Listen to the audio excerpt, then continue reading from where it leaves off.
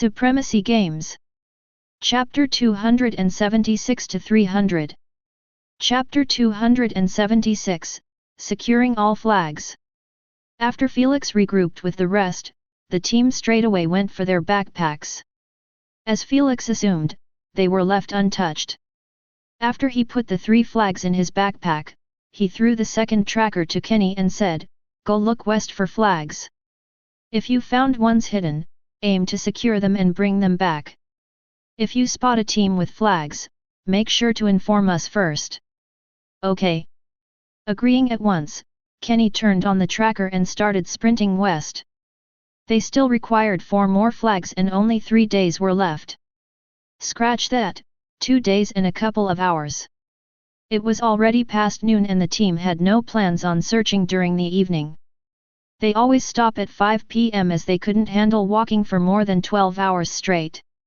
This meant, they were tight on schedule to find the rest of the flags.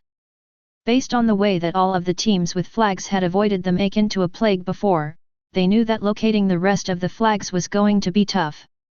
Unless they managed to luck out on one of the top 10 teams in the competition like the Brazilian team. 4 hours later, the team had stopped their search at once and placed a temporary camp to spend the night in. Kenny had already grouped with the team after ending up not locating any hidden flag. The only red dots shown on his radar were moving ones. He didn't bother to inform the rest about them since the moment Felix gets spotted in their radars carrying 6 flags, they would not hesitate to bolt away. Good thing he didn't inform them as the team had met with exactly the same situation in the past hours.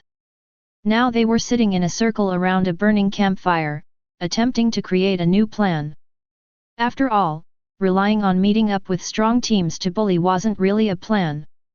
"I will suggest it again." Adam threw a twig at the burning fire and said, "Let's just dig the flags deep underground.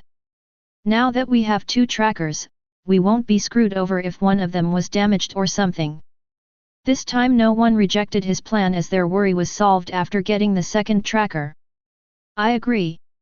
Lena, who objected to the plan before, raised her hand and supported, "I believe that if we dug all 6 flags in one hole, it will give the misconception that our team is still holding into them."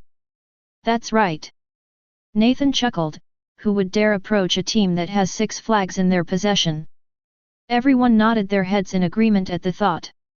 In their eyes, if those teams had that much courage, they wouldn't have been struggling to reach them. This meant, burying those flags was actually the smartest move to do currently, especially when they only needed 4 more flags to get.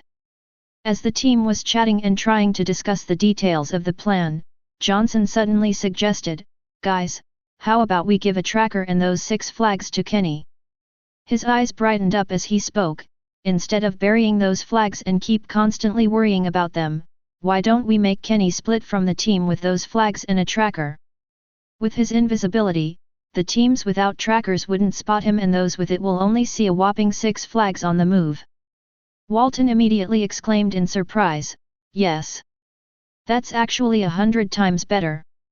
He knew that by doing so, Kenny will have a 1 kilometer safe area without anyone's ability to catch him. The teams with 1 or 2 flags will avoid him at all cost, thinking that he was an entire team on the move. Meanwhile strong teams like the Russian team or the Chinese team, Kenny would spot them at the edges of his radar. He just needed to keep his distance just like they were being avoided by everyone. Adding his invisibility to the mix, he would be the safest bloodliner in the competition. Everyone in the team noticed the benefits of this plan. However, Felix still didn't give out his opinion yet. And as the captain, it was up to him whether to consider it or not. Looking at Felix, who was yawning in boredom while staring at the sky, they didn't even need to ask him. It was clear that he wasn't bothered with any plan they agreed to, as long as it was viable. Soon, they focused back on the details of the plan, chipping in here and there to make it somewhat perfect and truly safe-proof for Kenny. Getting bored by gazing at nothingness, Felix decided to enter his consciousness and play a couple of rounds with Isna and the J. Ramongandr. Next morning at 6 a.m. The team was already up and ready for departure after having a quick breakfast. Since the boys were taking 2 hours shift between them to patrol the camp and keep it safe, they weren't really that tired by the time they woke up. After seeing that Kenny had finished his preparation, Felix went to him and took out the 6 colored flags from his backpack. Without hesitation, Felix handed them to Kenny with one tracker. He then told him to stick to the plan and went back in his place. A few seconds later, Johnson came back from within the bushes while pulling the zipper of his pants. Sorry for the delay. He apologized while picking his backpack. After seeing that everyone was ready, Felix gestured for them to move with his hand. As they walked after him, they all turned their heads at Kenny, who was left behind, and wished him good luck on his task. They already decided yesterday that he would be left 1 kilometer away from them. This would place him on Felix's radar, making sure that he was always within sight. With the Queen's messaging system, they could always tell him to stop when they notice a moving flag had entered their radar. This way, Kenny would be always nearby but still not affect their ambushing methods. After a while, the first prey had shown itself on the edges of Felix's radar. Although it was just a single moving flag, the team got pretty excited as they could see that red dot was actually heading in their direction. This had never happened before when they were carrying 6 flags. Felix swiftly ordered in his mind for Kenny to not get nearer. He then threw his backpack in the nearest tree like always and said, "Prepare for an ambush." The team immediately started climbing trees akin to monkeys. Even Olivia's movements were smooth and clean. They had been climbing trees for a while now to get the hang of it. In a short moment, that team had reached the optimal range for Felix. Without an ounce of difficulty, they had been taken care of in such a clean manner that left the American viewers amazed. Felix literally just snapped his finger and engulfed all of them within his bloodish red poison pillars. They didn't have their barriers on them as they couldn't afford to keep them on constantly. This made it almost impossible for them to escape an ambush from Felix and the rest. Soon, Adam went and scavenged their backpacks for food, energy stones, water bottles, 1 flag, and the tracker. No one was surprised by finding the tracker as they understood that any team with flags at this point in time must have a tracker. Since it was simply impossible to survive carrying a flag without it. Those who managed to luckily find a flag without a tracker would only get ambushed in the first hour it was in their possession. The only defensive mechanism to this was the tracker. This was one of the reasons why they never managed to ambush a team with a flag before. Thankfully, Johnson's strategy has proven to be pretty effective and the team was eager to hunt for more. Who knows, they might finish getting 10 flags and still have enough time to get more. The last day of the competition, at 12 p.m. Thud. Thud. Thud. 10 bodies had dropped into the ground with their eyes closed shut. The culprits were 10 red pillars that were in the process of disintegrating into particles. Felix glanced at those bodies from on top of a tree with a bored expression. His team had already secured 12 flags successfully yesterday. This left them with pretty much 36 hours of free time to do whatever they wanted. Since Felix knew about the hidden points system, he proposed to hunt down teams without flags in those free hours. He rarely joined the battles as he wanted to give the team more chances at shinning. Especially when the latest battles about flags were mostly dealt with by him. That being said, he acts once in a while when the team was having difficulty. Like in this battle. If they weren't worried about receiving a backlash, they would have carried on hunting other teams with flags. After all, they already have 12 flags, and in the eyes of the world, there was no reason for them to rob others of chances at getting in the Earthlings team. Dear participants, 6 hours are left before the competition finish. An abrupt announcement resounded all over the forest from the 100 of drones in the air. It repeated 3 times before the forest's tranquility was back again. Yet, Felix and the rest weren't surprised by it since this announcement was repeating every 3 hours on the last day. Find authorized novels in, faster updates, better experience, please click number, _51786459019009060 for visiting. It was probably based on the good intentions of the organization, but it was merely stressing out the teams without flags. Hearing that only 6 hours were left, Olivia and the rest couldn't help but smile in delight at the thought of their entire team making it into the Earthlings team. They ought to feel happy as not a single team had managed to achieve their result of gathering a whopping 12 flags. The American viewers couldn't be any more proud and satisfied by their team's performance. Especially when the Russian team only managed to gather 8 flags after being touted for a month now as the strongest team in the world. Although some were kinda disappointed that their team didn't meet up with the Russian team and trampled on them as they did with the rest, they were still pleased by the 7 days journey. Their cheerfulness wasn't shared by most countries who ended up either eliminated or worse, still in the competition without a single flag in their possession. Right now, most viewers from those countries had already turned off the stream. They were too disappointed to carry on watching. The fact that not a single individual from their entire country made it to the Earthlings team was hurting their pride immensely. If only they knew that the flags had only a small role in getting a representative slot, they wouldn't have lost all hope in their team. Instead, they would have cheered them on to carry on fighting tooth and nail. Chapter 277, An Upcoming Ambush.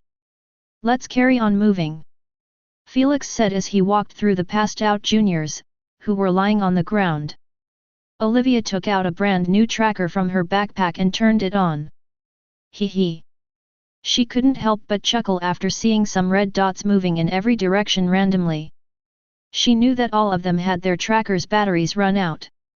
If it wasn't for so, they would have escaped the moment they noticed the 12 stacked dots near them. The only reason she was still holding into an operating tracker was due to robbing a team yesterday, who managed to get the tracker from a brand new package. After all, 10 packages never stopped dropping every 24 hours. However, Felix and the rest never dared to approach one again even if it landed nearby. They had no intentions to put themselves near tens of teams lest they ignore the package and switch their aggro on them after realizing the number of flags in their possession. Thankfully, they always found refills for their energy and food in the backpacks of the teams they hunted. Olivia, directions? Felix asked with a lazy tone. No one is in front of us, Olivia informed them. After hearing so, the team carried on moving forward without any intentions to change paths. They just kept walking and walking until they end up meeting a team without a flag. Then, they fight it out with them, rob them clean out of their stuff, and carry on moving. Hours went by just like this. The sun was slowly heading west, entailing the approaching inevitable end of the competition. By now, most teams had already given up as they had no energy nor will to carry on this meaningless goose chase. On the other hand, those with 2 or 3 flags were in a heated argument about the flag's ownership. While it was easy to deal with 1 flag since it was obvious that the captain would take it, but when there were 2 or 3 flags, no one was a pushover to give away a chance into making it to the Earthlings team. The instructors of those teams weren't retarded to not anticipate this. That's why they decided on the order after the gathering. The captain was always first, and no one dared to complain about it since that was a privilege of being the strongest in the team. However, from 2nd to 10th, it was based on either lot or the instructor's personal choice. To not make the others feel upset after putting a hellish effort and end up with nothing, the instructors had promised those without flags a quite few astonishing rewards on their return. At that point in time, everyone could only nod their heads in agreement at the arrangement no matter if it was beneficial to them or not. Plus, there was always that self-confidence that made them believe in their strength and luck to secure a flag for themselves. But now? After reaching the last hour of the competition, those beliefs were already wilted. This left behind ugly husks that had no issues going back on the arrangements and trying to take a flag for themselves. In their eyes, the national team was already broken apart the moment 2 or 3 of their teammates got a flag while they could only look at them enjoying the fruits of their labor. Who could understand going through 7 days of constant stress, waking up in the middle of the night scared shitless that someone might ambush them? Who could understand being on the move for at least 16 hours every goddamn day so they wouldn't get caught by team hunters like Felix's? Who could understand the pain of doing all of this just to get a participation reward after they get back to their country?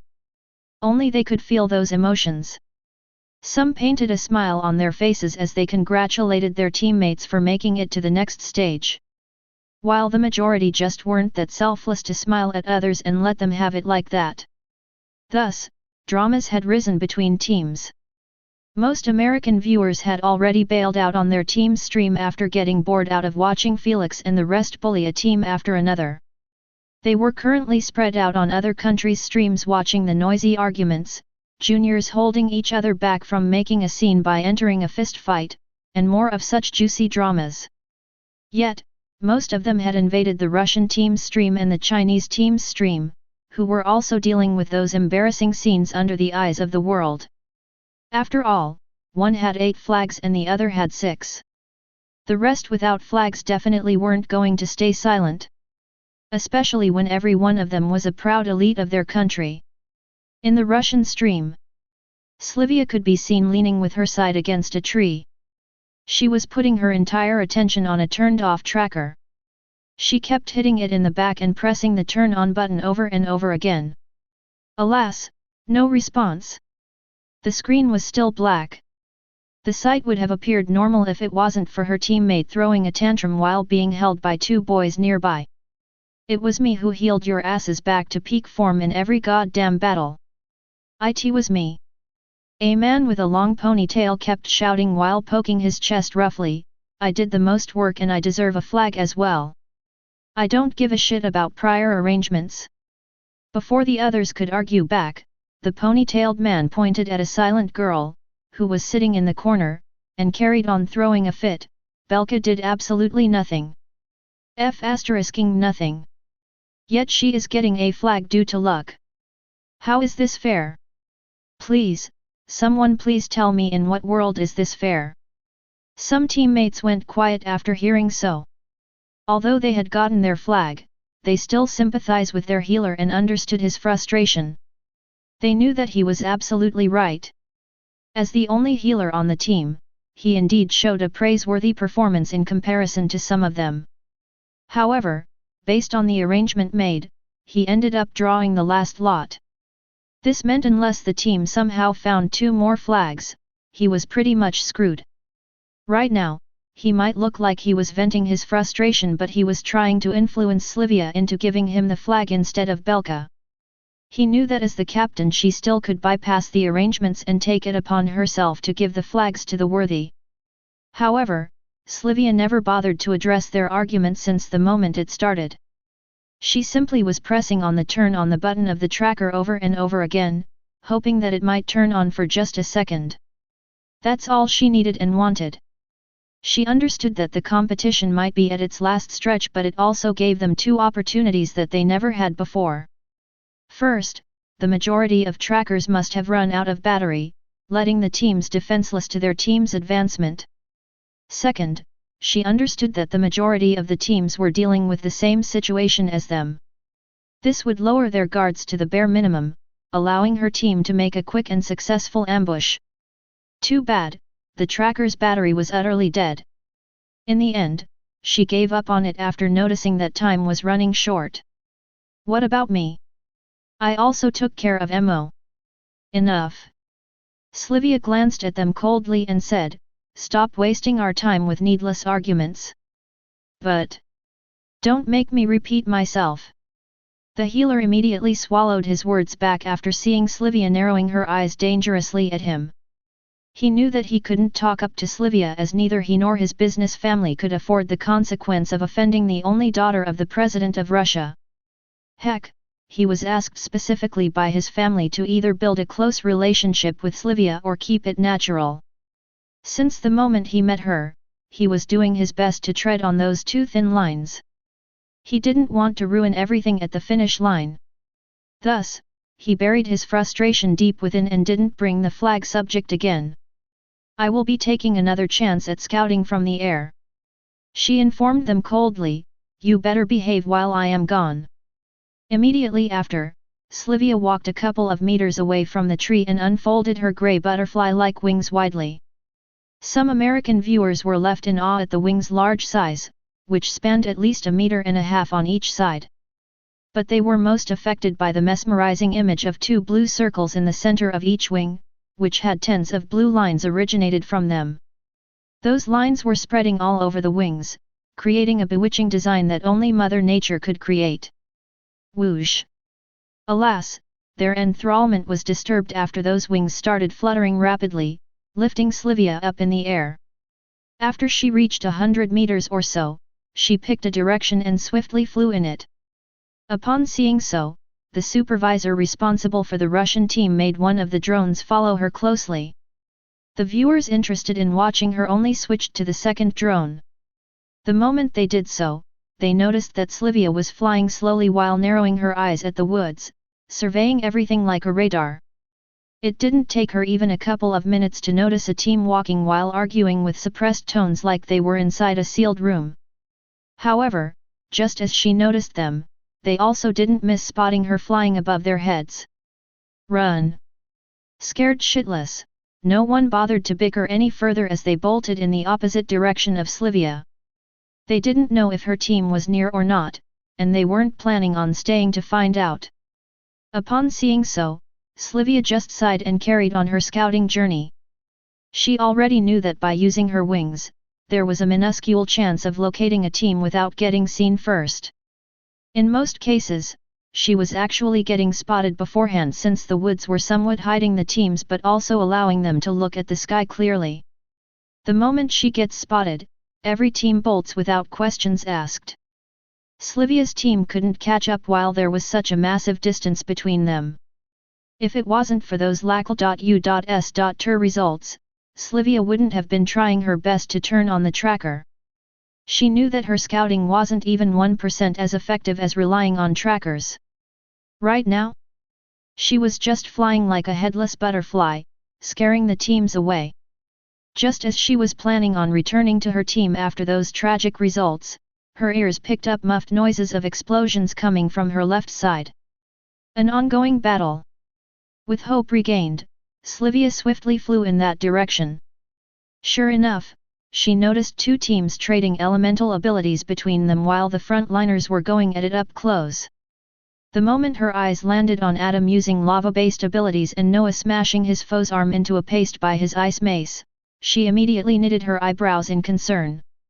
She knew that the US team wasn't an easy target to deal with and she wasn't that C.O.C.Ky to believe that her team could demolish them as they did with the majority. However, she recognized that her options were limited. Either she takes advantage of their battle and swiftly returns to bring her team here, or she could give up on the other two flags. If she did so, she better steel herself and watch her teammates rip each other with unsavory words due to her failure of securing a flag for each member. Slivia wasn't going to give up on this heaven-sent opportunity even if she knew that the battle wasn't going to be pretty. She gave one last glance at the fight and quickly took off. The faster they make it here, the better their chances at ambushing the US team. Meanwhile, the American viewers already went back to their team's stream and relayed the information in the chat. Everyone was left speechless, not knowing how to react to the upcoming battle. Some were deep down excited and some were feeling worried for the team. This was an ambush from the Russian team in the last 30 minutes of the competition. If something went wrong, there was no coming back anymore. Chapter 278, Testing his future vice-captain. Meanwhile, on top of a pine tree, Felix was humming a tune while brushing his tail from dirt. After getting it all clean and fluffy, he ordered it to shake and remove the dust. Unexpectedly, the tail did so obediently. Felix had already taken control of his tail now, and he didn't need to worry anymore about it causing trouble. However, he was still having difficulty taking advantage of the monstrous strength it was hiding. He knew that only by learning proper tail techniques, would he be able to bring its full potential. The same concept applied to fists or legs. A punch delivered by a professional boxer wasn't the same as a punch delivered by a layman. Even if they had the same weight. I should probably take some courses in the UVR. Felix thought deeply while scratching his chin. He believed that spending a couple of hours a day in a UVR school founded specifically to teach tail techniques would be the best option to him now. He could totally buy techniques and learn them on his own. But the experience would never be the same as being taught personally by a professional. Felix had tasted the benefits of those courses in his previous life when he had the serpent tail. That's when his tail was useful only for making rattling noises. Don't even mention his golden tail, which was currently the strongest part of his body. Should I pick a school in the Ivy League CI? Boom. F***ing hell. Felix cursed as he tightened his grip on the shaking branch like the tree was experiencing an earthquake. Soon, the shaking stopped and the peacefulness had returned. Annoyed, Felix looked down and noticed a burning crater next to his tree. It was still emitting smoke. Which bastard threw that? Felix asked loudly while narrowing his eyes at the ongoing battle. It's him. Olivia, who was the nearest to Felix's tree, didn't hesitate to point her finger at a man with a rainbow mohawk haircut. Cough, you better take care of him. Seeing that he was quite far away and even was protected by a barrier, Felix's rage was pacified by his laziness. He just wanted to chill until the last 30 minutes of the competition pass over already. Alas, that seemed like too much to ask as the moment Felix turned on his infrared vision to the limit for quick scouting, he saw 10 humanoid auras sprinting in his direction like their lives was dependent on it. They were only half a kilometer away and still bridging the distance. Can't one even brush his tail in peace these days? Felix sighed while jumping down the tree. He then went to Olivia who had her hands folded as she healed Nathan. He stood next to her and watched the battle for a second.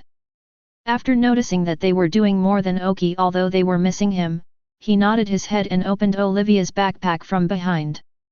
Felix. Olivia titled her head in confusion after seeing him rummaging through her stuff. Just focus on your battle. Felix said as he took out the tracker. Upon understanding what he wanted to do, Olivia stopped concerning herself with him. That many. The moment Felix turned on the tracker, his eyebrows rose in surprise at the sight of 8 red dots approaching his team from the back. Well, I will be damned. Felix chuckled as he placed the tracker back in Olivia's backpack. He then started walking towards the approaching red auras with his hands in his pockets. He preferred meeting up with them midway to avoid getting Olivia and the rest affected by their abilities. After hearing Felix's footsteps getting further away, Olivia turned around and saw him toggling deep in the bushes. She curled her lips and turned around, thinking that he was going for a nature call. After turning his head and seeing that he toggled quite far from his team, Felix climbed up a tree while entering his semi-morphing. His eyes were fixated on the 10 red auras, which were not that far from him. When he saw that they were in his line of sight, he turned it off. Russians. As expected. He wasn't that surprised by the sight of Slivia, leading her teammates forward. The 8 flags in their possession made him assume that he would end up either seeing her team or the Chinese team. Yet, he merely grinned slightly and thought, let's test the capabilities of my future vice-captain. Whoosh! Without further ado, Felix snapped both of his fingers and materialized 2 bloodish red bombs. He swiftly made one absorb the other and repeated this process 5 times in 2 seconds. The end result? A bomb that was double the size of a basketball. Felix made it hover in one hand while peeking at the approaching Slivia and her team, getting closer and closer to his optimal range. In the eyes of the world, it was only 30 meters, but in reality, Felix could smack someone with a bomb from hundreds of meters due to his massive strength. 60 meters, 40 meters, 30 meters. Felix waited until they got a bit closer before hurling his oversized bomb with half his strength. Phew! Yet still, the bomb moved so fast, it didn't even appear spherical in shape but like a frisbee disc. Slivia, who noticed only the sound of the bomb, wasn't given even the time to reflexively dodge. She merely kept sprinting while staring at the trail of the bomb passing by her cheek and smacking the face of her teammate in the back line. Poof! Picking up the sound of the explosion behind her, Slivia's reflexes were back in motion as she unfolded her wings in a split second. However, that was all she managed to pull off before the bloodish red mist reached her. Yet, unexpectedly those wings were large enough to act just like a barrier for the mist as it collided with them first before spreading around her. Feeling the cold sensation of the mist instead of the burning flame of an explosion, Slivia held her breaths instantly before fluttering her wings. She flew upward swiftly, leaving the bomb strike zone. Felix couldn't help but smile in satisfaction at how honed her reflexes were. Normally, Felix would have straightaway smacked her face with a bomb and get it over with. But, he wasn't looking for a quick victory that served no purpose or benefit. Instead, he was trying to see if Slivia was as good as he remembered her from the games. If she was affected by the red inducement even though he wasn't aiming at her, he would truly be disappointed. After all, she was 99% going to be chosen as his vice-captain. Felix didn't want to dump his responsibilities as the team captain on someone incompetent. He couldn't have that. You really need a beat down. Asna couldn't help but snort at his messed up thoughts. As always, Felix utterly ignored her remark and jumped from the tree branch to another in direction of Sylvia's passed out teammates. That's right. The bomb's area of effect was large enough, it managed to engulf the entire team at once. Only Slivia managed to escape the strike zone. However, Felix didn't focus on her yet as he planned on dealing with her teammates first to not interrupt his test. Thus, after reaching 15 meters he jumped from a tree while snapping both of his fingers, leading to the emergence of 10 bloodish pillars underneath each of them. However, he kept them active this time. Thud. By the time his feet touched the ground, those pillars had already reached their maximum height. Felix lifted his head and his eyes immediately made contact with Slivia's ocean blue eyes. However, there wasn't a hint of the ocean's peacefulness in them. Instead, she was gazing at the morphed Felix with a tingle of shock, not daring to believe that her entire team had been taken down in a split second and by a single person. Neither she wanted to believe it nor the Russian viewers, who were putting their entire faith in this ambush. Not bad, Sci-fi. Truly not bad. Felix nodded his head in approval while smiling at Slivia. So this is the true strength of a legendary bloodline. Upon hearing his messed up compliment, Slivia regained her composure while fluttering tens of meters above Felix. She always believed that Felix's bloodline was underpowered compared to others she witnessed in the UVR. However, only now did she realize that Felix merely never bothered to expose more than he needs. Alas, if only she knew that Felix rarely used more than 10% of his strength against them, her composure wouldn't have returned that quick. Slivia didn't bother to respond as she simply dove down while holding her breaths. The distance between them was too far and she knew that Felix would be able to dodge all of her abilities. She wasn't worried about having merely tens of meters separating them since Felix's poisonous abilities had no effect on her if she didn't inhale them. Let's see how you deal with those. The moment she reached an optimal range, Slivia gazed at Felix indifferently and snapped her finger once. Simultaneously, blue particles escaped from the pores of her body and surrounded her. Then, they started converging into tiny icy bolts. They were so small that Felix was able to notice them only due to his enhanced vision. However, Felix didn't make fun of Slivia about them. He simply kept watching those icy bolts increase in numbers from tens to hundreds. The process of creating such a massive number barely took 2 seconds. If you value your life, I advise you to surrender. Slivia said calmly while having those icy bolts aiming at Felix. Chapter 279, rightfully, the number 1 bloodliner. 2-in-1. Upon recognizing this ability, some American viewers screamed at their screens for Felix to take cover. While those without a single clue, just chuckled in derision at her bold claim. They saw Felix emerging without a single scratch from 2 elemental salvos. How would this one be any different? Show me what you got, Sylvie. Felix said, smiling warmly. I am really warning you. Sylvia stressed it again. The hell? Were you always this long-winded? Felix opened his arms wide and beseeched, please just strike me down already. Alas, Sylvia still didn't fire those icy bolts. She merely kept looking at him while chewing her lips like she was worried for his sake. What the f***ck is going on? Did she fall for me or what? Felix was left speechless by the sight. This was the only reason that came up in his mind, as he knew that Sylvia wasn't that merciful to care for his well-being when they weren't even that close. Child, don't be alarmed by those situations. The J. Ramongandra sighed in melancholy. It is expected to be loved and cherished when you are resembling me. For real. Felix touched his dark green scales and somewhat believed in it, since the only difference between him from before and now was the scales. I didn't think you were into scaled men. Felix chuckled as he gestured with his hand. I appreciate the feelings, but you don't have to worry about me. Into scaled men? What is he on about? Does he have a screw loose or something?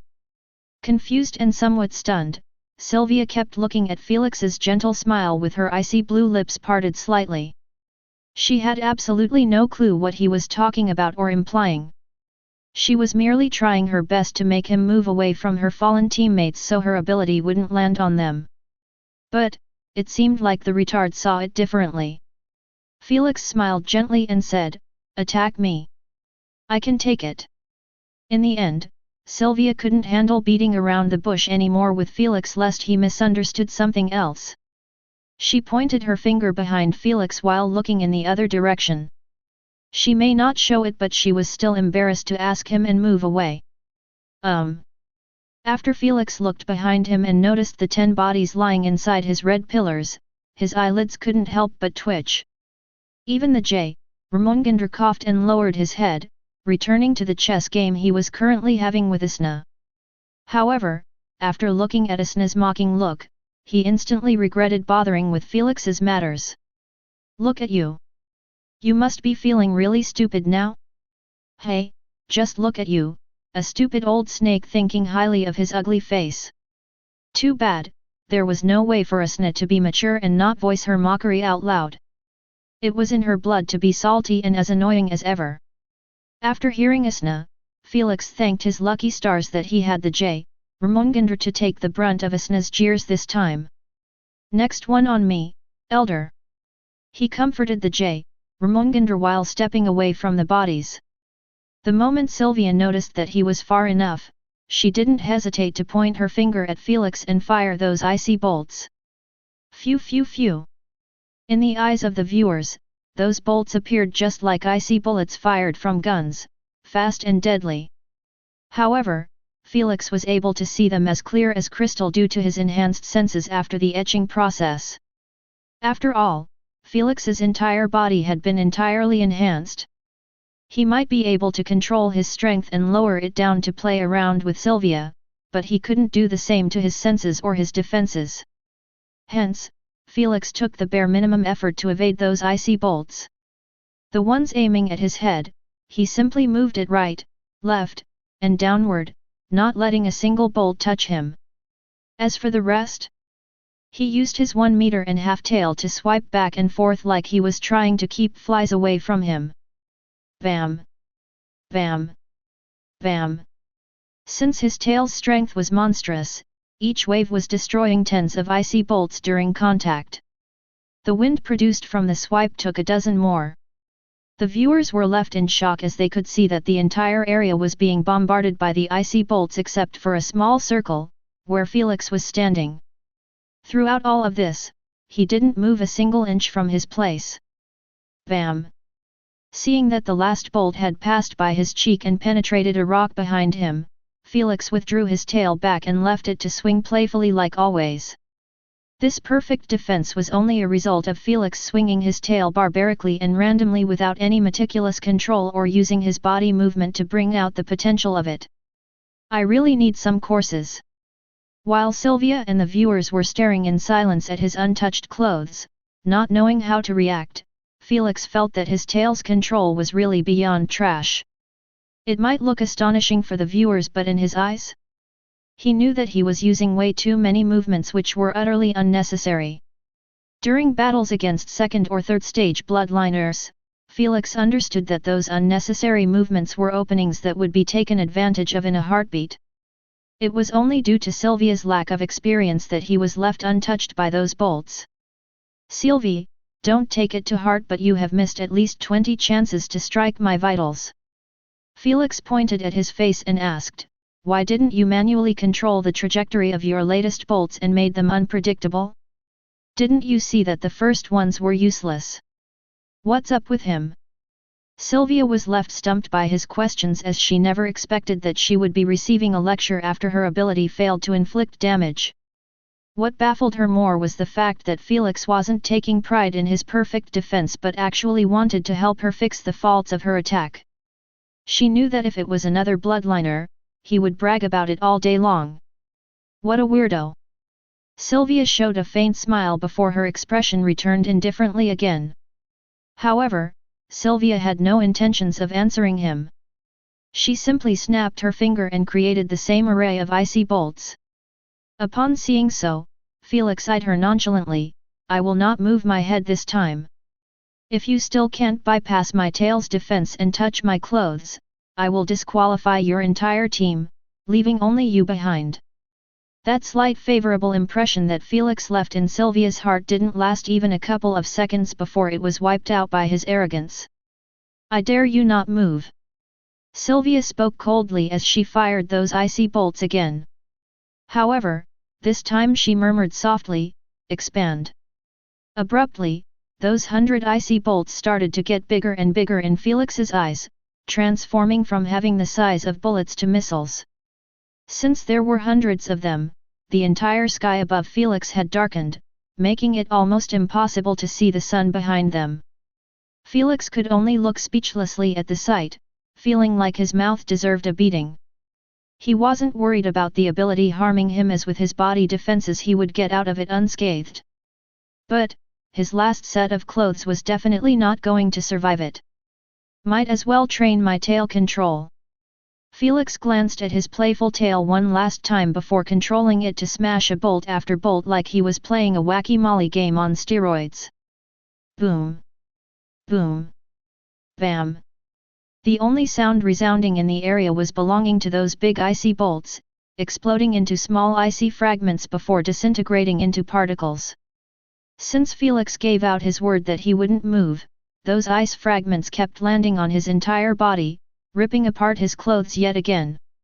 Yet, Felix's focus was entirely put on his tail, as his pupil kept moving quickly following the trajectory of each bolt. So far, he had a perfect score, as every swing took with it 5 to 10 bolts. Neither Sylvia nor the viewers were able to see so.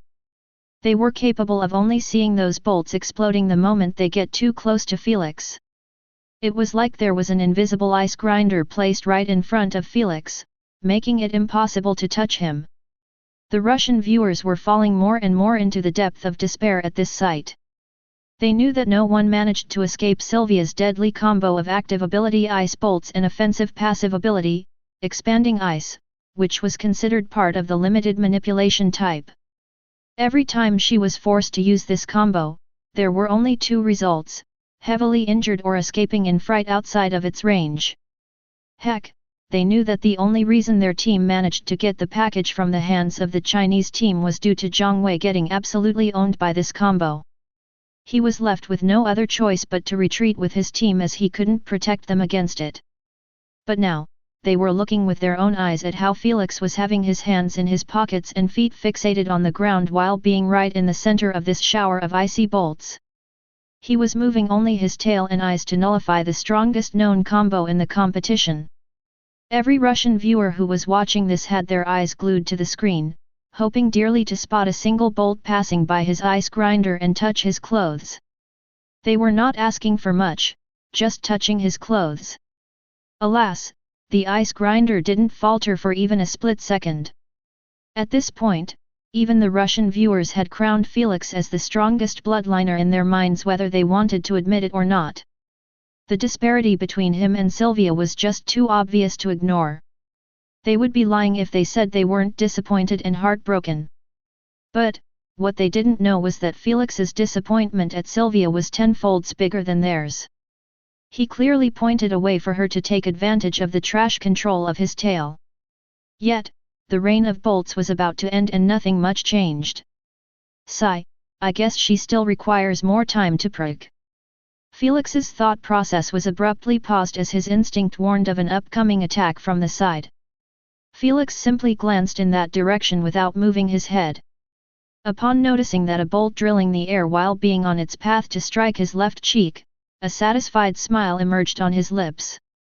Although Felix saw it, he didn't move his head out of the way or bothered to order his tail into striking the bolt. He could see that bolt was aiming at him from a tricky position, making it almost impossible for his tail to reach it without him moving.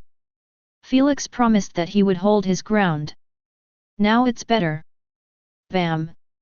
The bolt smashed Felix's left cheek before exploding into sharp fragments, forcing Felix to close his eyes. The moment he did so, his tail lost its navigator and started to swing randomly, hitting only a couple of bolts. But the rest managed to successfully bypass it and hit Felix's body, ruining his clothes even further. By the time the attack ended, Sylvia was left huffing in exhaustion like she had used all of her elemental energy on those 2 attacks. Idiot, that's what you get for underestimating me. A faint pleased smile could be seen affixed on Sylvia's face as she observed Felix covered in ice fragments while standing silently. Alas, her smile was stiffed after seeing Felix starting to touch his clothes with a vexed expression. Not a single ounce of agony or pain could be seen on his face even though he was struck directly. If I knew I will end up being half nude again, I wouldn't have played with you. Felix sighed as he walked back to one of the red pillars. Stop!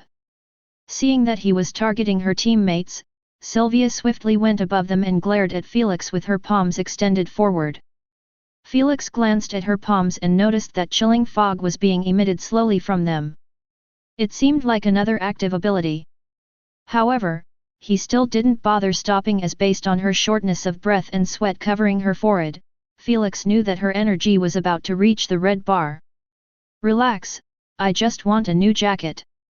Felix said as extended his hand inside the closest pillar to him and brought Sylvia's teammate outside. Find authorized novels in faster updates, better experience, please click number, dash, 2 in 1, _ 51830673559837181 for visiting. He quickly removed his jacket and threw him back inside the pillar in a rough manner. After he wore it, he waved at Sylvia while walking back from where he came from. I am done playing. See you later. It might appear peculiar for the viewers that Felix had abruptly left mid-fight, but this was Felix's intention all along. He just wanted to test the capabilities of Sylvia, not outright fight with her. After seeing her last play, he was quite satisfied with her skills and intelligence. Felix might not have seen how she made the icy bolt get within his blind spot, but he could guess how she managed to achieve it. First, during the barrage, Sylvia must have stopped a bolt right when it was about to collide into the ground. To avoid getting noticed, she chose an icy bolt that was at the corners of the barrage. After this, Sylvia kept controlling the bolt to approach Felix slowly until the very end of the barrage when she sent it as fast as possible at his left cheek. If Felix didn't promise to stay put, he would have dodged it quite easily. So it might look like Felix gave her a direct hit, but he didn't care. He just felt glad that she didn't turn out to be completely useless and had zero combat sense like Olivia. Felix honestly didn't want to be carrying the entire team in the battles against other planets. He knew that one day he would be forced into leaving or not have time for PSG. This meant Earth needed more worthy bloodliners to carry on when he leaves. After Felix went out of sight, Sylvia kept staring deeply at the spot Felix was standing before. She couldn't help but focus on it as compared to the area around it, it appeared a lot cleaner and undamaged. Scenes of their battle flashed by in her mind, making her see that Felix never seemed pressured or was giving it his all. She knew that Felix truly was just playing with her and never took her seriously. Nothing was more humiliating than this. However, she didn't feel humiliated by Felix's attitude, not in the slightest. She felt that way due to the apparent chasm of strength between her and Felix. Although she understood that Felix's strength came mostly from his legendary bloodline, she didn't want to use it as an excuse since she knew that she was lacking in other departments as well. Like the fact she completely missed changing the trajectory of her icy bolts in the first salvo. Not to mention Felix's ambush from before. She wasn't a retard to not realize that he wasn't aiming at her but at those behind her. The fact that the bomb passed right by her cheek showed her that if Felix wanted, he could have disqualified her just as easily as it seemed. As much as she hated to admit it, Felix was through and through the #1 bloodliner in the world. He outclassed her and she wasn't ashamed to admit it. However, admitting it was one thing and not doing anything about it was another. Sylvia wasn't planning on being in the second rank for long. It was impossible for her to accept anything but #1. Sylvia smiled faintly as she looked one last time at that spot. Enjoy being at the top while it lasts. Chapter 280, The End of the Competition. Meanwhile, on the monitoring floor, Mr. Rodriguez had just switched the screen to Felix after seeing that Sylvia was retreating with her dazed teammates. He could see that Felix had already returned to the same tree and started brushing the messy fur of his tail like he didn't leave his place for even a second. Meanwhile, the Battle of Noah and the rest was just about to be concluded in their favor. It was obvious that without Felix's hypotension inducement, the battle wasn't going to be as fast as usual. What do you think? The vice president asked while staring at Felix. Understanding what he implied, Mr. Rodriguez responded, I guess there is no doubt anymore about the captain's position. The supervisor of the US team, who was watching the big screen from behind them, asked out loud, Sir, how many points should I give him again? Mr. Rodriguez just waved his hand dismissively, give him 100 or so. It doesn't matter anymore when he is 100 points above the second ranker. The supervisor did as he was told and soon the points next to Felix's name on the list had changed from 470570 number _51853647054690840 for visiting. Soon, Olivia's rank had straight away jumped from 18th place to 3rd place, having only a 10 points difference from Sylvia. The Chinese won't be pleased. The supervisor chuckled slightly at the sight of Zhonghui getting pushed down to 4th place by non-captain Junior. Deep down, he wanted to see Olivia surpass even Sylvia in points. Too bad, Olivia didn't have any other way to get points when there were only 2 minutes left in the competition's lifespan. Prepare the extraction helicopters. Mr. Rodriguez smiled faintly as he praised the supervisors, good work for the past 7 days. Your contributions won't be left unrewarded. Thank you, sir. 2 minutes later. The competition has officially been concluded. To all participants, please stop fighting in the next 30 seconds. Otherwise, you will receive a heavy punishment. This sudden announcement had echoed in the forest from every drone, making it impossible for any time to not hear it. Just to be thorough, it repeated 3 times in the air and the last one was delivered by the Queen personally. After hearing it, no one dared to fire a single ability or throw a punch. If the punishment was just disqualification, some of the juniors wouldn't care and carry on fighting since in their eyes they were already disqualified without a flag. However, a heavy punishment by the organization was a completely different story. Please remain put in your positions and wait patiently for the extraction helicopters. Don't be alarmed if it got delayed by 10 minutes or more.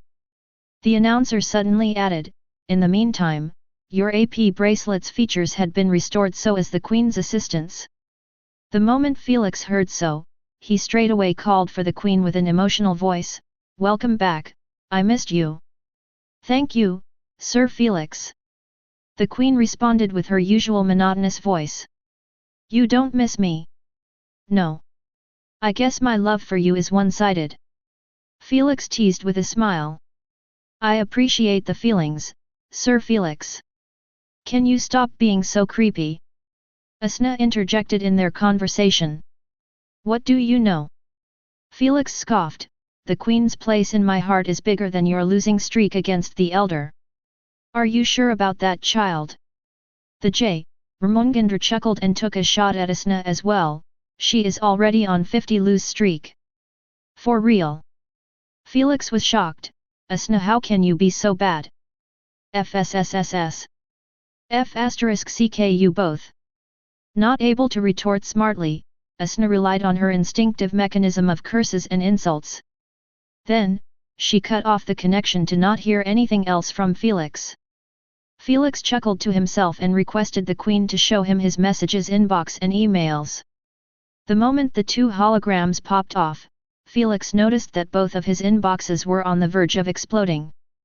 Since those inboxes weren't related to his landlord persona, they were mostly congratulation messages sent to him by his grandfather, the elders, George, Sarah, and he even spotted a message from the President of the US.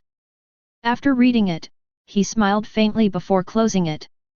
The President simply thanked him for his superb performance and securing 10 representative slots for the country. Now, the US was going to have the most votes in the World Council. Although they were just 10, Felix knew that it would be making a large difference in the decision-making of the planet. Not that he cared about those political matters. In his eyes, as long as the World Council didn't shit the bed by doing something stupid like detaching the planet from the Alliance or declaring a war on other planets, they would not be his problem. Queen, please contact Fatty for me. Felix requested after closing down his two inboxes. After a couple of rings, the call was connected. Felix immediately informed Badadai to bring him those 5 sand bottles to the same hotel room. Felix knew that the teams would be sent back to their hotels for 3 days break before meeting again in the Olympia Stadion. After receiving confirmation, Felix hung up and lifted his head, looking at the approaching helicopter. The noise produced by its rotor blades gave it away. He didn't expect that it would arrive in the first minutes of the announcement. I guess this is one of the perks for the future captain of the team. Felix grinned slightly and jumped down the tree. Whoosh whoosh. Soon, the helicopter threw stair-like rope for them to climb up since there wasn't an open area for it to land. Felix glanced one last time at the Black Forest, which was turned into a real Black Forest due to the hundreds of battles and skirmishes happening during the past 7 days. He sighed and thought, I hope the council uses the UVR resources to grow new trees quickly and restore the forest's vitality. Felix didn't remember if the council did so in his previous life or not, and he wished dearly that they spend some of their fat capital on the forest's restoration. Otherwise, he would take it upon himself and donate $1 million or $2 to take care of it. He might be an asshole to humans, but Felix adored animals and nature. He wasn't cheap to not help those wild animals get their forest back in shape again. Chapter 281, Back in the Hotel Room. Inside the same public airport within the city Freiburg, Felix was sitting in the terminal, waiting for 40 teams to reach the airport so they would be taken all in a commercial plane back to Berlin. That's what they were told after landing here by the helicopter. So far, only 20 teams or so were crowding the terminal.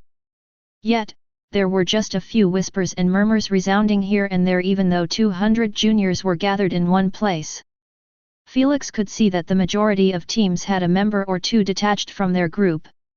They kept either glancing at the ceiling absent-mindedly or glaring at each other, rearing to start a bloody fight.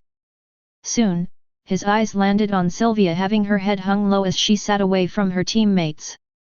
Felix knew that she might be still bothered by not securing a flag for each member. Not that he gave a shit about her problem. She was still not that close to him to bother himself with her matters. If it wasn't for so, Felix would have gifted her those 2 extra flags instead of giving them to Olivia. He didn't give them to her just for fun, but he had a plan in his mind that might help Olivia change for the better. Shortly after, Felix and the rest were asked to head to gate number 21. After making a line, they entered the plane one by one. Felix walked to the first-class cabin and sat comfortably in a single chair by the window. The first class was limited to only captains and vice-captains of each team. Thus, Felix had the pest Adam sit in front of him, ruining his comfort. However, after seeing that Sylvia was passing by, Felix gestured for her to sit in Adam's chair. Although this was beyond disrespectful to Adam, he still accepted gladly as he stood up and gave way for Sylvia. Please. Sylvia considered it for a second before nodding her head and sitting in front of Felix. Seeing that they were not talking, Adam assumed that it was due to him standing in front of them. "Excuse me." He nodded his head politely and went to an empty seat at the back of the cabin. After Felix saw that he was gone, he gave a quick smile to Sylvia before closing his eyes. "Please wake me up when we land." "Okay." Sylvia agreed at once without fanfare. Then, she gazed at his face deeply for a couple of seconds before she turned her head to the window, peering at the reflection of herself in the glass. "Is his skin smoother and paler than mine, or am I imagining stuff?" Sylvia touched her cheek twice before glancing back and forth between Felix and the window. Soon, she couldn't handle but take a sneaky picture of Felix with her bracelet. The moment she did so, the Queen informed Felix about it since it was concerning his privacy. Felix, who was in his Androxa house, just waved his hand dismissively, "Leave her be." Meanwhile, Sylvia could be seen having two invisible holograms linked together. One had Felix's face and the other her own face. She then clicked on the detect button, wanting to see if Felix's skin had any blemish in it or not. A few moments later, the result came out, making Sylvia's cold composure break apart. 0%. What the hell is he using for his skincare? I want it. Sylvia's eyes abruptly switched to Felix and stared at him in awe and desire. If Felix's memory wasn't garbage, he would have remembered that Sylvia was known for two things, her coldness and secondly her obsession with her skincare. Her current milky white skin wasn't that natural as she used a ton of products from Earth as well as the UVR. Yet, she still never managed to reach the same result as Felix.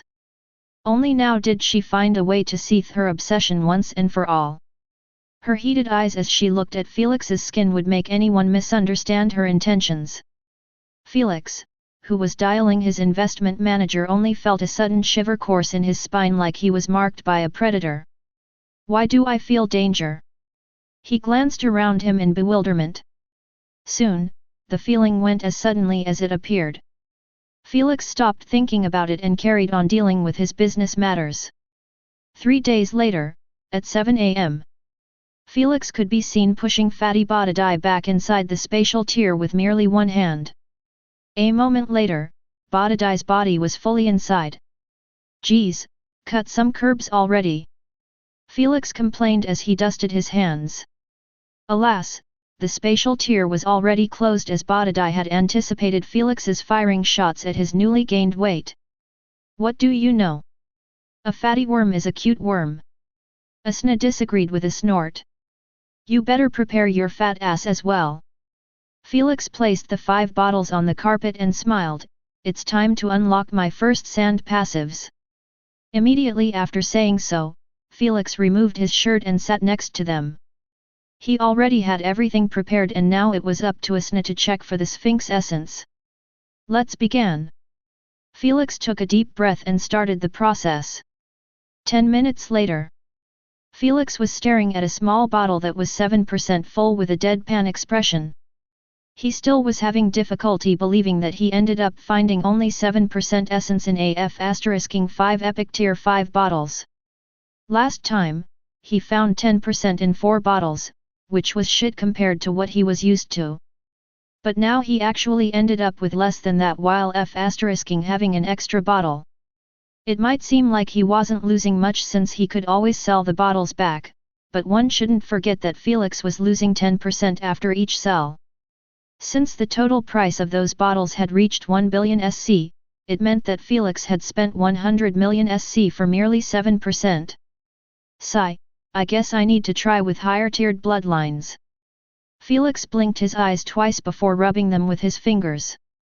He always knew that he would reach this stage one day when he would need to step up his game by buying a Tier 6 bloodlines or even Tier 7.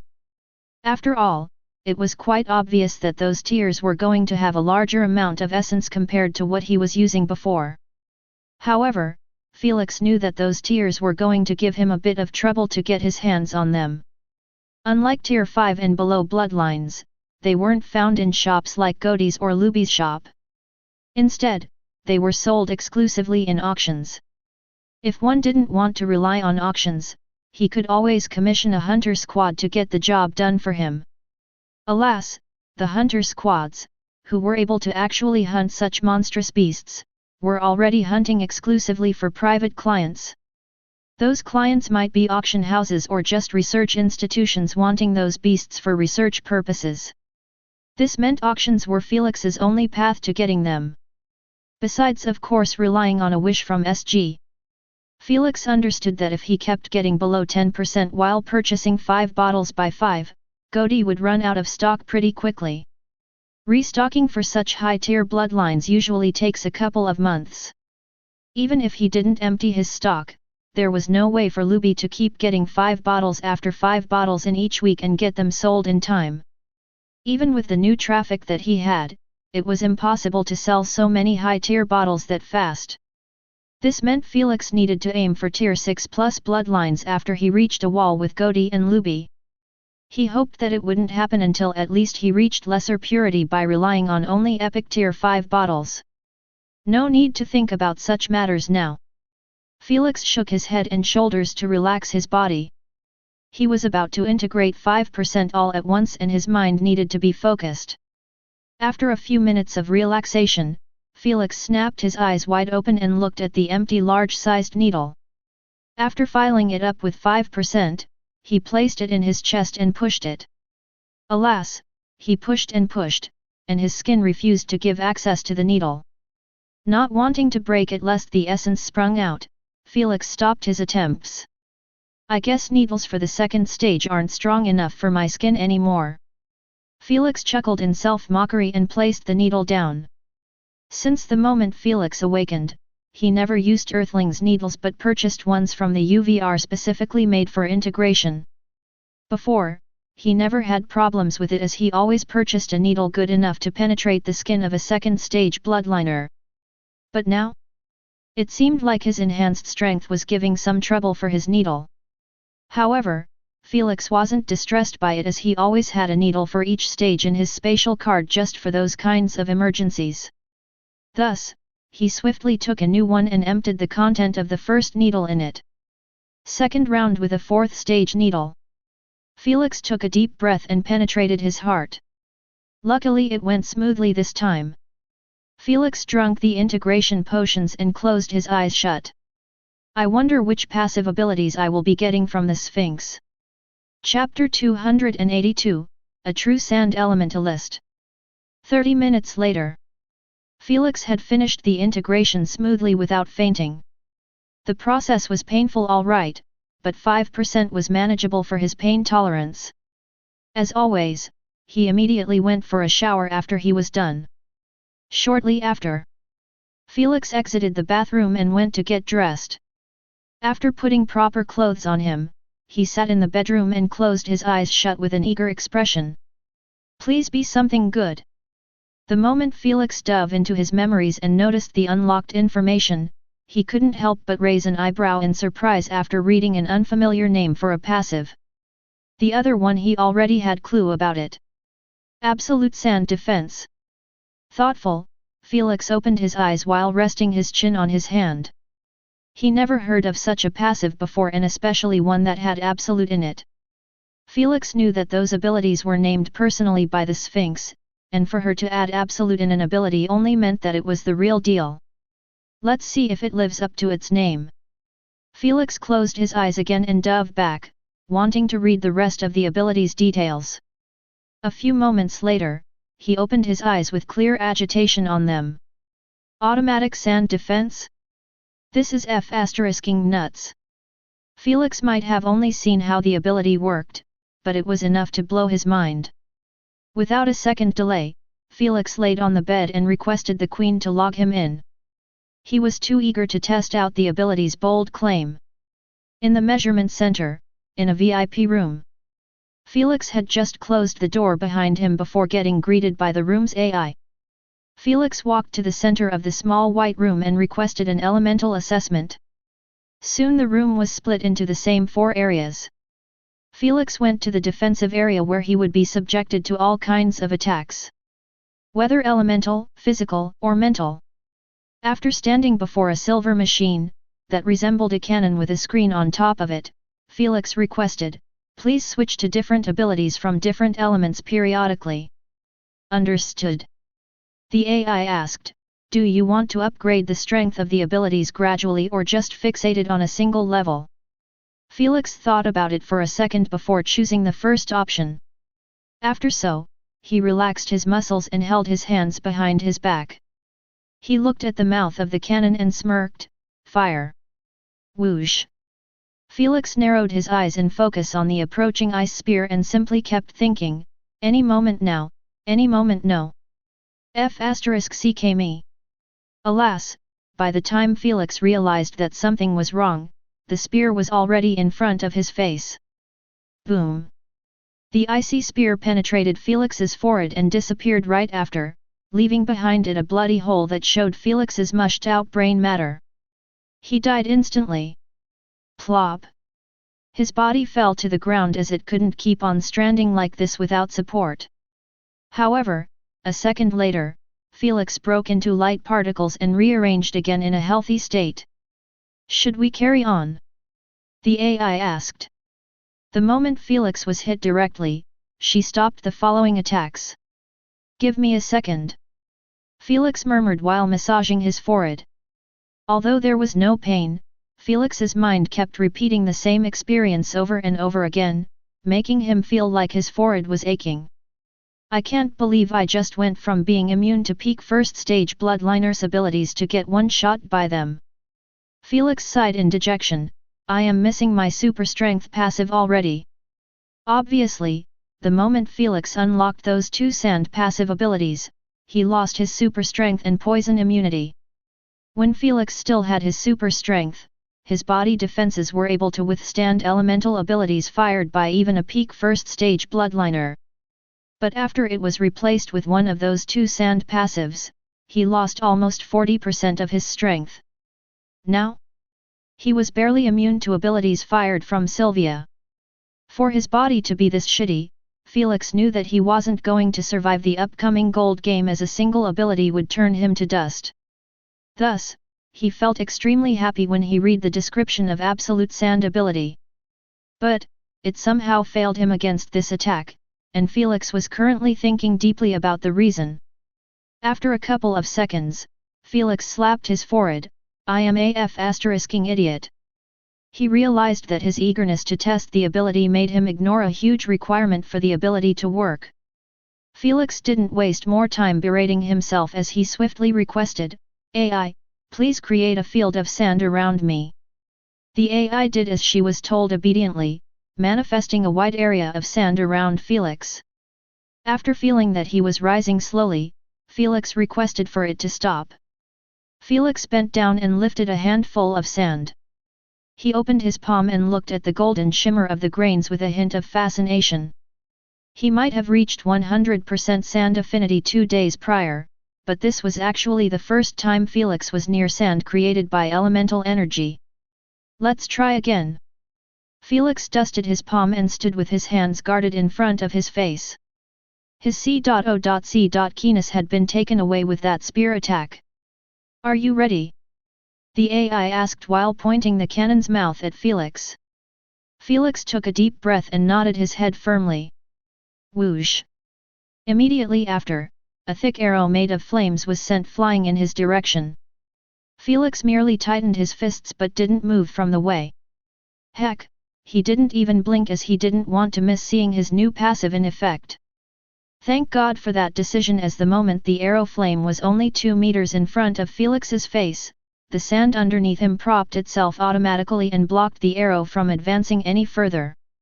That wasn't all, as the sand engulfed the arrow like a beast devouring a snack. A split second later, that portion of sand withdrew back to the field, lying peacefully with the rest like it never moved in the first place. Felix throughout the entire interaction just stood frozen stiffly in his place, looking like an idiot with his guard up and eyes widened in shock. Whoosh! Whoosh! The AI didn't care about his reaction, as it sent 2 elemental abilities this time. One was a massive water drop and the other was a silver sharp sword. Just like earlier, the sand moved on its own.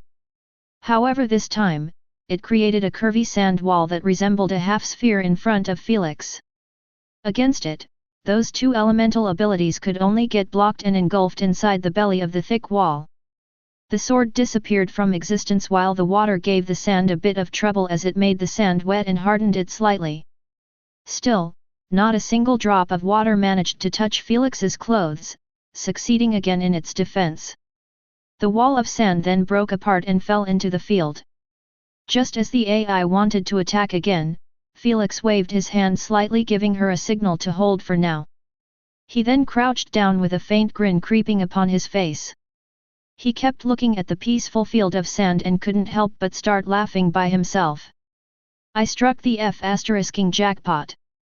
Felix shouted as he kept throwing a handful of sand above his head with a feverish expression. He read the description of the ability, but he was still skeptical about the truthfulness of it. Because it clearly implied that as long as Felix was near sand, it would always be on standby to protect him from attacks. What did that mean? Felix had literally just received an automatic shield that could block every ability, even the ones fired at him from his blind spots. Felix never heard or saw such defensive passive before. But considering that he was using the Sphinx bloodline, it was only natural that he could unlock possibly its best defensive ability. After venting some of his excitement, Felix reared in the rest as he still had tons of tests waiting for him. Such as testing if the sand was able to block mental abilities, or testing the limits of its defenses.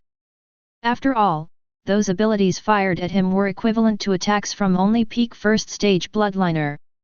The sand couldn't possibly withstand abilities fired at him from high-leveled bloodliners. After Felix stood up, he crossed his arms above his chest and decided on the first test. AI, please manifest tens of silver machines around me and fire at the same time and continuously. Understood. Promptly, silver machines started to manifest one by one around Felix until there wasn't enough space for the machines to aim at Felix without hitting the one in front of it. Felix kept turning his head, glancing at the gleaming silver cannon mouths of those machines. However, he didn't seem nervous by being put right in the middle of such a suicidal formation. Instead, he had a look of anticipation on his face. Ready? AI asked. Fire. Whoosh. Whoosh. Phew, find authorized novels in, faster updates, better experience, please click number, _51876525288507857 for visiting. Tens upon tens of colorful abilities were projected at the same time and in a single direction. Felix heard the sound of the wind as they approached him, aiming to wipe him out of existence. Whoosh! Alas, the sand underneath Felix rose as one akin to a beast waking up from its slumber. Then, boom! Boom! It kept moving on its own as it slapped abilities back, engulfed some as a whole, and arranged defensive barriers all over Felix, protecting him from everything thrown at him. Felix neither moved nor spoke, he just kept standing with his hands crossed above his chest and eyes peering in every direction at the abilities failing to touch his clothes. The sand field truly resembled his loyal guardian, who would do anything to keep him safe. Only after seeing this sight and being inside its protection did Felix feel like he was a real sand elementalist. Chapter 283, The Second Passive. Truly worthy of being named as absolute defense. Felix grinned one last time before snapping his finger. The abilities abruptly paused mid-air and broke off into particles. The sand instantly dropped into the ground like it had lost the force controlling it. Upon seeing so, Felix scratched his chin with a thoughtful expression.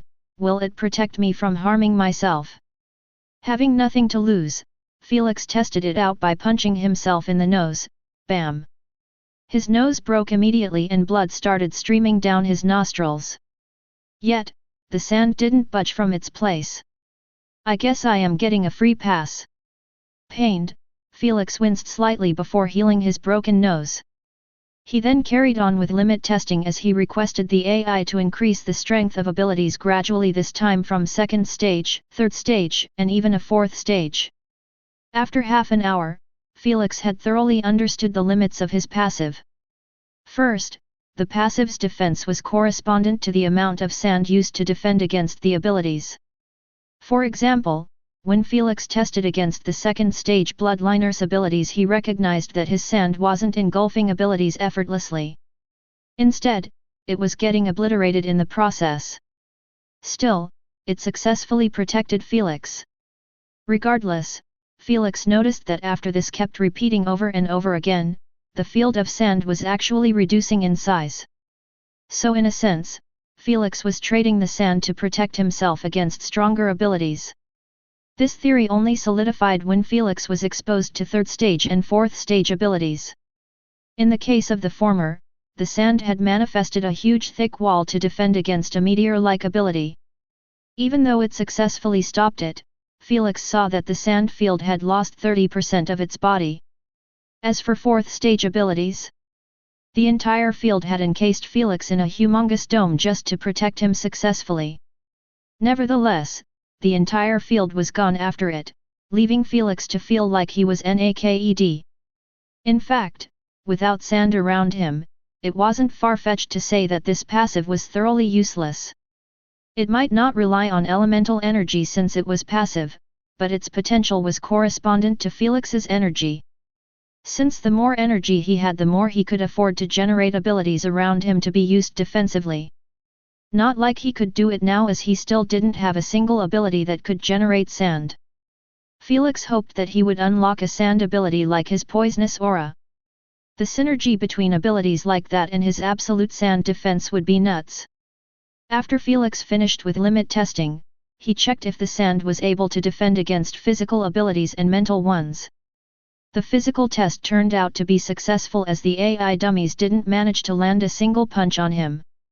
Too bad, the same couldn't be said about mental abilities, as he was affected by all of them. This meant that Felix was still vulnerable to mental abilities from second stage Bloodliners or higher. Well, it seemed like Absolute had nothing to do with mental abilities.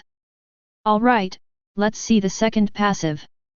Felix requested the AI to create another sand field since this ability needed it as well.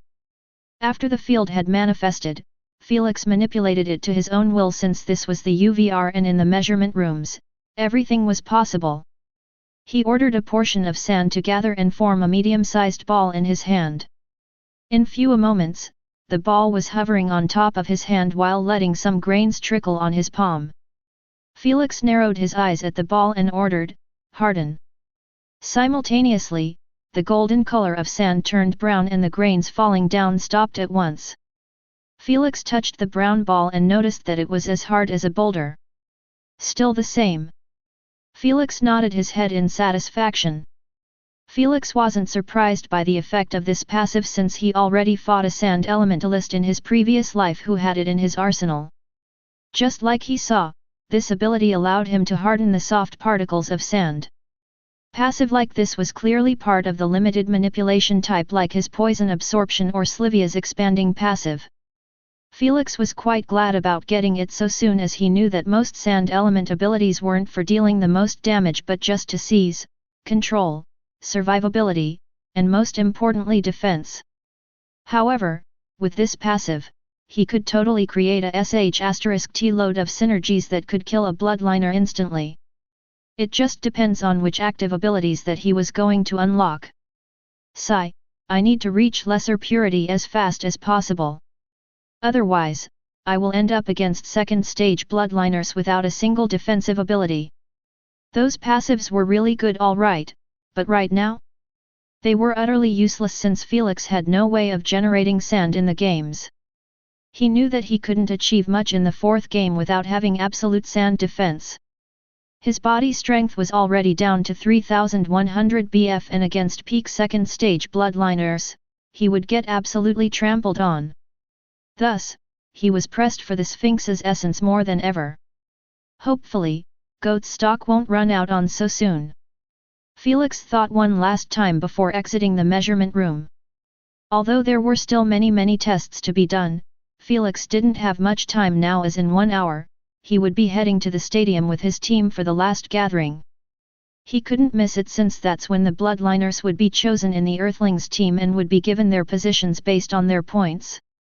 He didn't wake up so early in the morning for no reason. After logging out, Felix immediately opened Godi's shop website and bought 2 bottles from the lion species, 2 bottles from the snake species, 2 more from the cat species.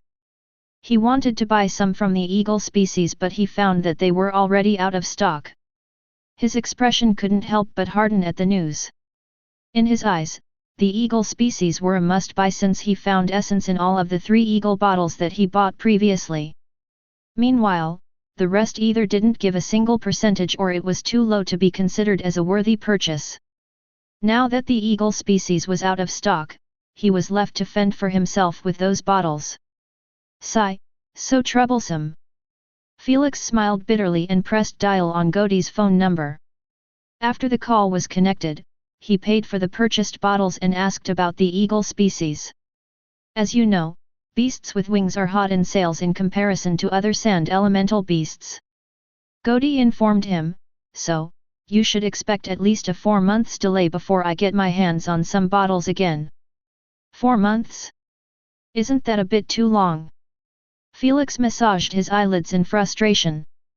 Ha! Do you think that my shop is the only one wanting to get those bottles? Godi complained, there are tens of esteemed bloodline shops in the capital only, don't even mention the rest of the cities. Every shop wants to get a piece of the pie when it comes to bloodlines with flying abilities. Upon hearing so, Felix could only smile bitterly and said, I hope you do your best on getting some. And I will be buying every bottle you got. You don't have to tell me. Godi snorted, I am bound by contract to do my best when it concerns your purchases. Hehe, I am glad that you have me in your me. Peep peep. Well, at least he sent me the serial codes. Unbothered by getting hung up on his face, Felix merely chuckled and sent those 6 serial codes to Alhadi for delivery. Though, he didn't give him the address of the hotel as he knew that after the gathering, the teams would be required to go back to their own countries. For the disqualified, their journey to enter the team would begin next year again. As for the chosen in the Earthlings team, they would be given a week or 2 as a break before gathering again. Felix didn't remember much and didn't want to squeeze his memory for details when he knew that Mr. Rodriguez was going to explain everything in the upcoming gathering. Shortly after, Felix went to the restaurant to grab a bite with his team before departure. This time, the restaurant wasn't as packed and noisy as the time before the competition. It was probably due to the teams getting broken apart after the fiesta that happened for the flags.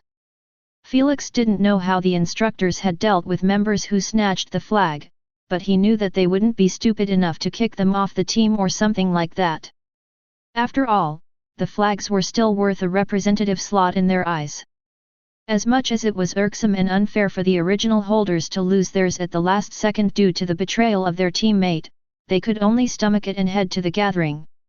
Everyone was required to go there, even the disqualified teams, and the ESG organization had made it clear that everything would be explained and fixed during the gathering. Chapter 284, The Points System. After the team had eaten plenty, they went to the parking lot where the same minibus awaited them. This time, there weren't any parades as the citizens were ordered to stay home and watch the stream of the gathering. Mr. Rodriguez wasn't a fool to leave the infuriated and disheartened citizens to roam the streets freely after the unsavory scenes their national teams had shown at the end of the competition. The organization knew that if they carried on with another parade, those minibuses would be showered with projectiles aimed at those bloodliners, who went full rogue for a flag.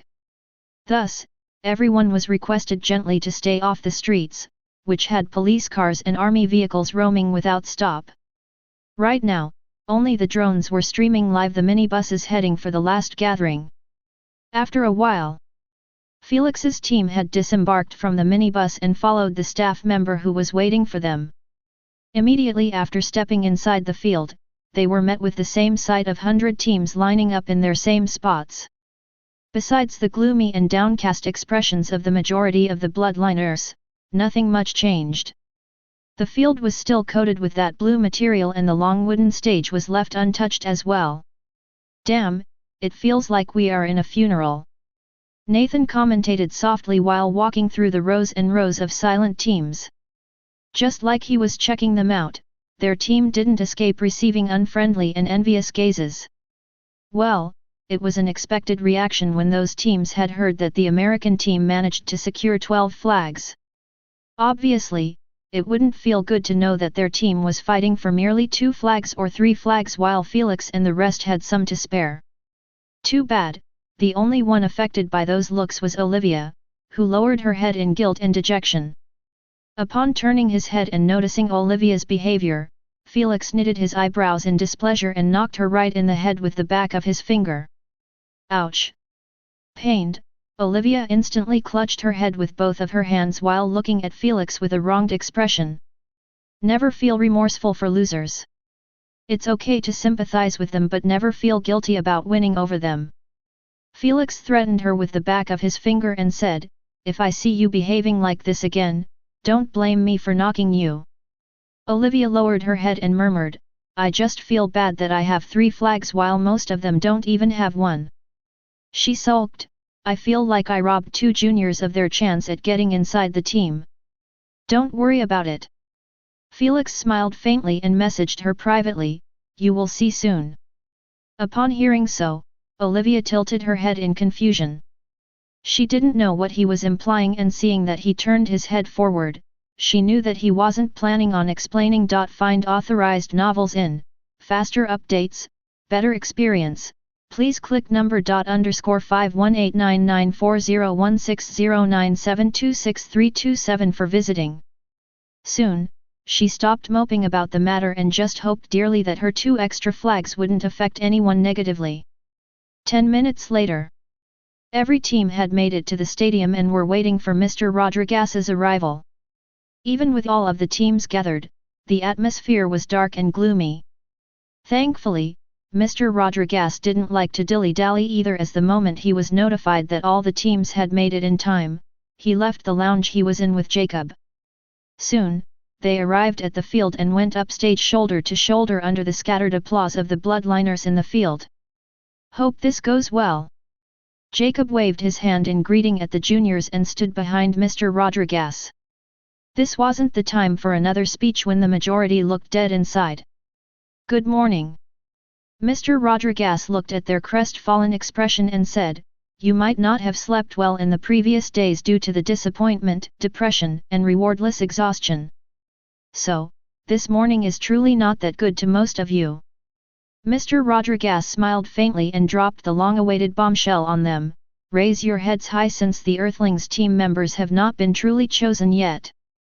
Everyone stiffened at his proclamation, not knowing how to react. The bloodliners, the instructors, the broadcasters, and even the viewers at home were left flabbergasted by such a twist. The team members hadn't been chosen yet? Then what's about the flags? What's about each flag represent a team slot? Was all of that just bullshit? Multiple questions flooded their minds in those seconds of silence. Mr. Rodriguez didn't want to wait until everyone regained their wits back and bombard him with those questions. Thus, he leaned closer to the mic and started informing them about the hidden points system, which allowed them to judge everything about the bloodliners. The hard work they put in, their teamwork, the responsibility they had towards their teammates, the decisions they made, whether smart ones or idiotic ones, the mental fortitude, and lastly, their strength. Everything that happened was taken into careful consideration and judged properly. This led the ESG organization to truly get the top 100 worthy bloodliners to represent them instead of just flag holders. Of course, Mr. Rodriguez didn't forget to mention that each flag was worth 100 points. The more those bloodliners heard, the brighter their expression got. They didn't expect that the ESG organization would bamboozle them like this. But after seeing the chaos that rose for flags between teammates, they recognized the importance of keeping the points system hidden. If it wasn't for it, no one would have known that many bloodliners had such a weak mental fortitude that made them snap at their teammates, start fights, and even snatch the flag. No one wanted bloodliners like those to represent them in the planetary Supremacy Games. They knew that in the deadly games, those bloodliners wouldn't hesitate to betray the team to save their lives when shit hit the fan. If they did so for a mere flag, why would they hesitate to do the same for their lives? Hence, the majority of the bloodliners were beyond delighted with Mr. Rodriguez's revelation. As for the rest, some had ugly expressions while some were clearly upset. It could be because they knew that their results weren't as noteworthy as their teammates and felt threatened that their points would be lesser than theirs. Fortunately, the moment Mr. Rodriguez finished his explanation, he manifested 4 large holograms displaying the long ranking list. The holograms were big enough, even those at the far back could clearly see the names and points written next to them.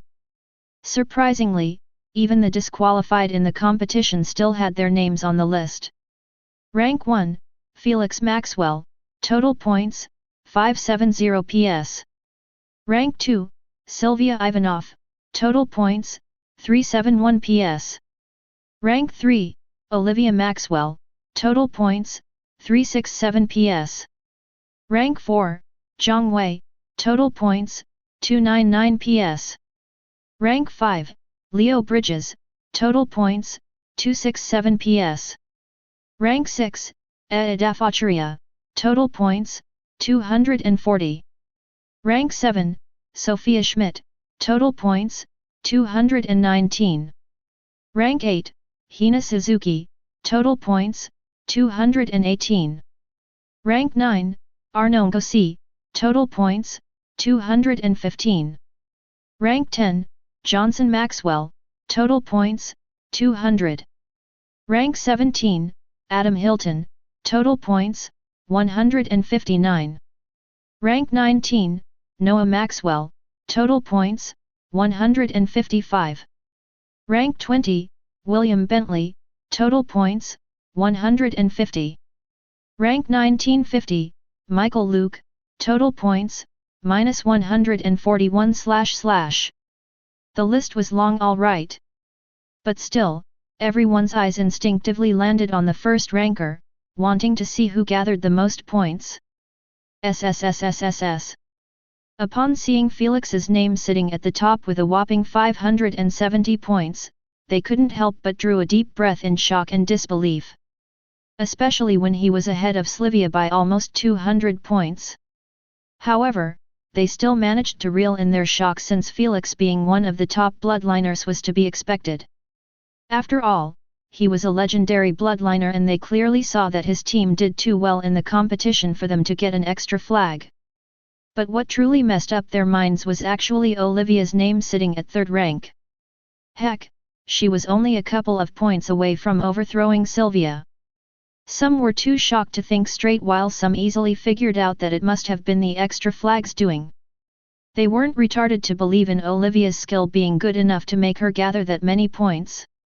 After all, they understood that the captains having more points than the normal team members was due to the decisions before battles or after it. The captains were always the most active member of the team due to their strength and position. So it was normal for them to have more points than others. This made the US team stand out even more since they had 5 members in the top 20 rankings. Without Mr. Rodriguez telling them about it, the bloodliners could figure out that the top 20 in the list were going to shape up as the main Earthlings team. It was only logical to consider this outcome unless the ESG organization had plans for another competition between the 100 chosen bloodliners to finalize the team. Alas, from Mr. Rodriguez's explanation, they knew that was a far-fetched reality since he clearly told them that everything they did in the competition was judged. So what's the point of another competition? The ESG organization already got what they wanted and the final list was sitting right in front of those juniors. If you see your name in the top 100, it meant you are in the Earthling team. If not, pack up and retry again next year. Chapter 285, Olivia's New Goal. While the rest were pointing their fingers at their names and cheering in delight, Felix was nodding his head in satisfaction after seeing Olivia's name at the top. Let's see if this is going to make any difference. Felix thought while glancing at Olivia who was staring at her name toppling over the best elites in the entire world. She was always worried about the extra flags causing problems for others, but she didn't expect that they would push her to such a high rank on the list. Whether she wanted to admit that she liked it or not, her body was showing the proper reaction of an inborn feeling which was foreign to her. Pride. The more she looked at it, the more her body started to get heated, making her cheeks and ears reddened. She placed her hand on her heart that was beating out of her chest and wondered to herself, is this how it feels to topple over everyone else, to be the best in the world? How does it feel, little Oli? Felix asked with a gentle smile after noticing her body's reaction. Good. Olivia murmured in a daze while having a finger placed on her lips. Hee, that's right. It feels good to excel above the rest. Felix chuckled, that's why everyone strives to better themselves. If you want to be respected and looked highly upon instead of being seen as a flower to be protected, you better aim always for the top and only the top. When you reach that goal. Felix pointed his finger at the bloodliners, who were looking at Olivia in disdain and envy. You wouldn't be receiving those looks, but those. Felix said while pointing this time at the bloodliners, who were gazing at him respectfully and fearfully. Olivia's heated body was cooled after seeing those nasty looks directed at her. She might be naive, but she wasn't stupid to not understand that no one was respecting her for being a third ranker on the list. Why would they? If it wasn't for the 2 extra flags, her points were barely enough to put her in the top 20. She knew that as well. Thus, she couldn't enjoy that feeling of pride since she didn't really deserve the rank.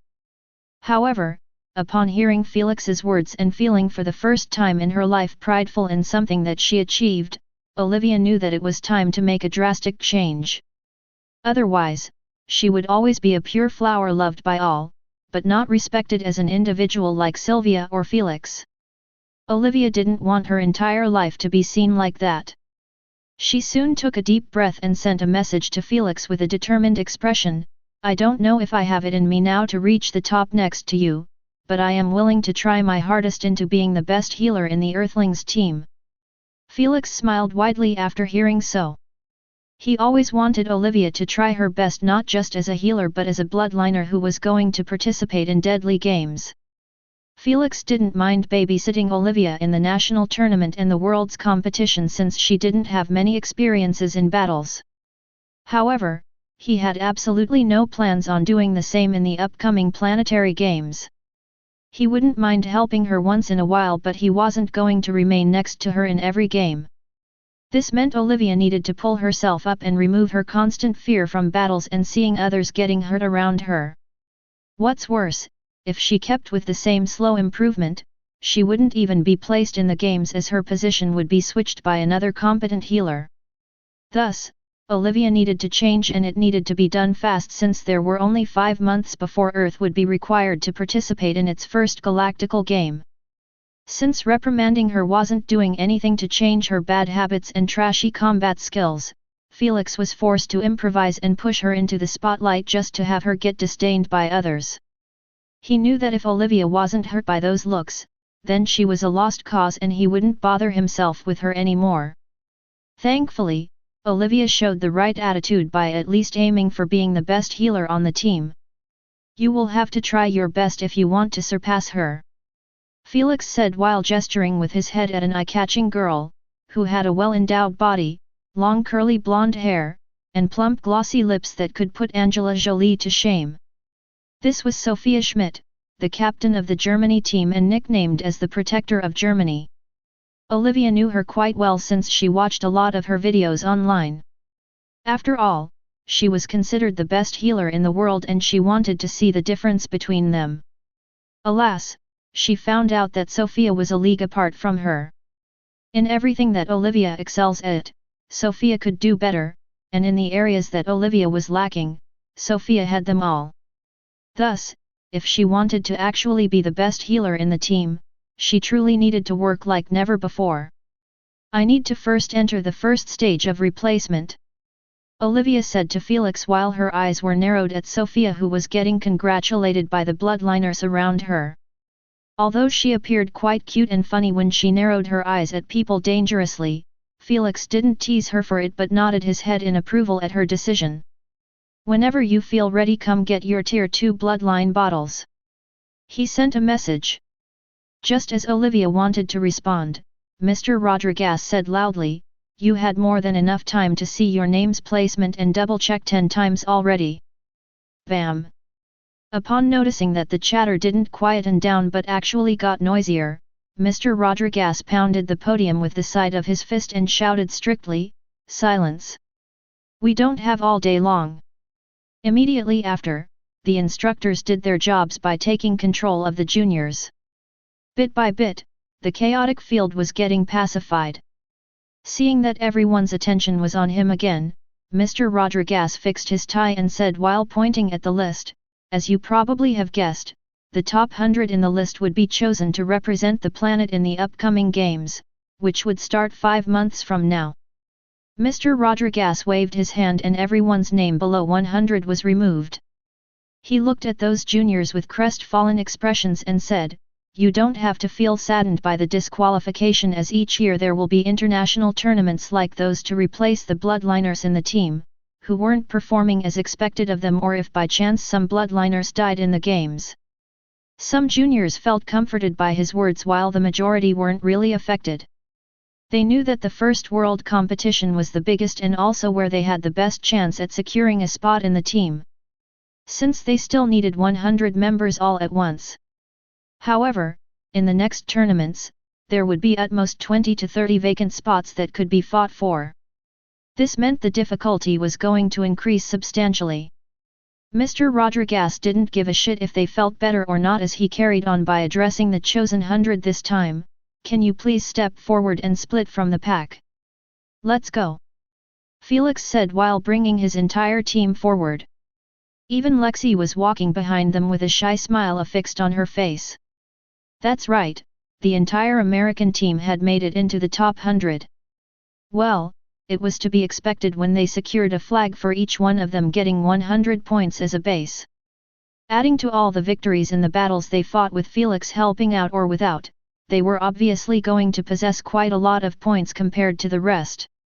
With that being said, some of them had made it to the top 20, like Adam, Noah, Johnson, and Olivia, while the rest were hovering between the top 70 and top 80. Only Kenny was ranked at 22, missing 3 or 4 points into making it to the top 20. Regardless, everyone on the team was smiling and feeling lucky just to secure a spot. The envious looks most juniors were showering them were enough of proof. Soon, 100 bloodliner was standing in front of the stage in groups. The biggest groups were of course Felix's team, Slivia's team, and lastly Zhongwei's team. The rest were either standing as 3s or 2s. There were even solo bloodliners, appearing quite isolated from the rest. The mismatched national outfits they were wearing weren't really helping that much to let them feel connected to each other. Upon seeing so, Mr. Rodriguez didn't order for them to line up or group up properly, he just gestured with his head at staff member on the stage. The moment he received the signal, the staff member spoke on his radio. "Bring them out." Just like it was already prepared beforehand, 100 staff members walked inside the field in a straight line of 2s. All of them were carrying silver cases with both hands. The camera zoomed on the cases and the viewers noticed that each case had a number on it and a letter right next to it, appearing as such RT74 MT17. Are those the rewards for the chosen 100? The American broadcaster wondered in confusion. Chapter 286, Silver Suitcases. After the staff members reached the stage, they stood next to it instead of climbing. Mr. Rodriguez nodded his head and said to Felix and the rest, "If you heard your name, please climb the stage." Mr. Rodriguez began calling the names from the bottom of the list to the top. After he called 10 juniors, he gestured with his hand at the staff members. Knowing what to do, 10 staff members climbed the stage with those 10 juniors who were standing in a horizontal lineup. The staff members went and stood next to a junior like they already knew their target beforehand. Then, they brought the silver suitcase forward and gave a slight nod to the juniors. The juniors took the silver suitcase politely from their hands and started studying it with an intrigued expression. The suitcase was cold, smooth, and as hard as metal. Yet, the juniors could feel that it didn't even weigh half a kilogram. They didn't know if it was made out of metal or some other unfamiliar material, but the design of the silver suitcase was definitely advanced. Some of them wanted to open their case, but they didn't find a key, screen, or lock. It was sealed without any way to open it. Seeing that they were having trouble opening them up, Mr. Rodriguez told them to voice their request to the Queen. Every suitcase had its rightful owner and the Queen will only open it for him. Is the reward that good? The broadcaster wondered in anticipation. His feelings were shared by viewers all over the world. Meanwhile, the juniors on the stage were even more eager, as the moment Mr. Rodriguez finished his clarification, they voiced their request in their minds. Cluck cluck. One suitcase after the other opened slightly from all three sides. Then, the juniors carried on from there and opened them fully. Immediately after seeing what was inside, the first reaction they showed was utter bewilderment. Since they were blocking the shot, the viewers didn't manage to see the inside. The weird reaction from the juniors just made them more desperate to know what was in the silver suitcase. What's in the box? The American broadcaster said it in such a strange manner. Those familiar with the movie Seven knew that he was trying to impersonate Brad Pitt's scene. Alas, he failed terribly. This brought a few chuckles from the viewers, but their curiosity was still eating them up.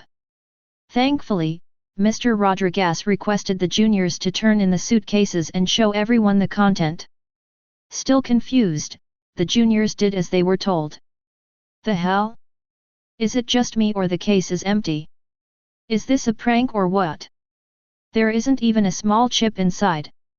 Clean confusion was written on everyone's faces as they looked at the empty suitcases. Just to make sure, the camera zoomed in up close until the inside of the suitcase was in their faces. Yet, still nothing. Before the chatter could get any more noisier, Mr. Rodriguez grinned faintly and informed the juniors, "Place your hand inside and request for activation." Baffled, the juniors on stage glanced at each other for a second or two. Soon, one of them shrugged his shoulders and placed his hand inside the suitcase. Upon seeing that he volunteered, the rest of the juniors decided to watch him first. Unbothered by the attention he was receiving, the junior smirked coolly and said, "Activate." Whoa-ah! The moment he said it, everyone exclaimed in disbelief and shock as the suitcase had turned liquid-like and encased both of his hands. Then it started spreading rapidly into his entire arms, appearing like he was getting eaten by a silver slime. What the hell is this? Get it off me! Get it off! Scared out of his wits, the junior recoiled his head back while shaking both of his arms, trying his best to get rid of the liquid. Alas, not a single drop detached itself from his body. In less than 2 seconds, the entire suitcase was no more, as it was wholly encasing the body of the junior from top to bottom. Only his terrified face was left in the open. Yet, the process wasn't over yet, as the liquid-like silver started to harden in a complex and detailed design, giving off the vibes of a human wearing skin-tight metallic armor. By the time the process finished, the junior's heart almost leaped out of his throat. The entire experience was fresh and terrifying, as it truly made him feel like he was being eaten alive. However, after seeing the end result, he was blown away just like the rest who had a better view of the process.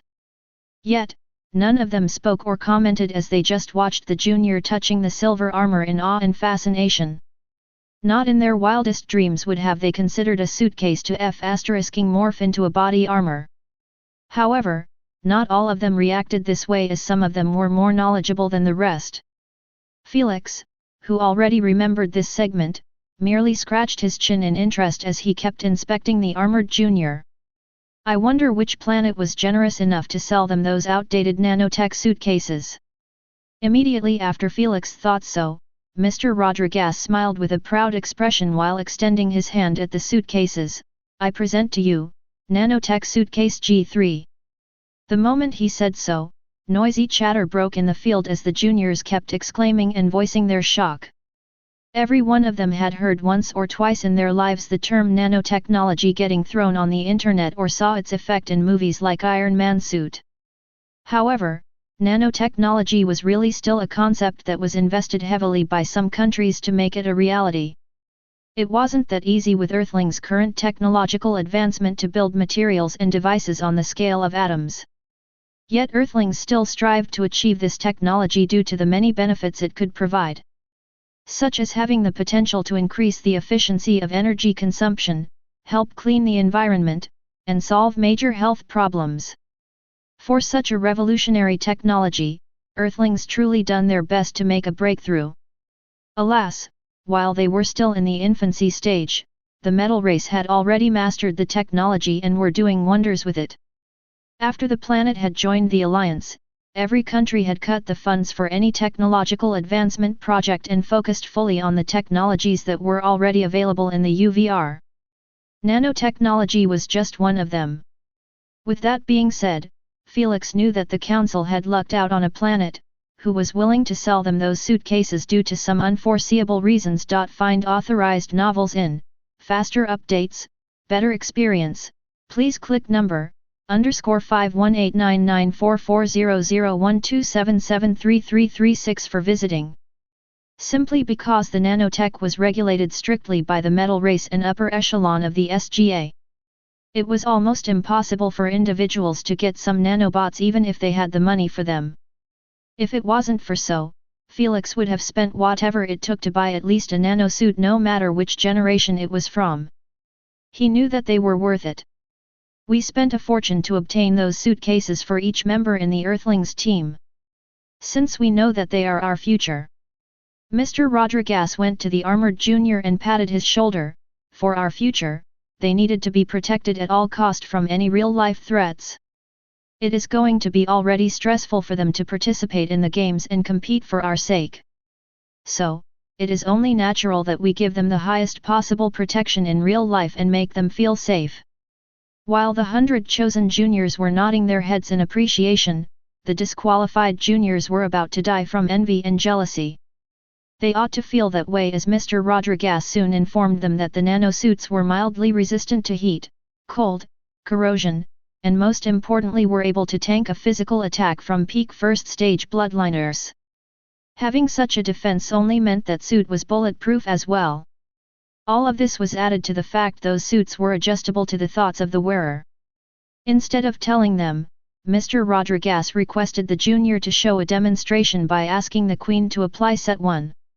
Immediately after the junior voiced his request, the hard silver armor turned liquid-like again and reshaped itself as a white outfit that was stripped at the side of the shoulders with blue lines.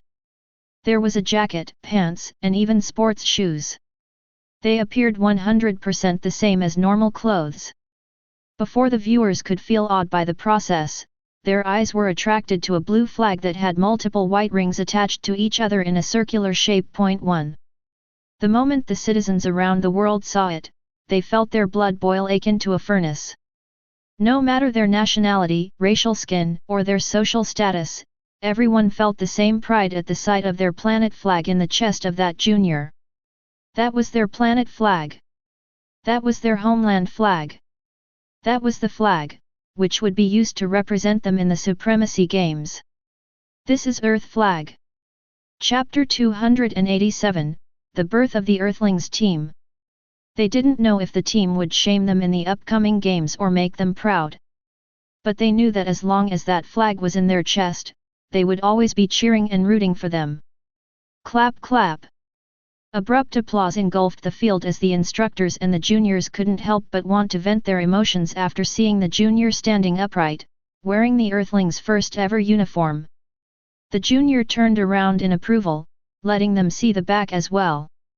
They noticed that the junior's name was written in the upper half of his back as such. RT Paul number S team, _51925595289875123 for visiting. Both Felix and Sylvia emerged from two corners of the pack and walked towards the stage's stairs. Felix had the same natural faint smile while Sylvia appeared as indifferent as ever. However, from time to time she glimpses at Felix's face with a hint of desire before forcing down her retarded obsession with his perfect skin. Unbeknownst to the danger he was in, Felix just went upstage first and shook hands politely with Mr. Rodriguez.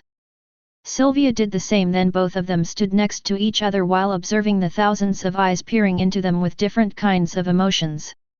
Cool-headed, Felix lifted his head and focused on the VIP lounges. Immediately, he spotted the US president with his enhanced eyesight. He was clapping his hands with some government delegates who arrived with him. However, Felix ignored him and kept looking at the VIP lounges, wanting to find someone. Soon, he smiled warmly after his eyes spotted his grandfather clapping vigorously while standing next to the glass. Behind his grandfather, he noticed a couple of strangers instead of the Maxwell elders. He wasn't surprised as he knew that his grandfather merely got a free pass to watch the gathering live due to Felix's team status. Although it wasn't official yet, pretty much everyone with a brain knew that he would be the captain. Only now will it be official, as Mr. Rodriguez stopped clapping and leaned closer to the mic. Throughout the past 3 days, we had been streaming highlights from the competitions in the ESG TV channel and online. 2 teams dominated the majority of those highlights: the American team and the Russian team. He extended his hand at Sylvia and then at Felix. So, I assume that most of you had seen their battles and leadership in those highlights, which helped their team secure double the flag numbers than the rest. Most bloodliners nodded their heads in agreement. Whether they liked it or not, Felix and Sylvia showed a better performance than all of them. It was only natural that they would be getting the most points and be considered the captain and vice-captain. After all, if it wasn't them, then who? Good, no one is raising unnecessary ruckus. Mr. Rodriguez relaxed his tensed eyebrows and carried on. Through everything they had done in the competition, the ESG organization, in accordance to the World Council, had come into unanimous verdict to elect Sylvia Ivanov as the vice-captain of the Earthlings team and Felix Maxwell as the captain. Clap! Clap! Under the heartful applause, Mr. Rodriguez retreated a step back and gestured for the 2 remaining staff members to give Felix and Sylvia their nanosuits. Impressive! Feeling the weightlessness of the suit in his hand, Felix nodded faintly in admiration. He then swiftly requested, "Queen, please unlock the case and activate Set 1.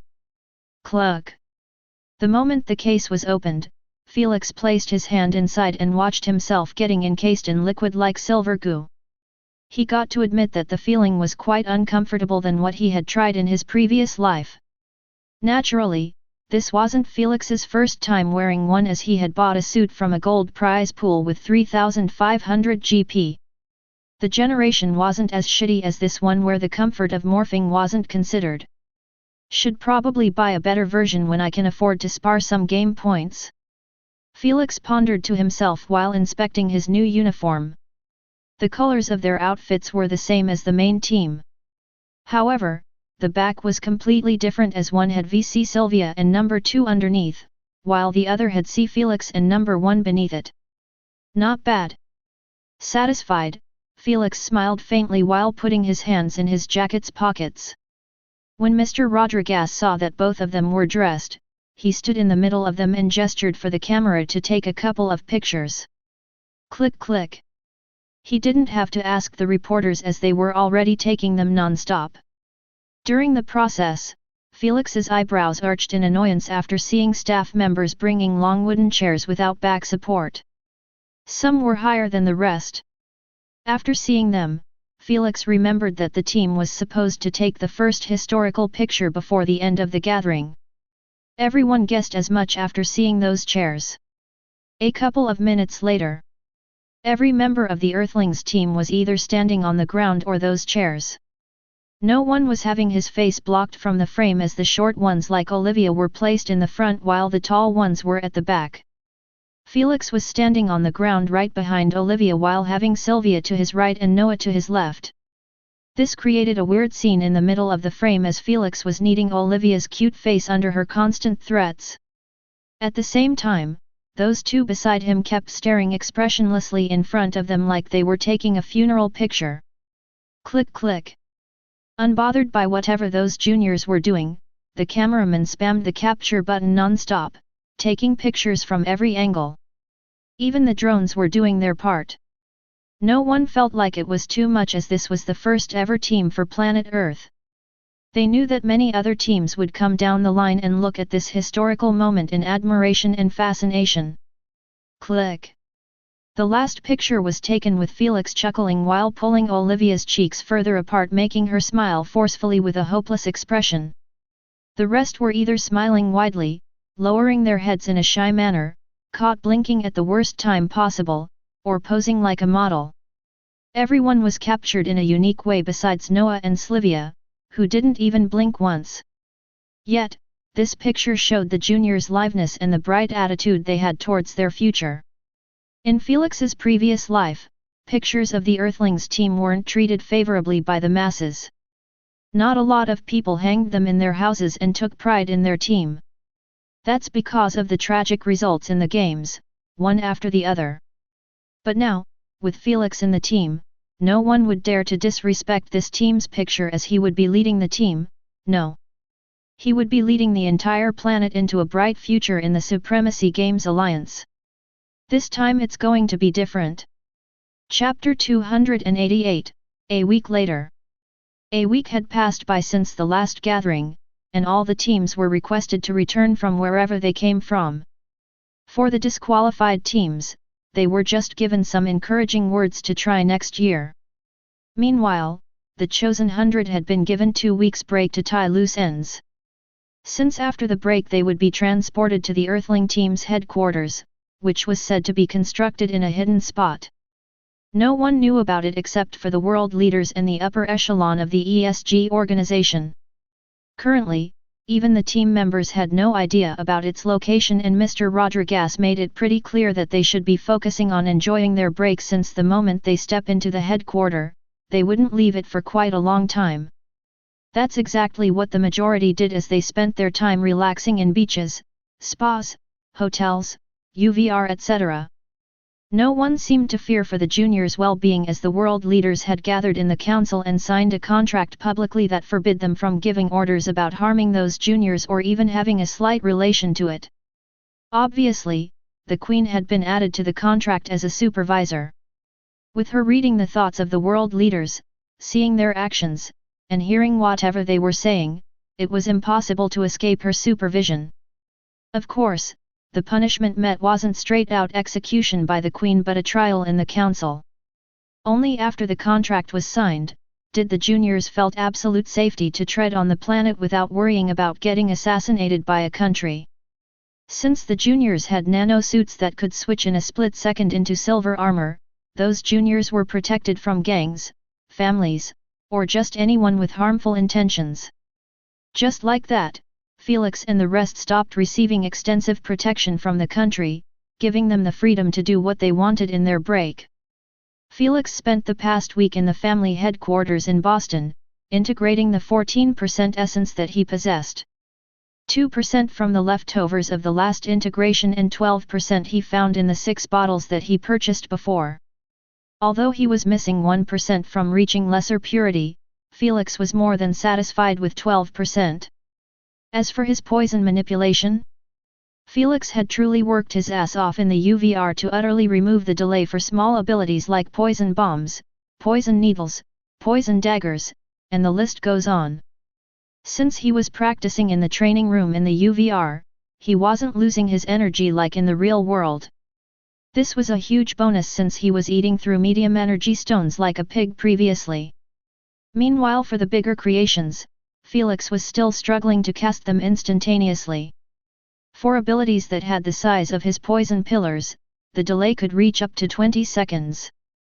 This was just because poison pillars wasn't really that complex.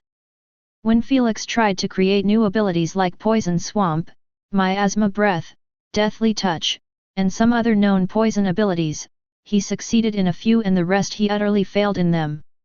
For example, Miasma Breath was a known ability that allows the user to spew a pungent acid-like breath from their mouths.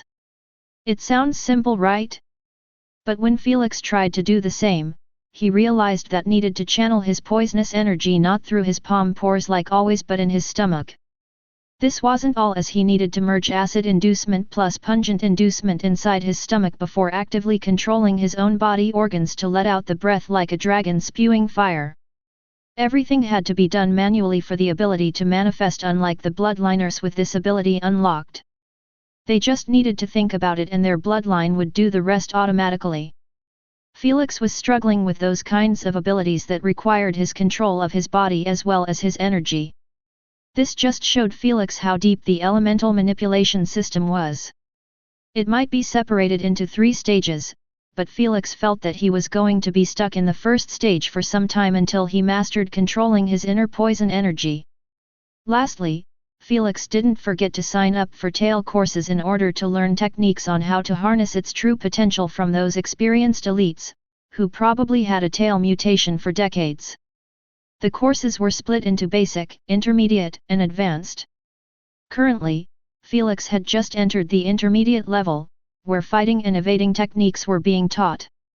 That's how those 7 days went for Felix. Just holing up in his room and practicing from waking up to sleep, trying his best to better himself. Even if he didn't practice, Felix still had no intentions of leaving his room or the family headquarters. After all, the Gamma organization and Hiltons were still out there waiting patiently for the perfect opportunity to strike again. Felix wasn't a retard to believe that the Gamma organization had given up on him. In fact, he believed that the organization members were currently biting their nails in impatience and agitation while surveying the headquarters. Their impatience was understandable, as they had most likely seen that Felix had replaced his bloodline. In their eyes, Felix's value and worth were getting reduced by each percentage he replaces. If Felix ended up replacing his entire bloodline without being captured, it was a massive loss on their part. There was no way in hell they would give up on a legendary bloodliner found in an underdeveloped planet. Felix knew all of this beforehand. Thus, he understood that if he played it slow, the Gamma organization or the Hiltons were bound to rush and make a fatal mistake in their plan to capture him. Felix was aiming to take advantage of that mistake and find out the coordination of the organization's spaceship. The moment his hands lay on the coordination, the plan to get rid of those tumors would officially begin. Tomorrow morning, 9 a.m. Ring ring. Upon hearing his bracelet, Felix opened his muddled eyes slowly and looked at it, wanting to check on the caller ID. After seeing that it was Molly, he raised an eyebrow in surprise and accepted the call.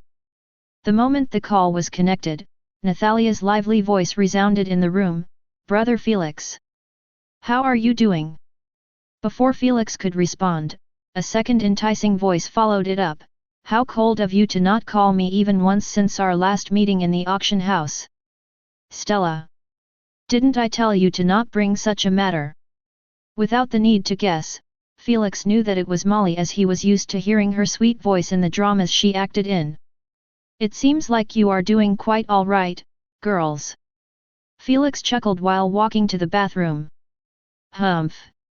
If you bothered to ask once in a while you would know so," Stella complained. "Stella. I will kick you from the call if you kept bugging Mr. Felix like this," Molly threatened. Now, she has every right to feel offended." Felix apologized while brushing his teeth. "I should have called once or twice, but I was caught up in work." Immediately after hearing him say so, Stella giggled and asked, "How did you find my acting? This vixen?" Felix smiled wryly and replied, "Impeccable as always." Alas, the moment Felix said so, he fell into Stella's trap as she snorted, "If it was that good, why am I not receiving the promised movie pitch from you yet?" It had been 4 months and a half no. Confused by her turning silence mid-tantrum, Felix arched his eyebrows while glancing at the call details. Soon, he noticed that she was truly kicked out from the call by Molly. "Did you need to be this savage, Miss Molly?" Felix was at loss for words. "I warned her, but she didn't want to listen," Molly added, "plus, I called to ask if you are coming to watch the pilot episode premiere." "Yes, I will be there," Felix replied.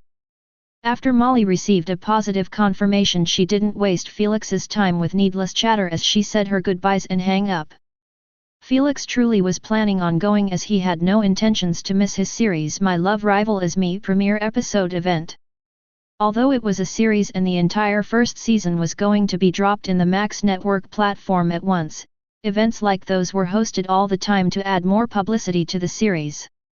In this event, hundreds of famous actors/actresses, investors, UVR idols/SG idols, and many more individuals would be invited to walk on the red carpet and watch the premiere in a single cinema.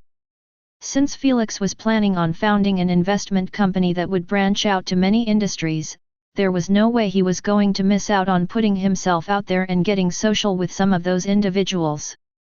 The end goal of his investment company was to own multiple companies such as film studios, animation studios, game studios, mining companies, SG idol agencies, etc. For such a behemoth business empire to put its roots in the UVR and also the real universe, Felix required an actual solid business and social network to pull it off. Otherwise, his company would be under constant attacks from every side the moment he starts stepping on his peers' toes during his company's rise in the business ladder. That's why Felix was planning on making Mr. Igrees the CEO of the company while he only deals with the most important and pressing issues of it. He already discussed those matters with him before and Mr. Igrees was more than willing since he would possess 3% shares from the mega company, leaving Felix 97% in utter domination on all aspects of it. Currently, Felix was only waiting for the paperwork of the company to be approved by the company's registration office in the kingdom. The paperwork was actually filed by Mr. Igrees a month ago and still they weren't given the green light yet. Felix hoped that it wouldn't take too long since the first season of the series would be released in 9 days and the premiere event would be happening 3 days from now. He wanted to introduce his company to the individuals he would be meeting at the event instead of just introducing himself as a lone investor. There was a massive difference between the two. After taking a morning shower, Felix sent Stella a message, entailing that she should expect a movie pitch in the next month or 2 max. Then, he went to the cafeteria to grab a bite. Half an hour later, Felix was sitting in the cafeteria, eating his breakfast with Olivia. As always, Olivia was munching on cookies as they were her favorite breakfast snacks. Felix took a sip from his orange juice glass and asked, "When are you planning on replacing your bloodline?" "Most likely in 4 days after I receive my genome specifier needles and imprinter needle." Olivia tightened her fist in resolve. "I am ready to integrate 15% at once." "Good." Felix smiled faintly and sent a message, "Come to my room in 4 hours, I will give you the epic tier 2 bloodline bottle and some double percentage potions to reduce the pain." Olivia nodded her head in appreciation with bits of crumbles near her lips. Felix chuckled at the sight and carried his plate to the dustbin. He already finished his breakfast. Now, he was returning to his room to log into the UVR and join the morning courses for his tail training. Chapter 289, Returning to the Ivy League City. Just as Felix reached his room from the cafeteria, he received a message from his grandfather informing him that 5 days later, there would be a send-off banquet for the team. It would be hosted by the governor of Massachusetts state and the guests would be just the heavyweight authorities in the state. Thus, the entire team was required to be there without any exception. Felix immediately asked with a serious expression, was this the governor's idea or someone proposed it to him? Robert didn't know what he wanted from such a piece of information but he still answered, I believe it was the doing of the Grand Elder of the Hilton family. Elder Charlotte received this information from her subordinates about it. Trying to get me out forcefully. Felix grinned widely after hearing a positive response. He was a bit doubtful at the start since they had already participated in a banquet last week in the governor's mansion. It was a celebration of the national team's achievements in the world competition. Felix felt that it wouldn't make sense for the governor to host another one so soon in his own accordance. But now it seemed like he got convinced by the Hilton Grand Elder to host one as a final send-off since Felix and the rest would remain in the Earthlings' headquarters for a long time. Just as he expected, the Hiltons were probably pressured by the organization to make a move as soon as possible. Since he was always holed up in the family headquarters, he left them with no other choice but to force him out with such a method. Felix appreciated it as now he knew when and where he would be hit. Now he needed to start planning ahead on countermeasures and take advantage of this knowledge. This was truly unfortunate for the Hiltons since in their eyes, Felix shouldn't be expecting any attacks from them or anyone in that sense. After all, he should be clueless about the organization's existence just like everyone else. Too bad, with his future information about the organization and their dealings with them, their ill intentions were as clear as crystal in his eyes. Hee, are they going to raid the party? Kidnap me midway? Felix grinned devilishly, I can't wait to see what plans they had for me. 10 minutes later, inside the Ivy League city. Felix's body reconstructed at the sideways of a wide street, that was packed with expensive-looking hovercars passing by him. Yet those hovercars were actually the norm as some bloodliners were traveling speedily on four-legged mounts, spherical see-through vehicles, and more weird-looking transportation methods. Thud. Just as Felix wanted to turn around, his shoulder was bumped against a bloodliner who had his face buried in a hologram. So sorry. The bloodliner apologized with a slight head bow. It's my fault. Felix smiled politely, I shouldn't have logged off at the sideways. Sigh, I feel you brother. The bloodliner buried his head back in the hologram and waved his hand in melancholy, good luck on finding a place to stay. You too. Felix said while looking at the man's slumped shoulders. He knew that the man was struggling to find a place to rent or buy inside the residential area of the Ivy League city. Just like the man, Felix also didn't manage to find a place to stay for the past 7 days he was in the city. This was because in the entire mountain chain, there were only 10 mountains for residential purposes. They were already packed to the brim with SG Gold players and above. Heck, there were even apartments that had 3 to 4 players sharing them like they were broke paupers.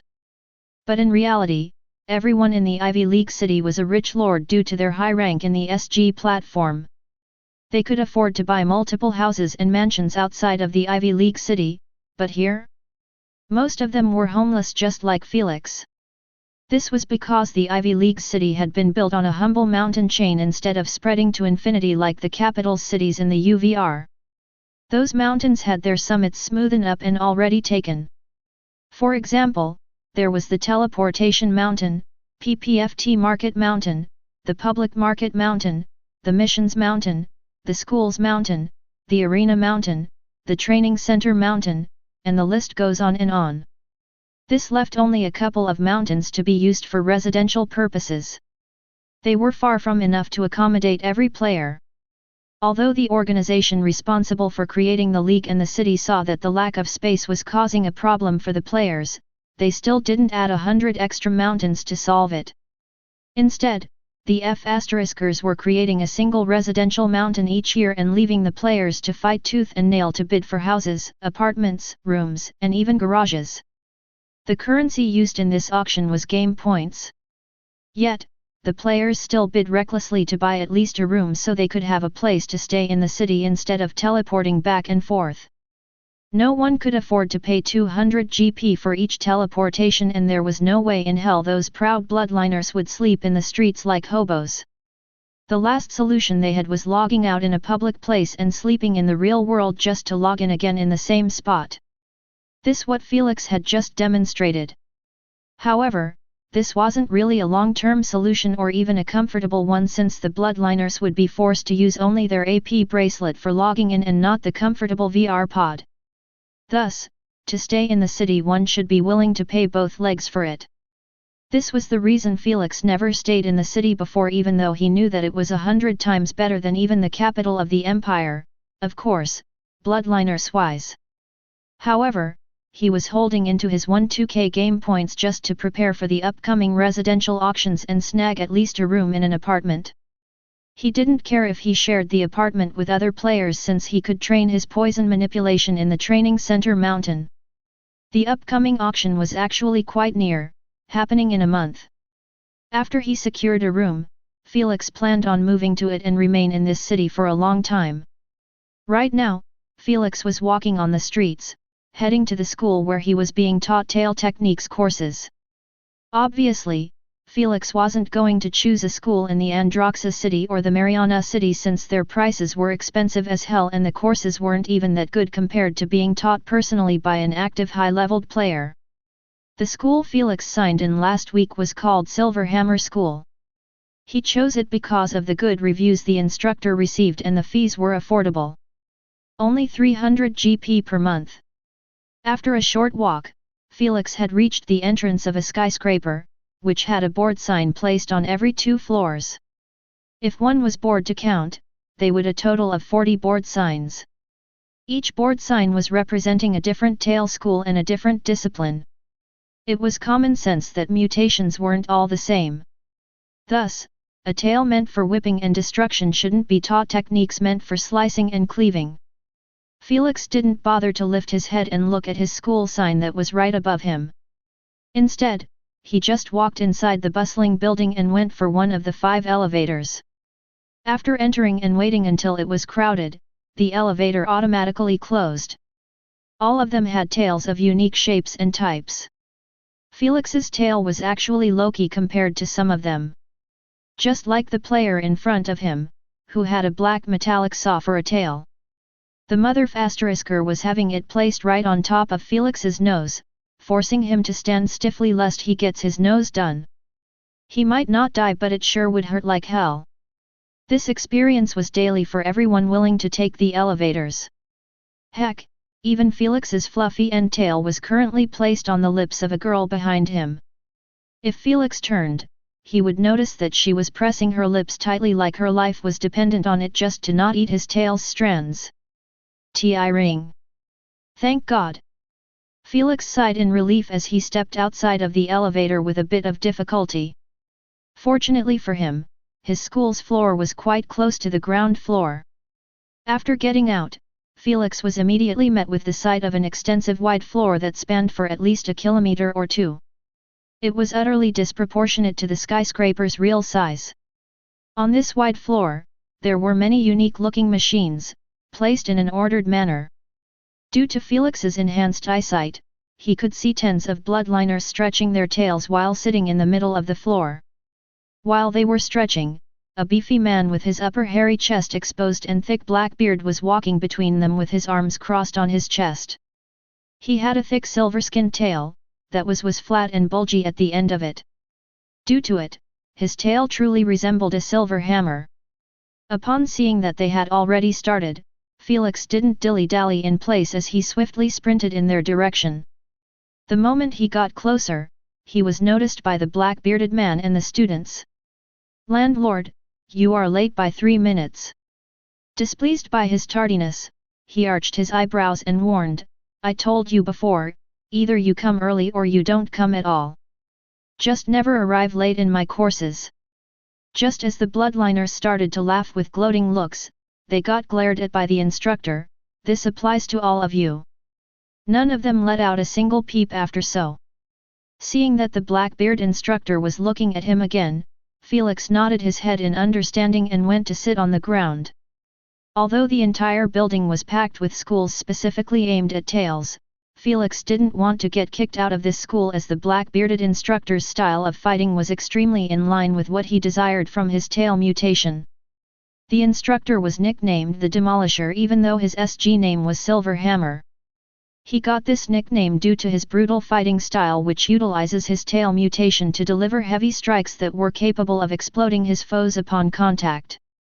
This was the fighting style of the Silver Hammer, a peak-tier platinum player, Felix's instructor and the founder of the Silver Hammer School. Chapter 290, Training the Techniques. After a short while. Clap clap. Silver Hammer clapped twice to attract everyone's attention to him. Split up as per the level of your courses and head to your distinguished area. After hearing so, the 20 bloodliners or so stood up and went in 3 different directions. Felix was part of the biggest group as he followed them to an area packed with punching-like silver machines, standard AI dummies, and other unique-looking machines made specifically for tails training. This was the area for intermediate courses where Felix was currently at. After Felix reached a punching-like machine with multiple pads installed on it, he stood before it and waited for further instructions. The others also did the same. Soon, the instructor sent each intermediate student a message, entailing to practice Charging Devil technique for 30 minutes and Impregnable Defense technique for 30 minutes.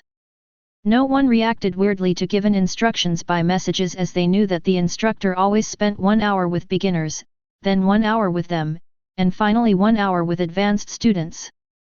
They didn't complain about such arrangements since they could practice what they learned previously in those hours. Plus, the instructor could always teleport next to them and check on their progress or if they had any mistakes. If it wasn't for the damned Ivy League taking 50% of his monthly profits, Silverhammer could have hired another instructor to help him out. Alas, every school in the city was forced to pay that amount to keep renting the floors. Felix retreated from the machine, keeping 40 meters away from it. He narrowed his eyes at the red pad in the far right of the machine and abruptly sprinted with a moderate speed. He knew that if he used too much, it would be even harder for him to pull off this technique that he learned only yesterday. The moment Felix reached a couple of meters near the machine, he placed one foot before him and arched his waist fully to the right before using the momentum to propel himself forward. The instant he saw the red pad, Felix snapped his eyes wide open as he channeled all of the built-up momentum from the sprint and his body posture to swing his tail at the target. Whoosh! The wind's roar sounded promising in Felix's ears as he knew that without the momentum build-up, there was no way in hell his tail could produce it. Food. Thud. F***ck. Alas, the bulgier end of the tail completely missed the red pad as it smashed into the hard metallic surface of the machine. Meanwhile, Felix was the one who ended up having his head collide with the red pad. Due to the built-up momentum, Felix ended up flopping mid-air twice before landing on his ass. Ha ha ha ha ha. The bloodliners near him laughed at the sight before starting to bet between each other if Felix was going to end colliding with the machine next time or flopping 3 times in the air. Upon hearing their bet's details, Felix merely showed them a middle finger and went back to his previous position. He wanted to repeat the same technique. He knew that if he succeeded in learning this technique, his tail could potentially deliver up to 5,300 BF minimum. That's a 300 BF increase just from the technique. After Felix lost his super strength, every technique that could push his offensive power was a must-learn. Thus, he completely ignored those jokesters, who were also struggling to pick up the technique, and carried on his practice. 30 minutes later. In the end, Felix didn't manage to hit the red pad even once by his tail. But he sure hit it with every goddamn body part. Now, he was walking to another silver machine that had multiple cannons joisted to its body. This time, he was planning to practice an impregnable defense technique, one of the hardest ones to pull off at the intermediate level. Since Felix had just advanced to the intermediate level, he practiced this technique just once yesterday after the instructor showed it to them. Ouch! F***ck my life. Soon, the area around Felix was filled with pained groans and cries from grown-ass men and women. They were seniors at the intermediate level. Yet, they were still struggling to master it. Hopefully, it won't be as bad as yesterday. Felix gulped a mouthful as he stood 10 meters away from the machine. He waved his tail left and right, then up and down. He kept doing so while increasing his speed until he messed up the sequence. Then he did it again and again for the next 2 minutes until he received a message from the instructor, "Landlord, stop messing around and activate the machine. I was just stretching." Felix coughed and stopped wasting time. He looked at the gleaming mouths of the cannon and relaxed his tensed shoulders, then, fire. Whoosh. Phew. Phew.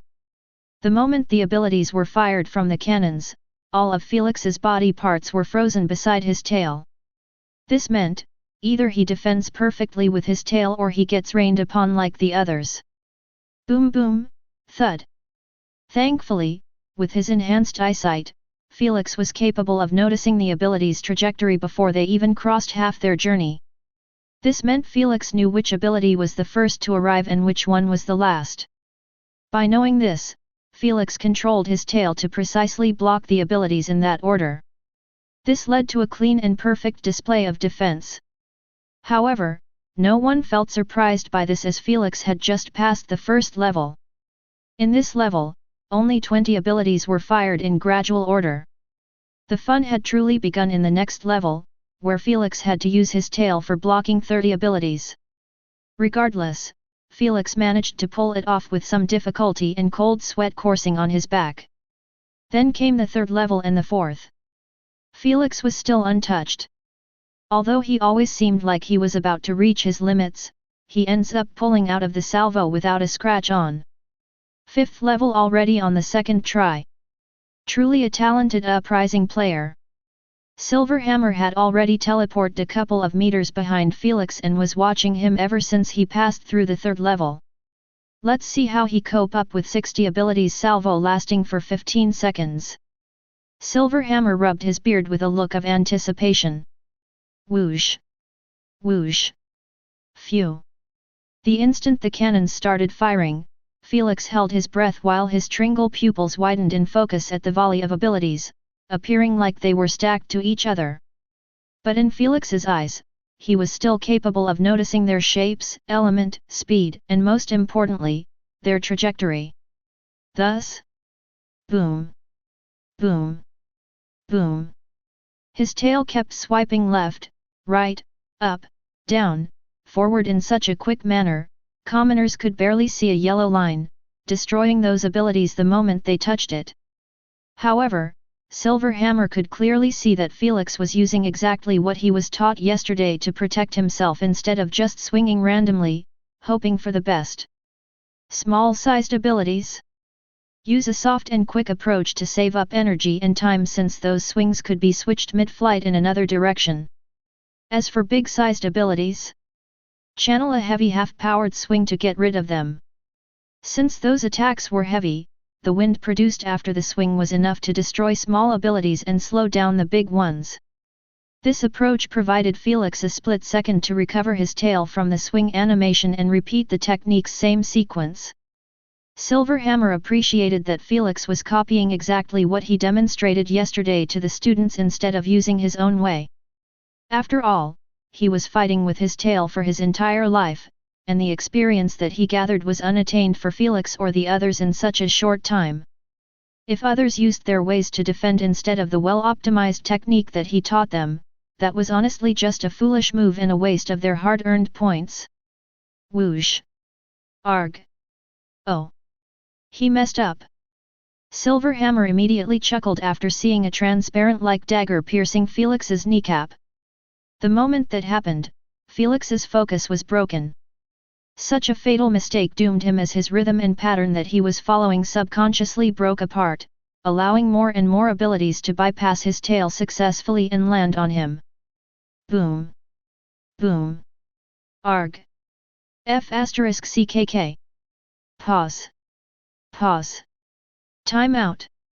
While Felix was yelling in his mind, he was at the same time sending it to Silverhammer, begging for him to pause the practice. Who could blame him though? He was getting smacked left and right by those elemental abilities. He might not die since Silverhammer removed the option from his floor, but the pain he felt was 100% real. Time out? He. Silverhammer chortled in amusement while teleporting back to the beginner's area. In his school, they get taught techniques, have their questions all answered, and even show them multiple demonstrations plus the mistakes to avoid. The moment they start practicing the technique, there was no pause, no timeouts, no mercy. Silverhammer knew that pain was the best motivation to force those bloodliners into putting all they had into learning his techniques as fast as possible. If they didn't want to feel it, master the technique. Thus, he turned completely deaf to the cries and begs of his intermediate and advanced students while teaching the newcomers how to swing their tails properly gently like a patient elder. Alas, the same couldn't be said about the newcomers as they shivered each time they heard those pitiful echoes. Maybe, I should try other schools. Some of them were already showing signs of regret. Silverhammer utterly ignored those signs and just carried on doing his job. If they wanted to leave, the door was right behind them. Chapter 291, The Monkey Path. After 30 minutes or so, Felix dropped to the ground with his body messed up in different places. However, he swiftly healed himself back to peak form again. This was already the 20th time he healed himself since the moment he started practicing the impregnable defense. That's also the number of times he repeated the technique. No matter how painful the experience, Felix never stopped trying to reach the 9th level. At that level, he needed to defend against 100 abilities successfully in 30 seconds. He knew that it wasn't impossible since the advanced students were able to do it.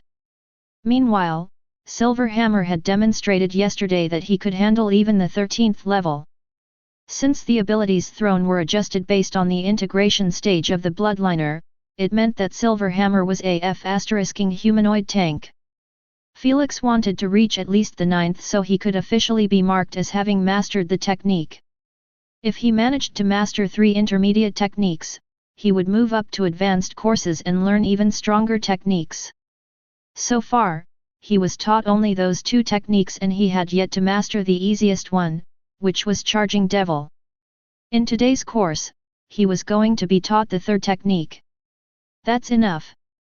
Gather around me. Abruptly, Silverhammer teleported within the intermediate area and clapped his hands twice. The machines all stopped firing at once and the already fired abilities paused mid-air then broke off into particles. Finally. Off. The longest 30 minutes in my life. One by one, the Bloodliners dropped into the ground while sighing in relief. Alas, Silverhammer didn't give them even a second break as he ordered them strictly, "Get your asses up. I only have 1 hour to teach you something new." Upon hearing so, the Bloodliners grumbled under their breath but they still stood up and gathered around him. "Let's go." Silverhammer snapped his finger and all of them teleported at once. After Felix's body reconstructed, he opened his eyes to the sight of a long complex track that was built completely from metal poles. Those poles were connected to each other in some places, and some not. This left wide gaps in the track, which weren't bridgeable by just simple jumps. Heck, that's if they were able to jump in this track as it was suspended 30 meters in mid-air. Some of you are already familiar with this track and the rules applicable in it. Silverhammer looked at Felix and another girl, then said, "However, since we have 2 newcomers, I will provide a short clarification." Silverhammer went on and started explaining that this track was called the Monkey Path and it was created by him years ago to practice his flexibility and tail control. Silverhammer went beneath a metal pole that was tens of meters above him and said, "Watch closely. I will be demonstrating how to pass the monkey path successfully in less than 6 seconds." Everyone focused on him with clear anticipation written on their faces. They knew that Silverhammer demonstrations were always F***ing epic. Even Felix was watching up close. Whoosh! Without warning, Silverhammer bent his knees and hurled himself in the air, appearing like he was flying. Just as he was about to reach the metal pole, he did the unexpected as he turned upside down like he was going for a backflip. However, his maneuver was actually to grasp the metal pole by his tail. Felix and the rest were left in awe at the sight of him dangling upside down while the end of his tail placed gently on the metal pole. F***ck, if it was me, I would have smacked my head by the pole. Felix wasn't ashamed to admit it as he knew that it was impossible for him to pull off Silverhammer's feat with his mediocre tail control. He could somewhat grasp any metal pole with his tail as long as it was within his sight. However, to do it blindly like Silverhammer?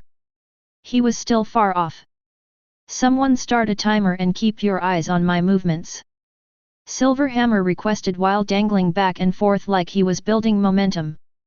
The moment he saw thumbs up, he truly swung himself into another metal pole. However, instead of using his hands, he flipped in the air and relied on his tail again to grip the metal pole. This time he didn't dangle on it but used the previously built momentum to roll 2 times on the pole before launching himself even further in the track.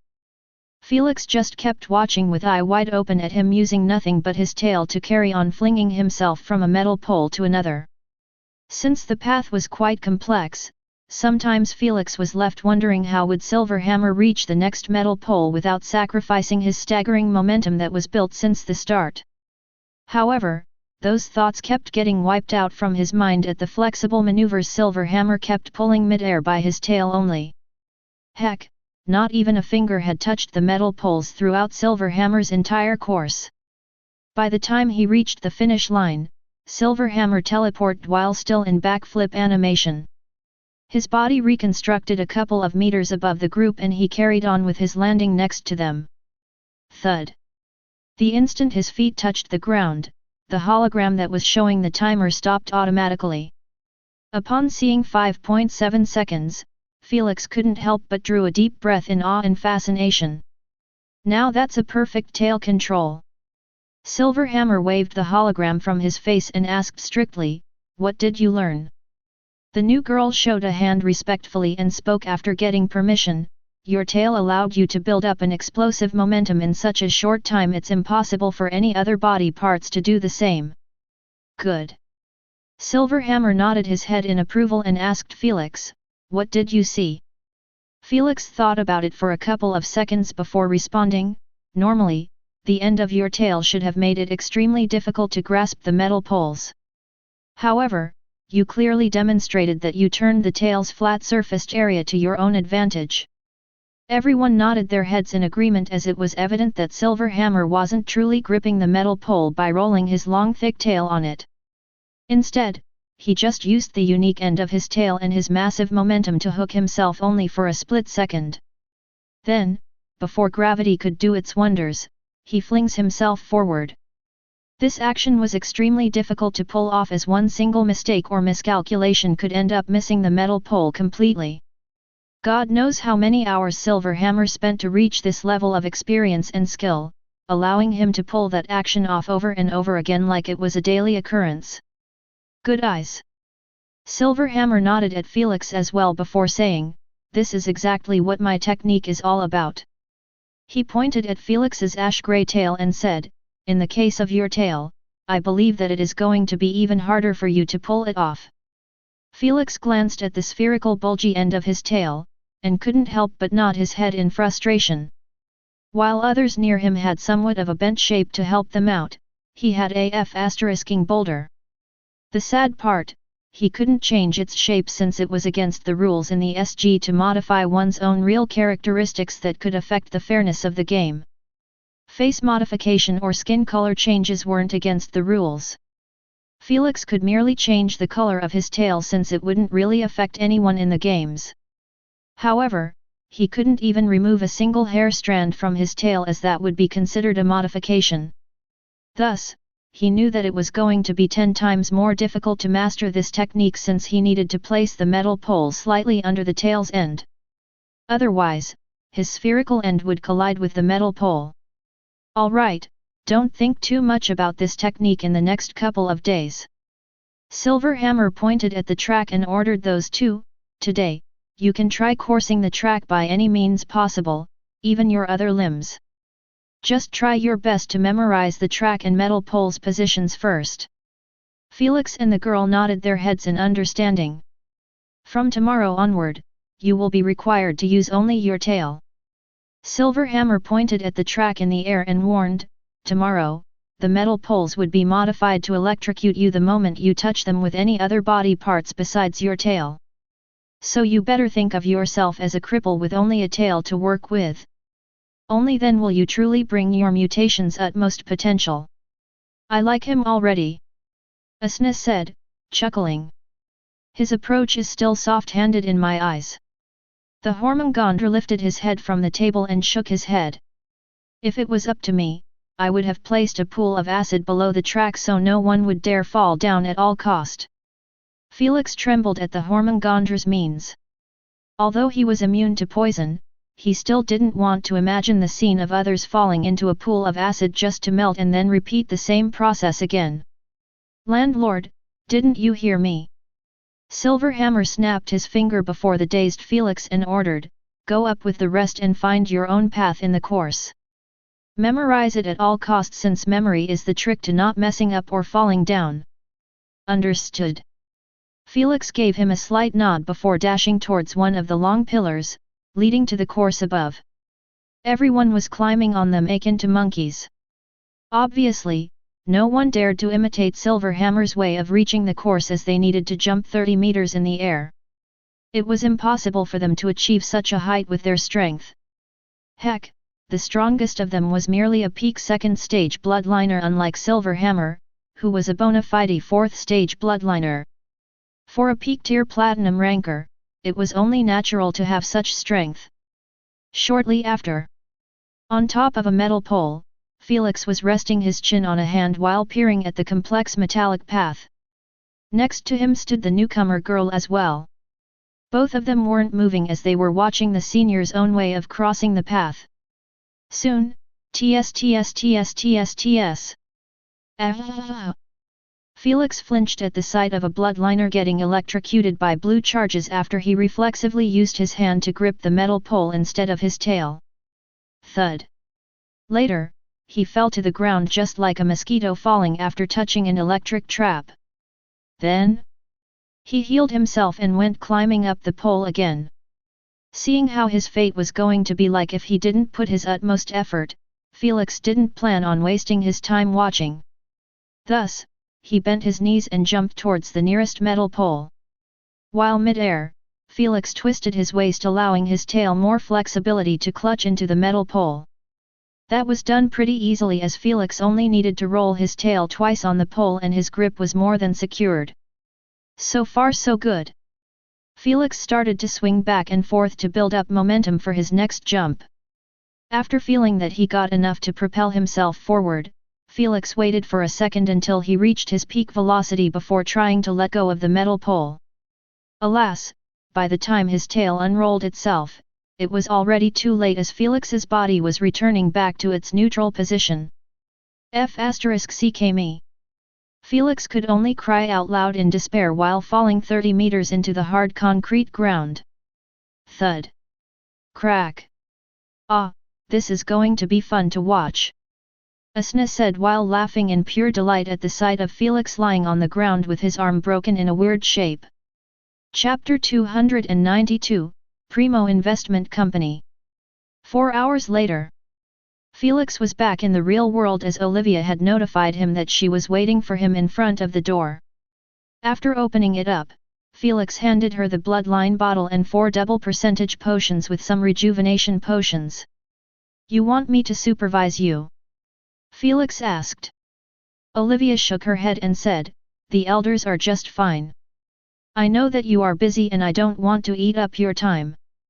Felix caressed Olivia's flower gently and said, good luck in your replacement, and don't use more than 15% even if you had double percentage potion. Olivia nodded her head firmly and took off. However, she soon paused and sent a message, what do I tell to the elders about the bottle and potions? Don't worry, there is no need to lie. Just tell them it was from me. Felix said while closing the door. Felix wasn't bothered by the elders finding out about his capital as he already told his grandfather that his UVR investments were more than successful. The capital used? The items he sold as a street vendor. So, it wasn't abnormal that he had a lot of coins to spare unlike them. At best, they would assume that his investments turned out to be a bomb. The elders had enough integrity to not come and beg him to spare a few. If it came to it, they would most likely just ask to participate with their coins at Felix's investment ventures. Alas, the couple million coins in their possession would probably not be accepted in Felix's 100 million investment projects. 3 days later, in the evening, Felix was wearing a formal black suit while changing the hairstyles in front of the mirror.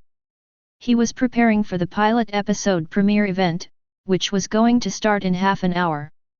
He was already given all details about it and who was going to be on the invitation list by Mr. Igrees. Soon, Felix picked a low-fade hairstyle and went to the garage. After driving to the teleportation company, he chose a circle and thought about his destination. After Felix opened his eyes, he went out of the circle and walked towards the crowded entrance. Immediately after leaving, his eyes were greeted by neon lights of the darkened city. In every building there was a well-lighted billboard, advertising a movie, a VR game, series, anime, etc. Obviously, this city wasn't the Mariana capital. In fact, it was the entertainment hub in the empire, and it was much bigger and glamorous than the holy sinful city in the Alexander Kingdom. The event was hosted in the 5th best cinema in the city. It might be the 5th, but in an entertainment center of the empire, it was better than anything else. Felix neither walked nor called for a hover cab, he just dialed on a number.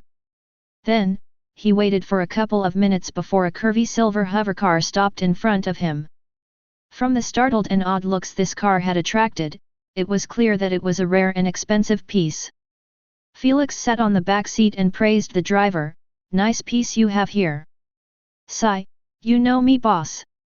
I hate driving in those, but we can't be shaming ourselves in the event with a piece of junk." Mr. Agrees smiled bitterly while pressing the autopilot button on the dashboard. He then pressed another button and his seat turned around, making him face Felix.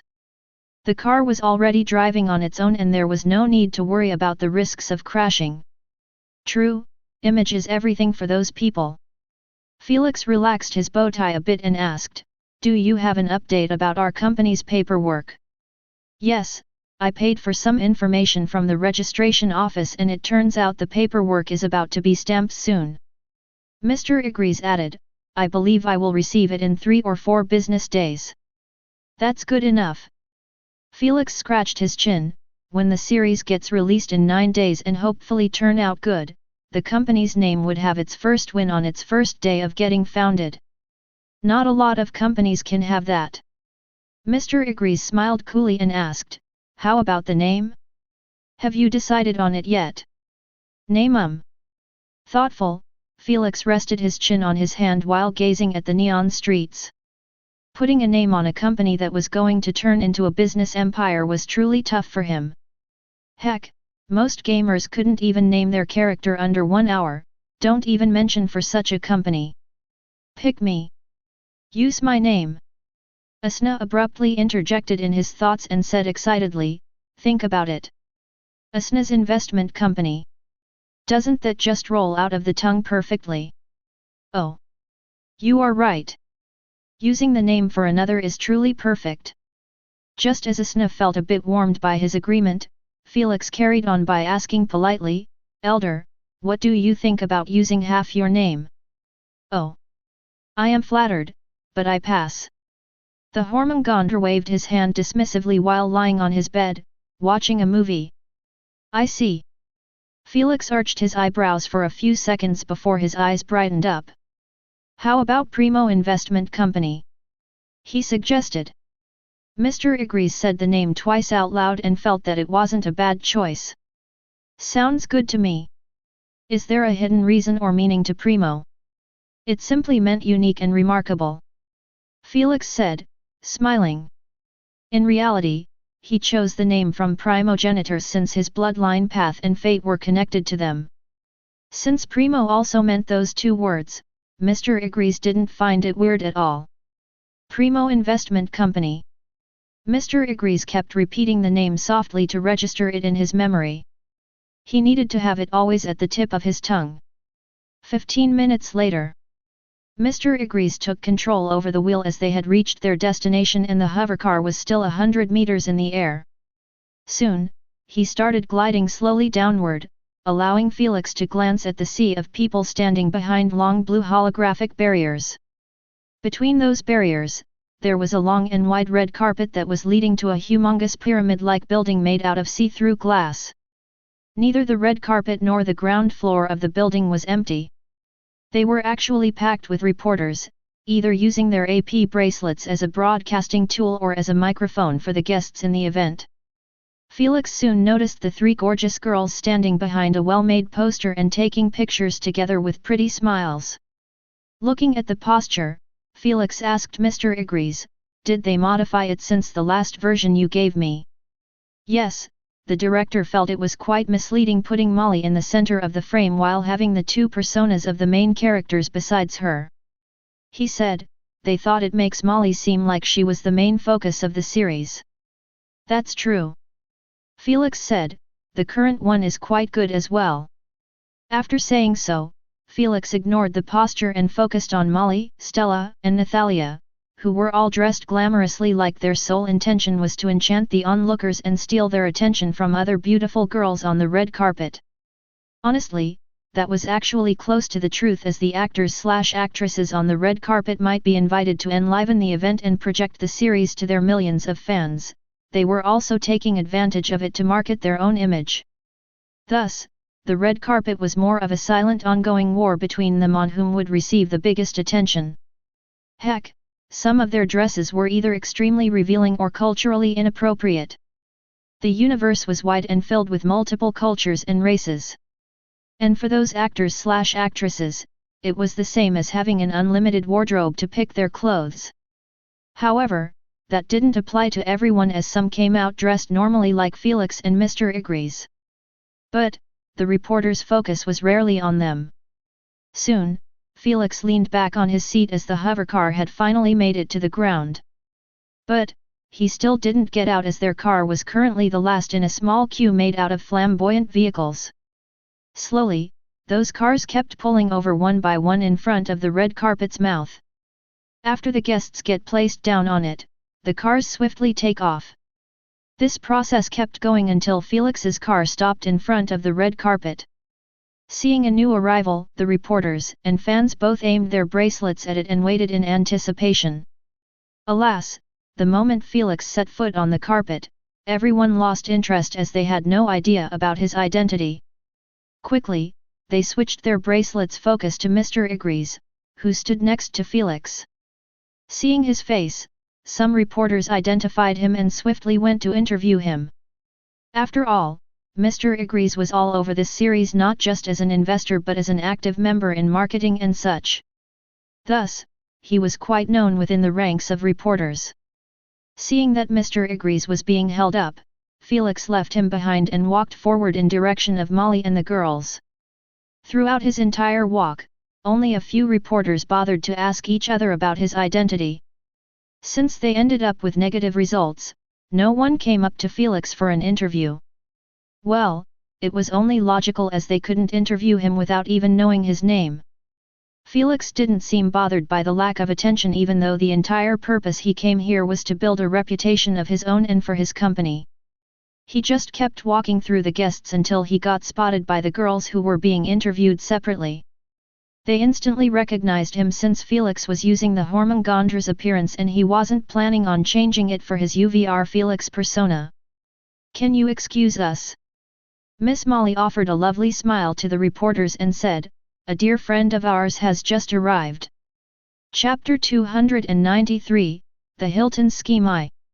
A dear friend. Confused and somewhat intrigued, the reporters looked at Molly and the girls meeting up with Felix midway to give him each a quick hug before separating. "Who is he, Queen?" They all asked the Queen for a quick search after seeing the girls talking amicably with Felix. In a split second, Felix's public information was in front of them on an invisible screen. After reading that he was a newcomer investor, who was actually one of the Series' main shareholders, they couldn't help but raise an eyebrow in surprise. Especially when they saw that he owned 20% on the series. After digging deeper, they found that he also owned 39% shares in the movie Human Melodies. Although this movie was streamed only in the Alexander Kingdom, they still had an idea about it since it made a wide splash during its release. For Felix's only investment projects to be either turned successful or showed the potential of success, the reporters knew that he was either extremely lucky or the real deal. Now that they had some crucial information about him and seeing his close relationship with Molly, they swiftly surrounded them and started assaulting him with questions. Some of them were about his upcoming business ventures, if he was affiliated with an investment company, or was just a lone investor dipping his hand here and there. But still, most of the questions were about his close relationship with Molly and if anything was going on between them. Too bad for the reporters, neither Felix nor Molly were seeking attention that badly to act secretively about their relationship and create baseless drama. He is my benefactor. Molly placed her hand on top of Felix's shoulder and said with a look of gratitude, if it wasn't for him, I wouldn't have been acting in this masterpiece.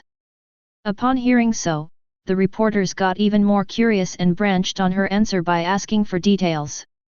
Knowing that giving up was impossible for those reporters unless they got something tangible, Felix interjected by saying calmly, we have met in an auction and since I am a big fan of her works, I took advantage of the opportunity to offer her a role in this series. Click click. Look at the time. The episode is about to start. Stella immediately said after seeing that the reporters were actually increasing instead of leaving. They were all taking pictures with their bracelets or just blinking their eyes, making it unbearable to stay around them. Felix also didn't plan on staying as their questions had nothing to do with his investments but just his private life. If you can excuse us. Stella waved her fingers at them and placed her wrist around Felix's elbow in an intimate manner. Then, both of them walked hand in hand on the red carpet. Molly and Nathalia soon followed after them. This time they utterly ignored everyone and went inside the pyramid-like building. Inside, reporters weren't allowed to enter so the guests could have a nice private talk before the episode. Any guest interested in getting interviewed could always go back. After stepping inside, Molly took Felix and the girls to the Series S team, wanting to introduce Felix to them. Alas, she was soon left embarrassed as Felix started poaching the producers, assistant managers, and the director. Heck, even the casting director wasn't spared from getting an offer by Felix. They all took his offer into careful consideration after knowing that he was loaded and planning on acquiring a film studio to do his own projects. Since he was already close to Stella and Molly, they guessed that he already had them in the bag in his upcoming films and series. But it was just consideration. They weren't willing to jump shi.p.s when this series was clearly showing a promising future. Thus, most of them rejected Felix politely. However, Felix wasn't troubled by their rejection as he wanted his offer to be out there in the open. He knew that directors had their circle, actors/actresses had theirs, even casting managers had a circle of their own. This meant, if one of them was talented and looking for a new project to work on, they would be notified about Felix's offer from their peers. Felix was doing so because of the drought of talents in the film industry. The ace had made it so easy to film movies and series. Human touch was lacking in most of them.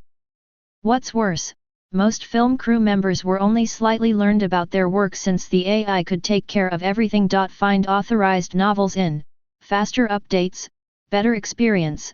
Please click number S scheme I_51995677344985395 for visiting. Felix didn't want to rely mostly on Ace for his upcoming projects as he understood that good films were born from the raw emotions and hard work both the actors and the crew put into the filming process.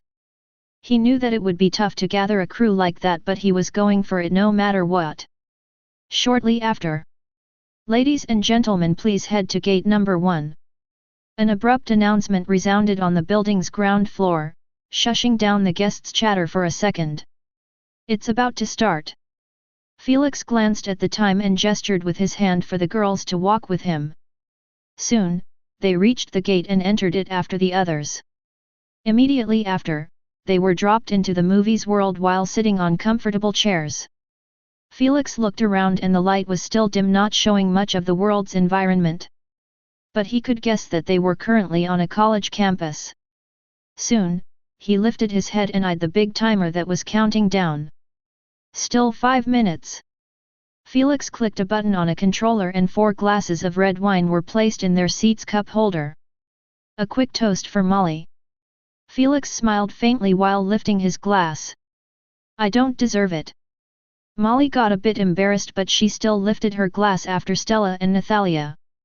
I have yet to see the first episode but from Molly's astonishing previous acts in dramas, I expect nothing less but a splendid series. Felix offered a warm smile as he clicked his glass with theirs. Cheers! Cheers! Cheers! Cheers! While Felix was enjoying the girls' company in the cinema, the Hiltons were gathering in the Bass.E.M.E.Nt of a large mansion on the outskirts of Boston. The discussion they were currently having would chill the Maxwells' hearts if they got wind of it. Simply because they were finalizing the plan to kidnap Felix. This plan was in the making for a whole 3 months, unlike the last kidnapping attempt that was pulled off only in 3 days of planning. Grand Elder, when should we expect the marauder poison to arrive? Joseph, the white-bearded elder, asked softly while folding his hands on top of a circular table. This table was currently seated with more than 20 individuals. 6 of them were Hilton elders and 13 were mercenaries, easily noticeable due to their S.W.A.T-like uniforms. Unsurprisingly, the last one sitting at the table was Adam. There wasn't a single ounce of politeness or warmness on his face. Just pure chilling coldness while gazing at the holographic image of Felix. It was placed right in the center of the table so everyone could get a good look at him in the picture. Be patient. The Grand Elder added another hologram in the center and said, Mr. Hire had informed me that tomorrow he would bring all of the items needed to pull off the operation perfectly. Joseph nodded his head and didn't mention the matter again. Let's summarize the plan in case some of you forgot a part. The Grand Elder said while pointing his finger at the secondary hologram showing some blueprint for a building's pipeline. How can we forget a part when our lives are dependent on it, you old F***er? A gruff voice escaped through the mask of a man sitting in the opposite direction of the Grand Elder. He didn't sound pleased in the slightest by being here with the Hiltons. Who could blame him though? His mercenary squad was forced on this suicidal mission of kidnapping Felix. It wasn't because the plan wasn't viable but simply because they were going to kidnap the Earthling team captain. No sane mercenary squad would even consider accepting this mission even if they were offered billions of dollars. They knew that moving against Felix was the same as moving against the world. There would be absolutely no place for them to stay even if they somehow managed to pull it off. No one was that dumb to put himself in that situation. Alas, this mercenary squad got played by the desperate Hiltons. Instead of approaching them with a mission to kidnap Felix, they requested a simple mission of kidnapping a normal bloodliner, who was spending his holiday outside of the public camp. The squad saw no reason to reject such an easy mission, especially when the price offered was an AP bracelet for each squad member. Thus, they went through the plan and kidnapped the bloodliner successfully. After bringing him in, they received their AP bracelets without a problem.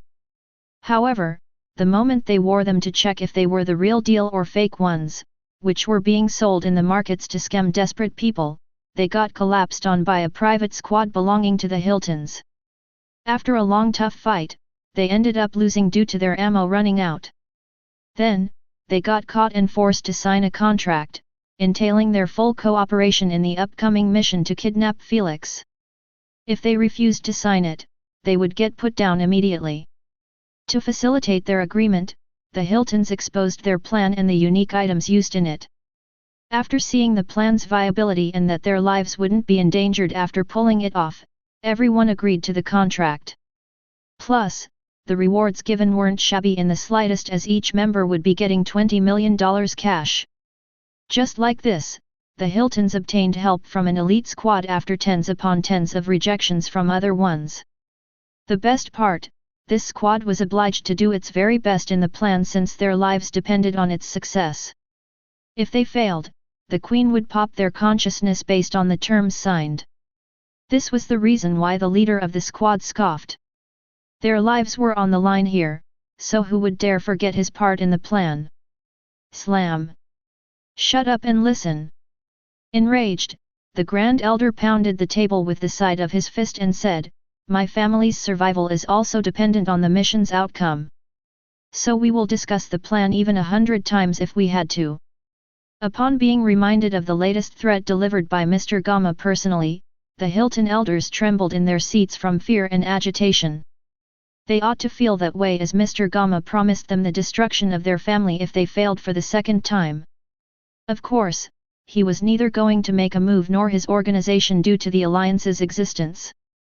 But, placing irresistible bounties in the elders' heads and on their assets shouldn't be a problem for them. Adam, why don't you take it from here? Relaxed again, the Grand Elder recoiled back on his seat while giving Adam access to his holograms. As you wish, great-grandfather. Adam said calmly. Chapter 294, The Hilton Scheme 2. The first thing Adam did was expand the pipeline system and fleshing out the building instead of keeping it just like a blueprint. This made it easier to notice the rooms, bathrooms, and every area connected with those AC pipelines. Then, Adam pointed at the roof of the building, which looked like a small mansion and said, Red, you will drink invisibility potion and use the advanced grappler to climb up the roof in under 5 seconds. Take care of all the security guards you will see there except for one. Force him to drink slavery potion and order him to respond to any radio call. After dealing with those steps, your next move will be spilling the marauder poison in this AC pipeline, which is connected to the kitchen and some other rooms. Adam said while coloring a pipeline to separate it from the rest. I should wait until Green notify me that food is almost prepared, right? Red asked. Adam nodded his head and explained, yes, we need to time it well, so when the marauder poison lands on the food, the dishes should have been already made and ready to be served for the guests. Only then will no chef or waiter dare to taste the poisoned food and expose us. I still don't trust this marauder. Poison. Joseph said while knitting his eyebrows in skepticism. His distrust was understandable as the Gamma organization, which was about to send them a dose of it, informed them that it was one of the most effective sleeping poison created personally by the serpent halfling race. Its mechanism was unique as it was a liquid that turns into a transparent fog during contact with the atmosphere. Even then, it would remain ineffective on anyone who inhaled it. However, when a single particle touched an edible substance, the poison would awaken from its dormant state. Then, anyone who ate the poisoned food was bound to sleep for at least 24h based on the dose taken. Adding to the weirdness of the poison, Joseph was more worried about Felix's poison resistance. Just like him, everyone else pretty much knew that Felix had a really high poison resistance. Probably even peak one, just lower than immunity. He wasn't confident about the poison's effectiveness on him even though they got told by Mr. Gamma that only poison immunity could resist its effect completely. Since it was common knowledge that an element's immunity was impossible to unlock straight away even for legendary Tier 7 bloodline, no one bothered to consider Felix having one. The only known method for a bloodliner to possess an immunity would be getting exposed to the vicious side of the element continuously and for a prolonged period of time. That was extremely tough, even for peak 6th stage bloodliners. Don't even mention Felix. Joseph was only worried that Felix's poison resistance would lower the duration from 24h to 12h or even 1h. The Grand Elder understood his distress as even he wasn't so sure about the exact duration. However, they were told that it could never be lower than 20 minutes of sleep for anyone. This meant they had only that duration to extract Felix from the building and transport him into the drop spot before he wakes up and F***ck them up. If only they could give us 2 doses, we won't have this time limitation hanging above our heads like a sword. An elder sighed in dejection. Don't dream about it. Getting 1 dose of such a rare poison was already a lucky strike on their side. Another elder interjected. This should let everyone knows how much investment the organization had put in this operation. The Grand Elder narrowed his eyes dangerously at the mercenary squad and said, so don't F***ck it up. Unbothered by their nasty glares, the Grand Elder gestured for Adam to carry on his explanation of the plan. This time, Adam pointed his finger at the hall of the mansion and said, this is where the banquet would be held and everyone would be gathered, even us. He snapped his finger, and holographic small people were created. They weren't static as they kept talking while sitting on many circular tables. Soon, the food was served and placed on each table at the same time. Here is the tricky part. Adam placed a finger on his nose and said, it's impossible for everyone to eat simultaneously. This meant some of them would be poisoned while others wouldn't. However, since there are 30 seconds before the poison truly put the affected to sleep, we need to force Felix to eat in that duration. Adam's thought process was simple. If Felix didn't eat in that duration, he would notice others falling to sleep and concluded that the food was poisoned. By then, they could forget about touching him since he was the strongest bloodliner on the planet. This applied to Olivia, and the rest, who would 100% make it impossible for the plan to carry on if they remained awake while Felix was asleep. After all, they would be wearing their nanosuits and it wouldn't be easy to take them down. In Adam's mind, his teammates and George needed to be poisoned for the plan to work. As for the rest of the guards, they could easily deal with them even if they were bloodliners. Ultimately, they would be at most at greater purity.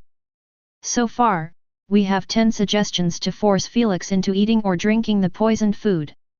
Adam created a list of those suggestions and read the first one, suggesting for Felix to make a toast as the Earthling team captain. This would force everyone to drink the poisoned wine or other drink simultaneously. This suggestion was placed first since it had only a few variables that could affect it. Like the bottles of wine weren't already open in the kitchen so the poison wouldn't contaminate their mouth. If that happened, the poured wine wouldn't be poisoned, which makes the suggestion a bust. Another variable would be Felix rejecting making a toast. But in their eyes, that's highly unlikely since the banquet would be packed with heavyweight authoritative personals. Find authorized novels in faster updates, better experience. Please click number S scheme 2_519956979977262215 for visiting. No one was fool enough to disrespect them by rejecting making a small toast. If this was a big if, Felix still rejected the proposal anyways. The second suggestion on the list was making Robert make the toast for him. They knew that Felix respected his grandfather greatly, which meant he wouldn't refuse to take a sip after the toast. These were just 2 suggestions from 10. Everything had been taken into careful consideration to make the plan have a 100% success rate. Adam soon carried on explaining the rest of the plan. Every milestone he reached, he considered Plan A in case they succeeded it and Plan B in case it failed. By the time he was done, 2 hours had gone by, and the mercenary squad members were reminded of every small detail. Sigh, if only Adam managed to befriend him, he could have brought Felix outside with the team in an outing or a vacation. Joseph murmured while rubbing his temples in fatigue at such a complicated plan. All the elders sighed in dejection at hearing him mention so. The original plan was far simpler as it relied mostly on Adam striking a friendship with Felix and the rest. He somewhat succeeded in gaining the goodwill of the others due to his polite, warm, and patient nature. Alas, throughout the entire period he spent with Felix, he never received a single word from him. None. Adam only gave up on this plan after they reached the States, and Felix still didn't speak a word to him. At that point, he didn't hesitate to inform the elders to pick one of their secondary plans. After seeing that Felix wasn't planning on leaving the building of his family, they ended up going with this complicated plan to force him out. When it comes to the safety of their family and saving their dynasty from crumbling, the Hiltons went all out in the past 3 months. They even asked the organization for some advanced extraterrestrial weapons to facilitate the operation. Of course, everything wasn't given but lent to the Hiltons. And it was expected to be either returned or paid for. The Hiltons weren't really worried about not paying them since if the plan succeeded, they would be rewarded with 20 million SC. If it failed? Well, they wouldn't be worrying about the loan anymore but their lives. Alright, let's go for another practice run in the UVR. After Adam finished the demonstration, the Grand Elder didn't excuse them but pointed at his bracelet. His meaning was clear. Everyone would be invited to his UVR's room to carry on their practice. The room was probably already expanded to copy the governor's mansion and the environment around it. Everyone nodded their heads in agreement and closed their eyes shut. Even Adam and the elders entered the Grand Elder's room since they also had their own part to play in the plan to avoid getting suspected. If it wasn't for this, the Hiltons would have used their private squad instead of forcing a random one unrelated to them. The end goal of the plan wasn't just kidnapping Felix but enjoying the fruits of the operation without being under the Council's radar. They knew that massive chaos would rise after the operation, and they wanted nothing to do with it. Chapter 295, The Governor's Mansion. Disclaimer, early chaps today since I didn't post any yesterday. Sorry, had some private matters to take care of. Omega, PS, those are today's chapters released in advance.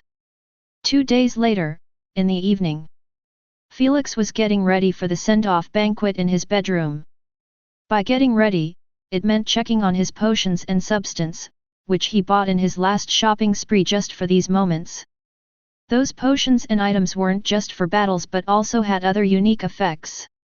After double-checking everything, he closed the spatial card interface and pressed on the card for 10 seconds. Then, it was detached from the bracelet.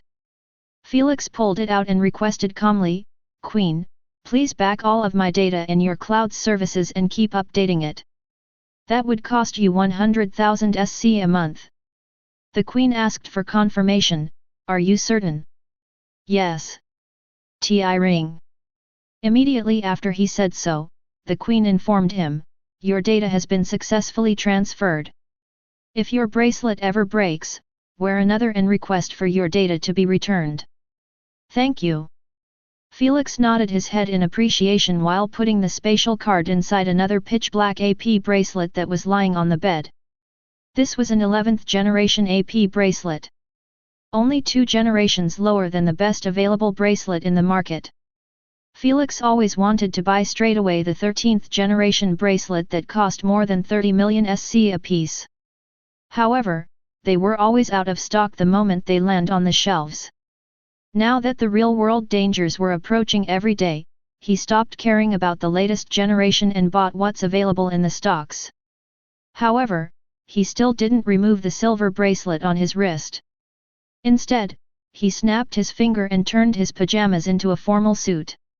He then placed the black bracelet inside his suit and requested the Queen to make a hidden pocket. The nanobots responded to the Queen's order and encased the black bracelet, making it part of the suit. He nodded his head in satisfaction after touching where it was hidden and feeling nothing.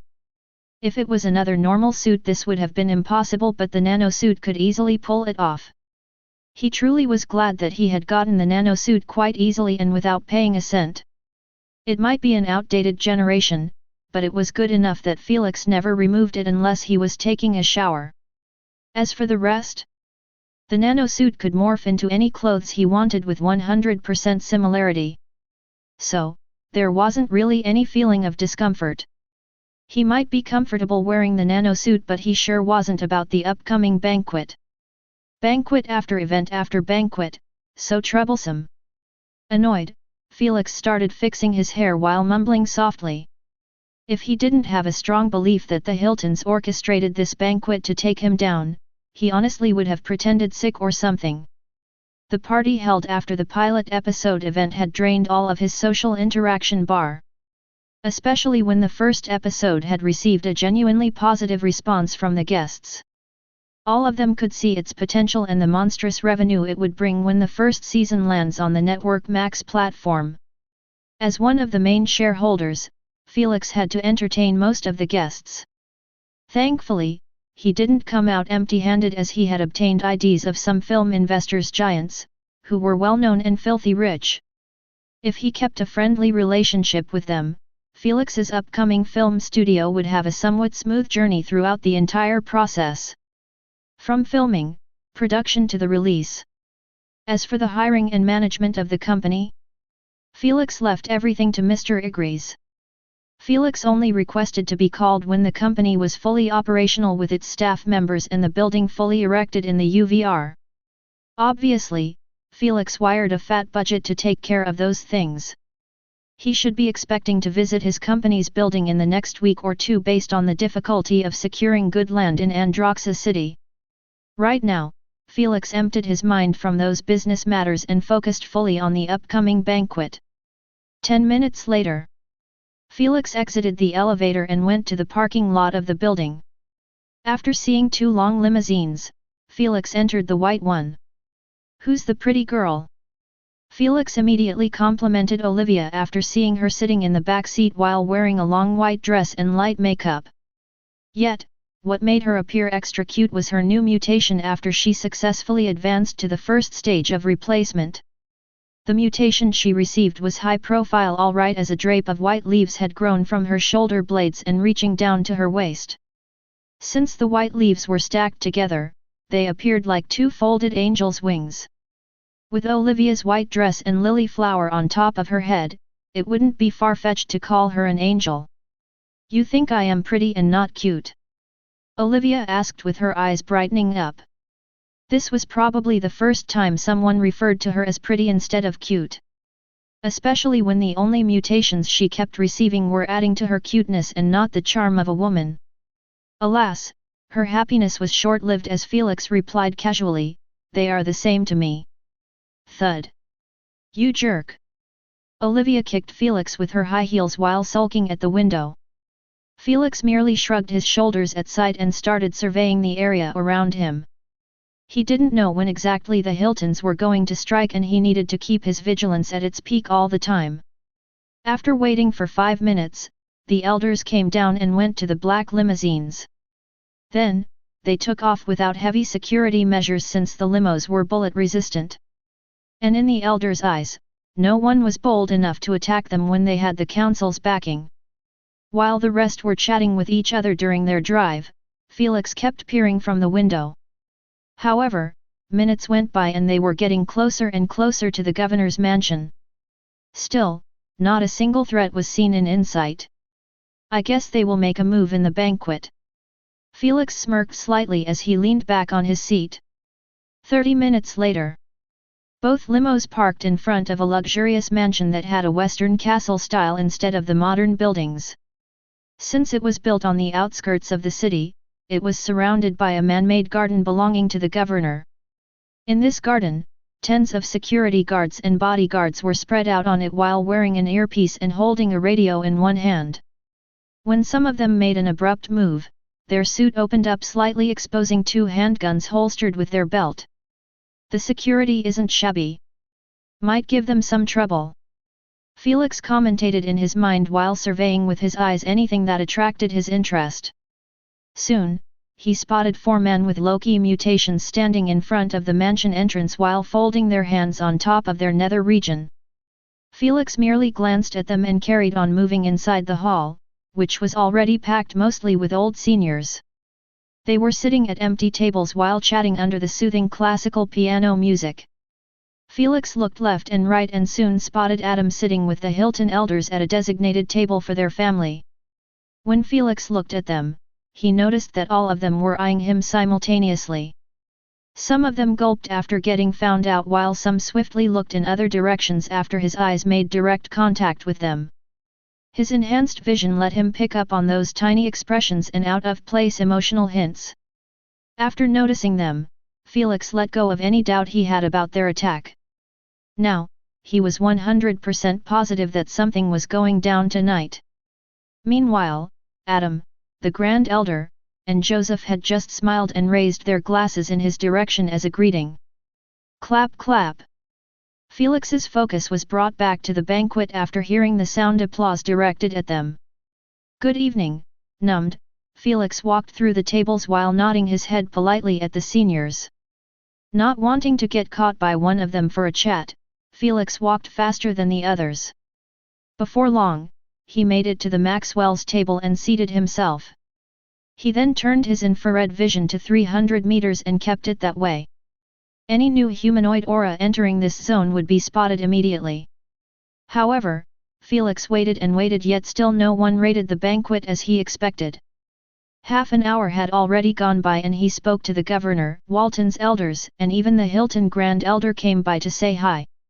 Since the relationship between the families was strained, he merely greeted them and returned to his table. In a short while, the waiters brought the dishes and drinks. Immediately after seeing the opened bottles' lids, the Hiltons showed signs of relief. Some were pretty obvious while some kept it hidden. Felix managed to spot those subtle signs as he kept taking swift glimpses in their direction throughout the evening. "Is there something in the food or drinks?" He pondered while looking at the waiters, putting down a dish in front of each person. Then, following by pouring either wine or champagne from 2 opened bottles on their tray. It's impossible for them to poison only my dish since the staff hired in the governor's mansion is wearing AP bracelets. Felix concluded this because those waiters were wearing one and even the guards had a bracelet of their own. It had already been a year and a half since the SG invitation and the bracelets were easily gotten for highly authoritative individuals and the rich ones. This meant, even the kitchen staff had a bracelet of their own. Since the governor gave them one, he certainly made them sign contracts to be loyal to him and his residents. However, the security guards outside seemed like they were just hired for the party since they didn't have bracelets. That's why they had been left outside of the mansion while the guards with bracelets stayed inside.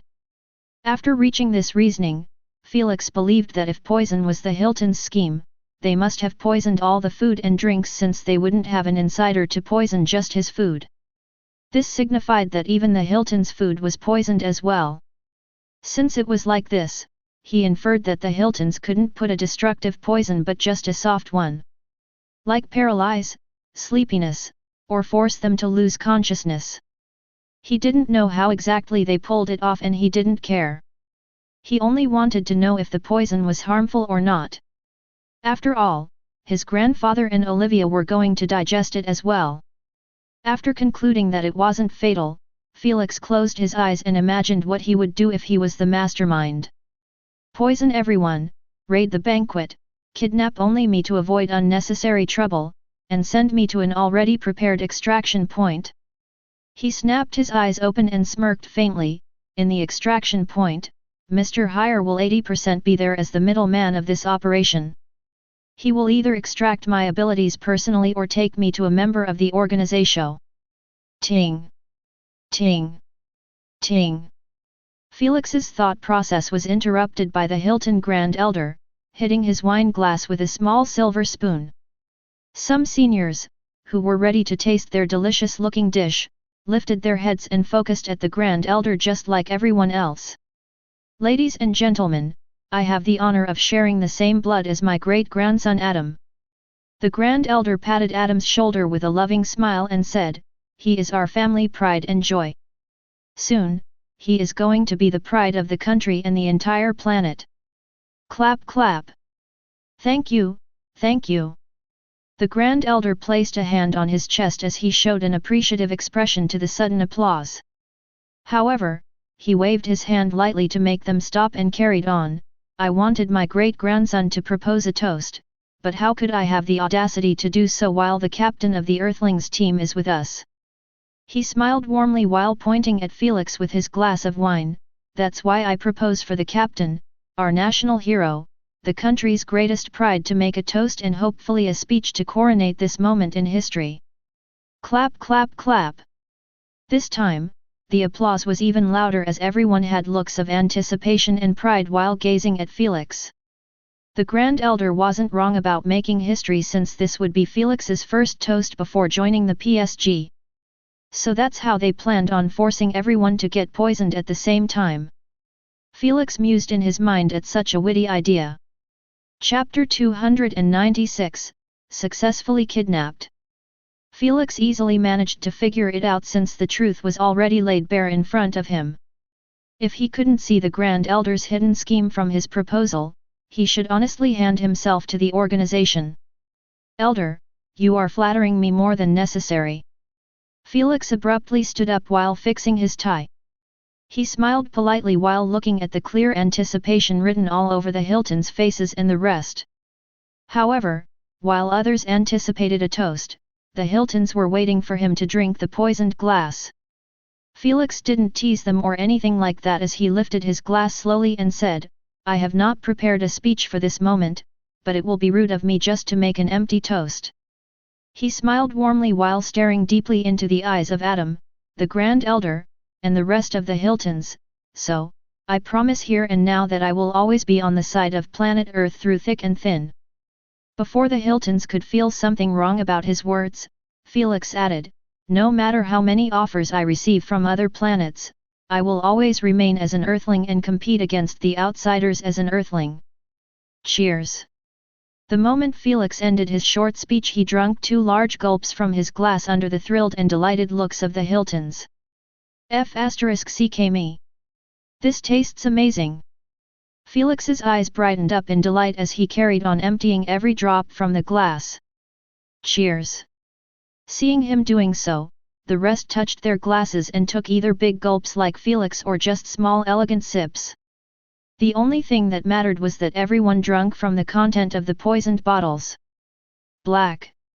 It's a go. Make sure to stick to the plan. The Grand Elder sent out a message while toasting in delight with the other elders. Each member clicked their glasses as well and drank a small sip of the wine. They never had intentions of watching the operation as they were required to be poisoned just like everyone else to avoid suspension completely. This meant all of them would be out for 2-4H without a single clue if it was successful or not. Soon, everyone in the banquet placed their glasses on the table and started either chatting or eating their dishes. Holy shit, what kind of poison did they use? This tastes heavenly. Felix's eyes were about to get watery at the steak's deliciousness. I was really missing on life when I didn't season my food with poisons like this. Alas, Felix's enjoyment had to be stopped as he noticed that Olivia and the rest near him were starting to react weirdly. All of them began shaking their heads while trying to keep their eyes wide open. Alas, no matter how much they tried, a tide of exhaustion washed over them like they didn't sleep for days. Why am I so sleepy? Plug. Before long, Robert was the first to give in as his face fell right into the steak. One by one, Noah and the rest followed him. Felix sighed in relief after seeing that they were sleeping. He swiftly looked around and was met with the sight of everyone having their heads slam into the table and remaining like that motionlessly. While the waiters, maids, and guards were watching this horrifying sight with their hearts about to leap from their throat, Felix merely glanced in the Hilton's direction and looked at Adam, who was staring at him coldly for the first time. As expected, the apple doesn't fall far from the tree. Felix sneered in his mind while yawning with a tired expression.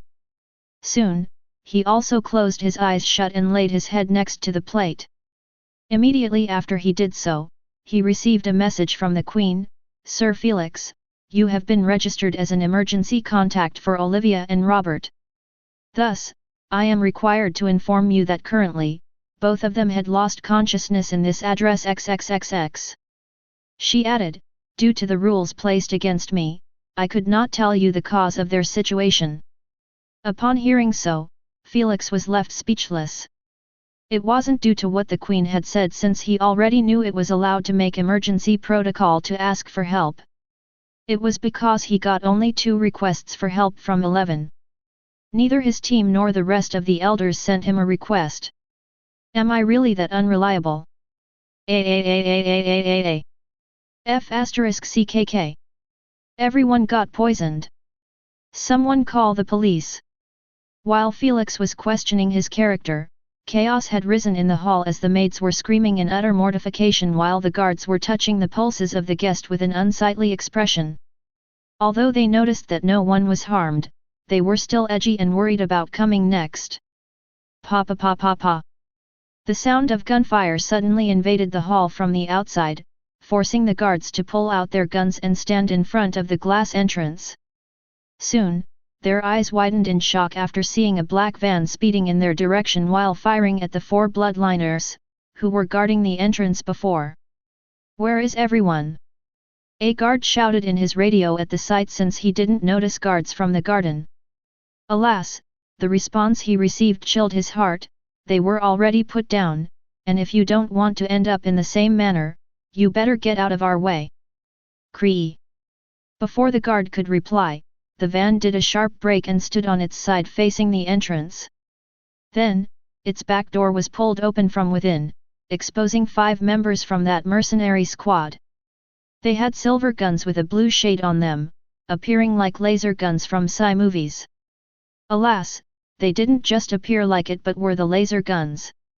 Those poor 4 bloodliners were the first ones on the planet to taste a tiny bit of the extraterrestrial weapons. Pew! Pew!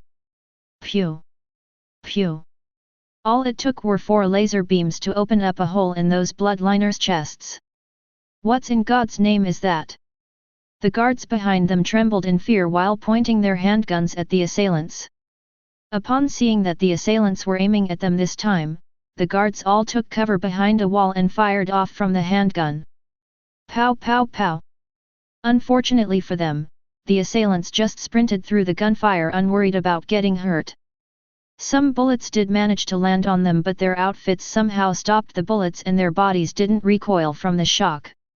They just kept sprinting unhindered, scaring the shit out of the guards who peeked. Before long, they made it to the entrance and took care of any close guard to them using the laser gun. They didn't rely on firearms much since they were told that the governor had given skin-hardening potions to his guards. This meant, they would be bulletproof temporary. Stick to the plan, take the target and leave. Red sent a message while speeding towards Maxwell's table. His squad mates stopped firing at the guards after hearing so, they just left one to cover for them and went to help him lift Felix. Thud. F***ck. He is heavy. One of them exclaimed after dropping Felix on the ground, failing to lift him from his seat. Excuse you, bastard. Felix might be fuming on the inside, but he was as unmoving as a rock on the outside. He utterly relaxed his body like he was truly asleep. Together. A squad mate held Felix's legs and another held his hands. Then, they lifted him and started walking towards the van with quick short steps. Pew! Pew! The rest kept firing only at the guards, trying their best to avoid harming any guest. They received strict orders to bring Felix out only. Thud! After reaching the van, the driver went to the back and helped them bring Felix inside. The moment his body laid on the van's floor, it sank a little.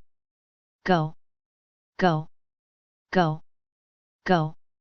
The driver went to his seat while gesturing for the last 2 members to rush inside the van. The moment they jumped inside, the driver accelerated away from the mansion under the remaining guards' gunfire. FCKK!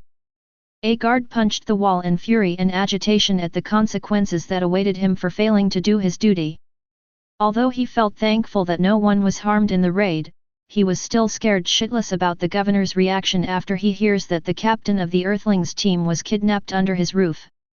Someone update the police, FBI, CIA, Homeland Security, and National Security about the situation. Everyone is needed on this operation. The guard pointed his finger at the guests and voiced his second order: call the hospital and tell them about the guests' situation. They might look asleep, but we have no idea what poison they took and its full effect. Everyone started running back and forth like a headless chicken.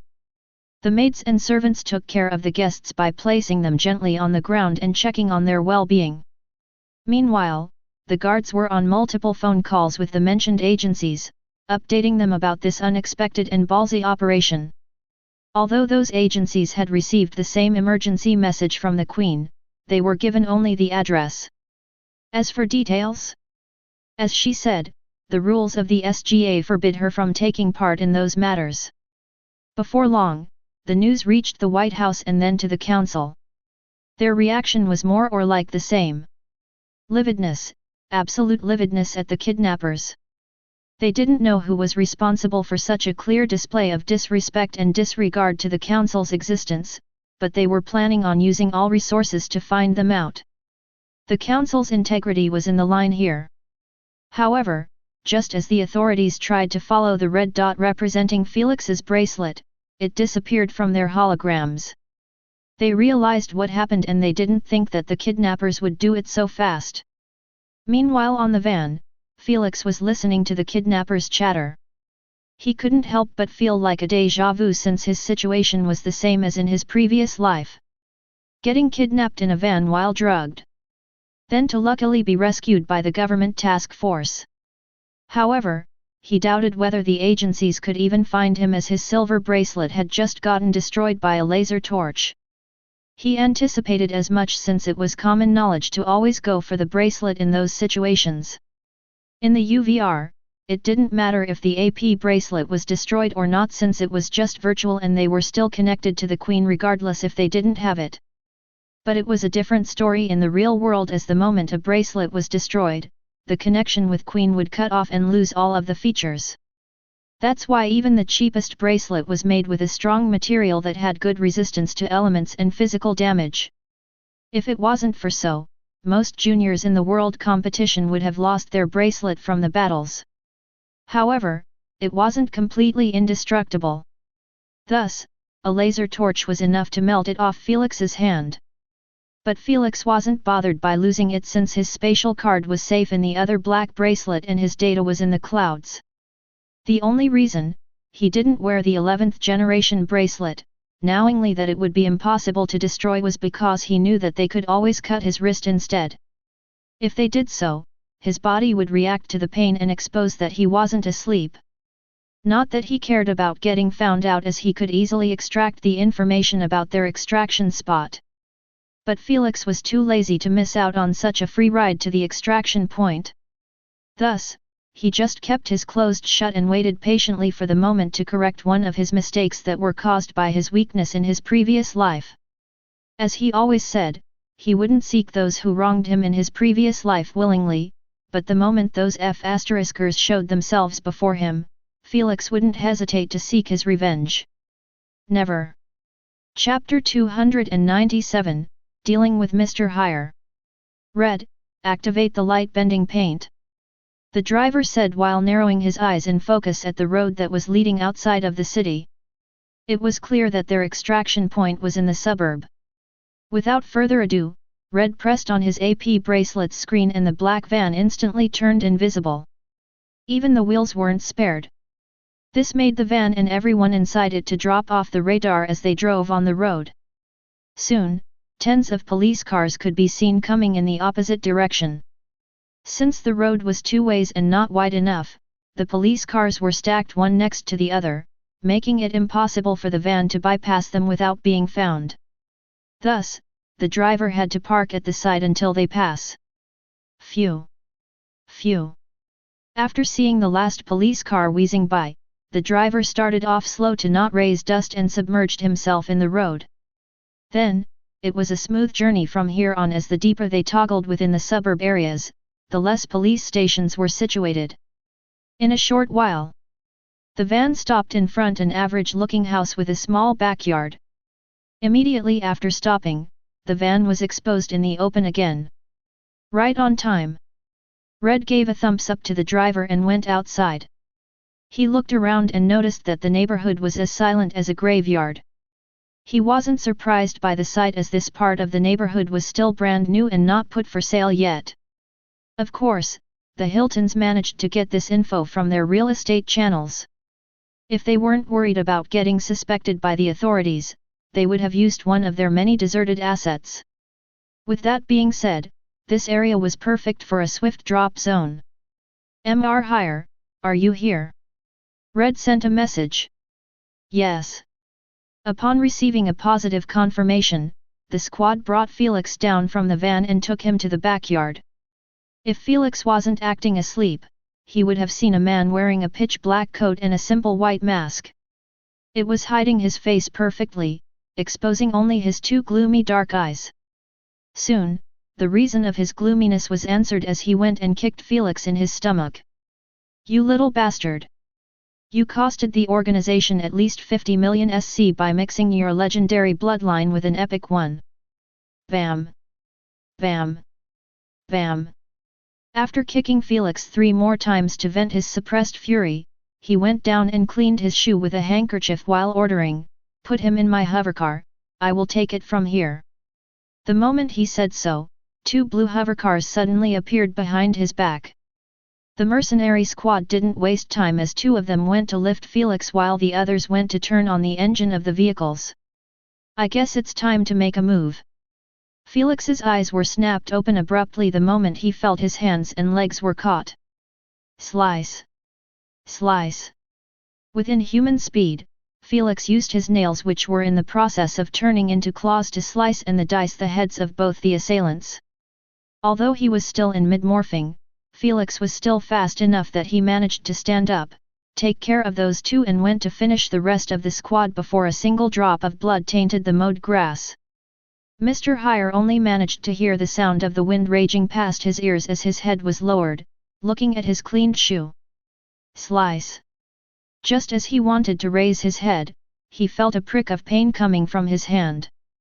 His pupil subconsciously looked at the injury and noticed that his arm was sliced down from the elbow.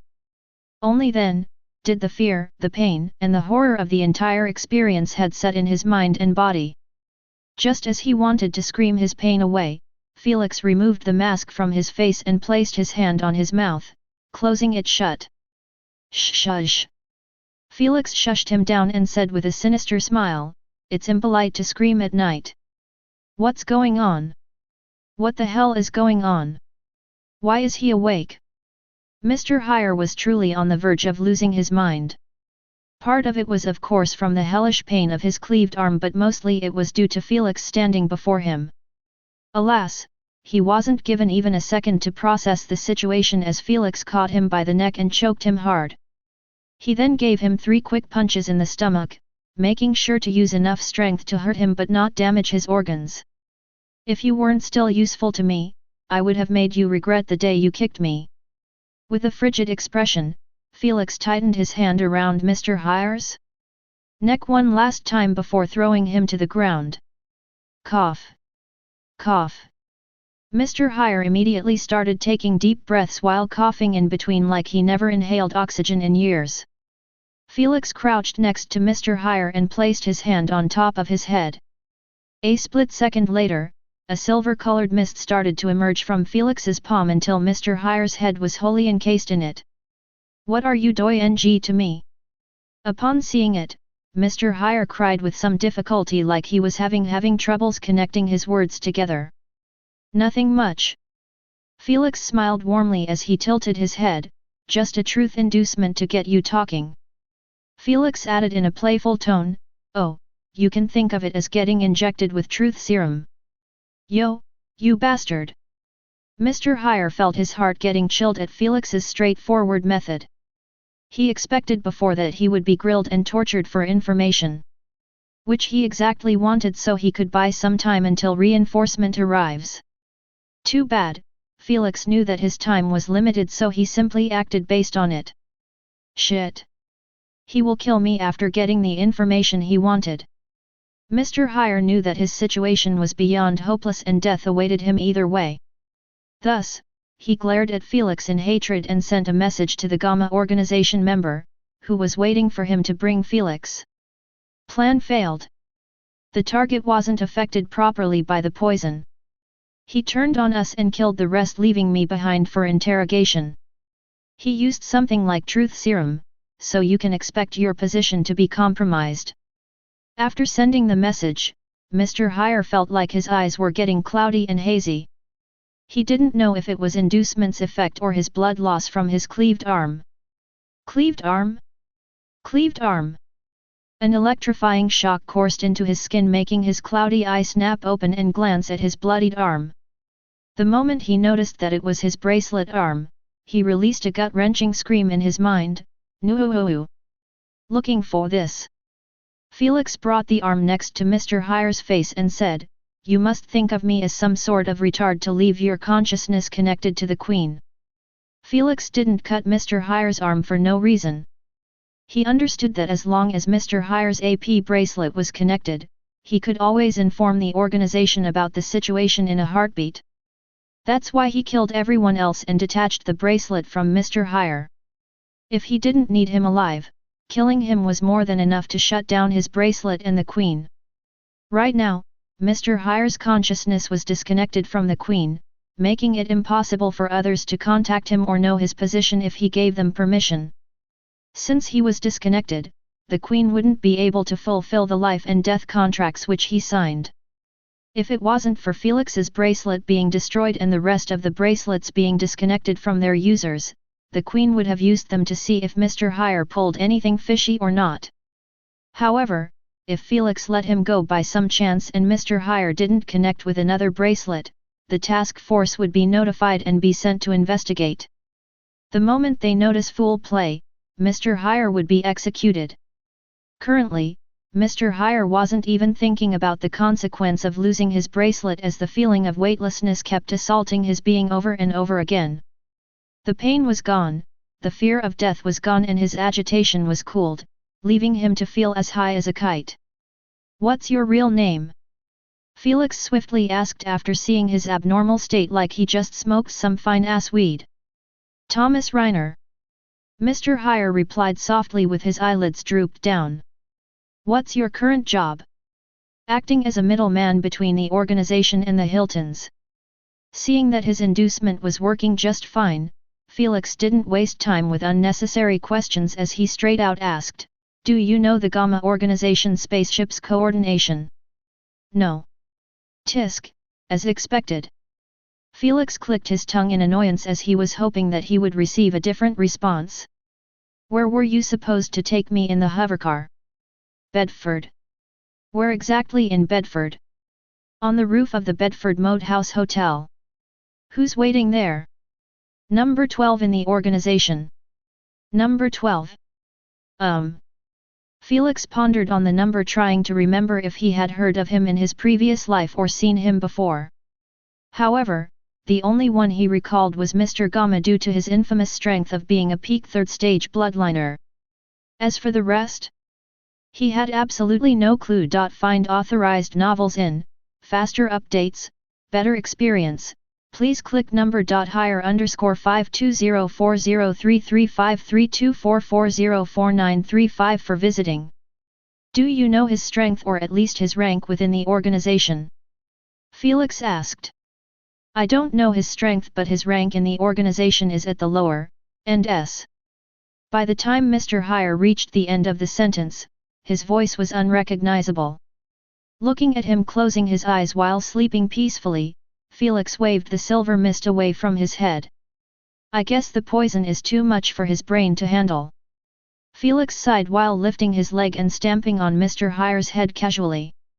He soon cleaned his shoe with the grass and destroyed every AP bracelet in the area. He then swiftly jumped in the hovercar and took off while activating the light-bending mechanism installed in the car. Queen, please show me the shortest path to the Bedford Moat House Hotel. Felix requested. Alas, no one responded to his call. Stupid. Felix facepalmed after remembering that his silver AP bracelet was destroyed in the van. Not wasting even a second, he cut through the nanosuit since without the Queen, he couldn't order the nanobots to give him his hidden bracelet. After ripping apart the hidden pocket in his chest, Felix brought out the pitch-black AP bracelet and wore it on his wrist. He then placed the screen in front of his eyes and called for the Queen softly. Instead of waiting the known 10 seconds, Felix got forcefully logged in his white room instantaneously. Felix didn't wait for the Queen's greeting as he said, "Please log me out and transfer all my data to this bracelet." "As you wish, Sir Felix." The Queen added a question, "Do you want to hear the details and added features of your 11th generation bracelet?" "Not now, just create the shortest path to Bedford Moat House Hotel." Felix requested the moment he opened his eyes. Immediately after, a holographic map was created to his right. In it, Felix could see two colored dots. One was representing his car and the other his destination. Whoosh! Felix pressed on the acceleration button and watched his car whiz by at a subsonic speed, almost breaking the sound barrier. With this speed, he would reach his destination in barely a couple of minutes. This was to his liking since he knew that number 12 could potentially contact Mr. Hire for an update. Since he was dead, number 12 would see that something wrong happened in the operation after not receiving a response. Thus, Felix was racing against time to reach number 12 before that happened. Chapter 298, Interrogation. After a couple of minutes, Felix slowed down his hovercar's speed after noticing that he was about to reach his destination. Since Bedford Moat House Hotel was barely 50 meters in height, Felix was able to fly way above the roof and scout without getting noticed. Oh! That's him! Felix easily spotted a man leaning on a black hovercar while yawning in a lazy manner. He had quite of a mutation as two silver blades were protruding proudly from his elbows and another two from his shoulders. The entire roof was empty, which was a bit uncanny. Felix didn't trouble himself with finding out the reason as he controlled the hovercar to approach the man in a slow and silent manner. 50m, 40m, 30m. After reaching this distance, Felix stopped descending any further. The hovercar was right above the man's head, and if got any nearer, he was bound to be found. If it wasn't for his hovercar being extremely quiet and also invisible, he would have already been spotted. No barrier on, no mask on, dizzy inducement will do the trick. After making his decision, Felix removed the seatbelt and got himself out of the window slowly to not cause any sudden noise. After standing on the hood, Felix entered his semi-morphing state and manifested a long yellow needle from the tip of his finger. He didn't want to use bombs as they make wind noises. They could potentially be dodged if the senses of Mr. 12 were sharp enough. Thus, even when Felix was planning to use a fine yellow needle, he didn't fire it straight away since he knew that he couldn't afford to miss his shot. He only had one attempt to take control of the situation without the organization knowing about it. If he failed in his attack, Mr. 12 wouldn't hesitate to send a message to Mr. Gamma before fighting it out with him. Felix wanted to avoid that at all costs since his entire plan was revolving around the organization's ignorance about his movements. If it wasn't for this, Felix wouldn't have chosen paradisi inducement but hypotension inducement. He understood that Mr. 12 had Mr. Gamma as his emergency contact in case he fainted. Thus, he mustn't lose consciousness at all. Felix kept narrowing his eyes at Mr. 12's face until his nose was zoomed right in front of Felix. In those situations, his enhanced vision came in handy.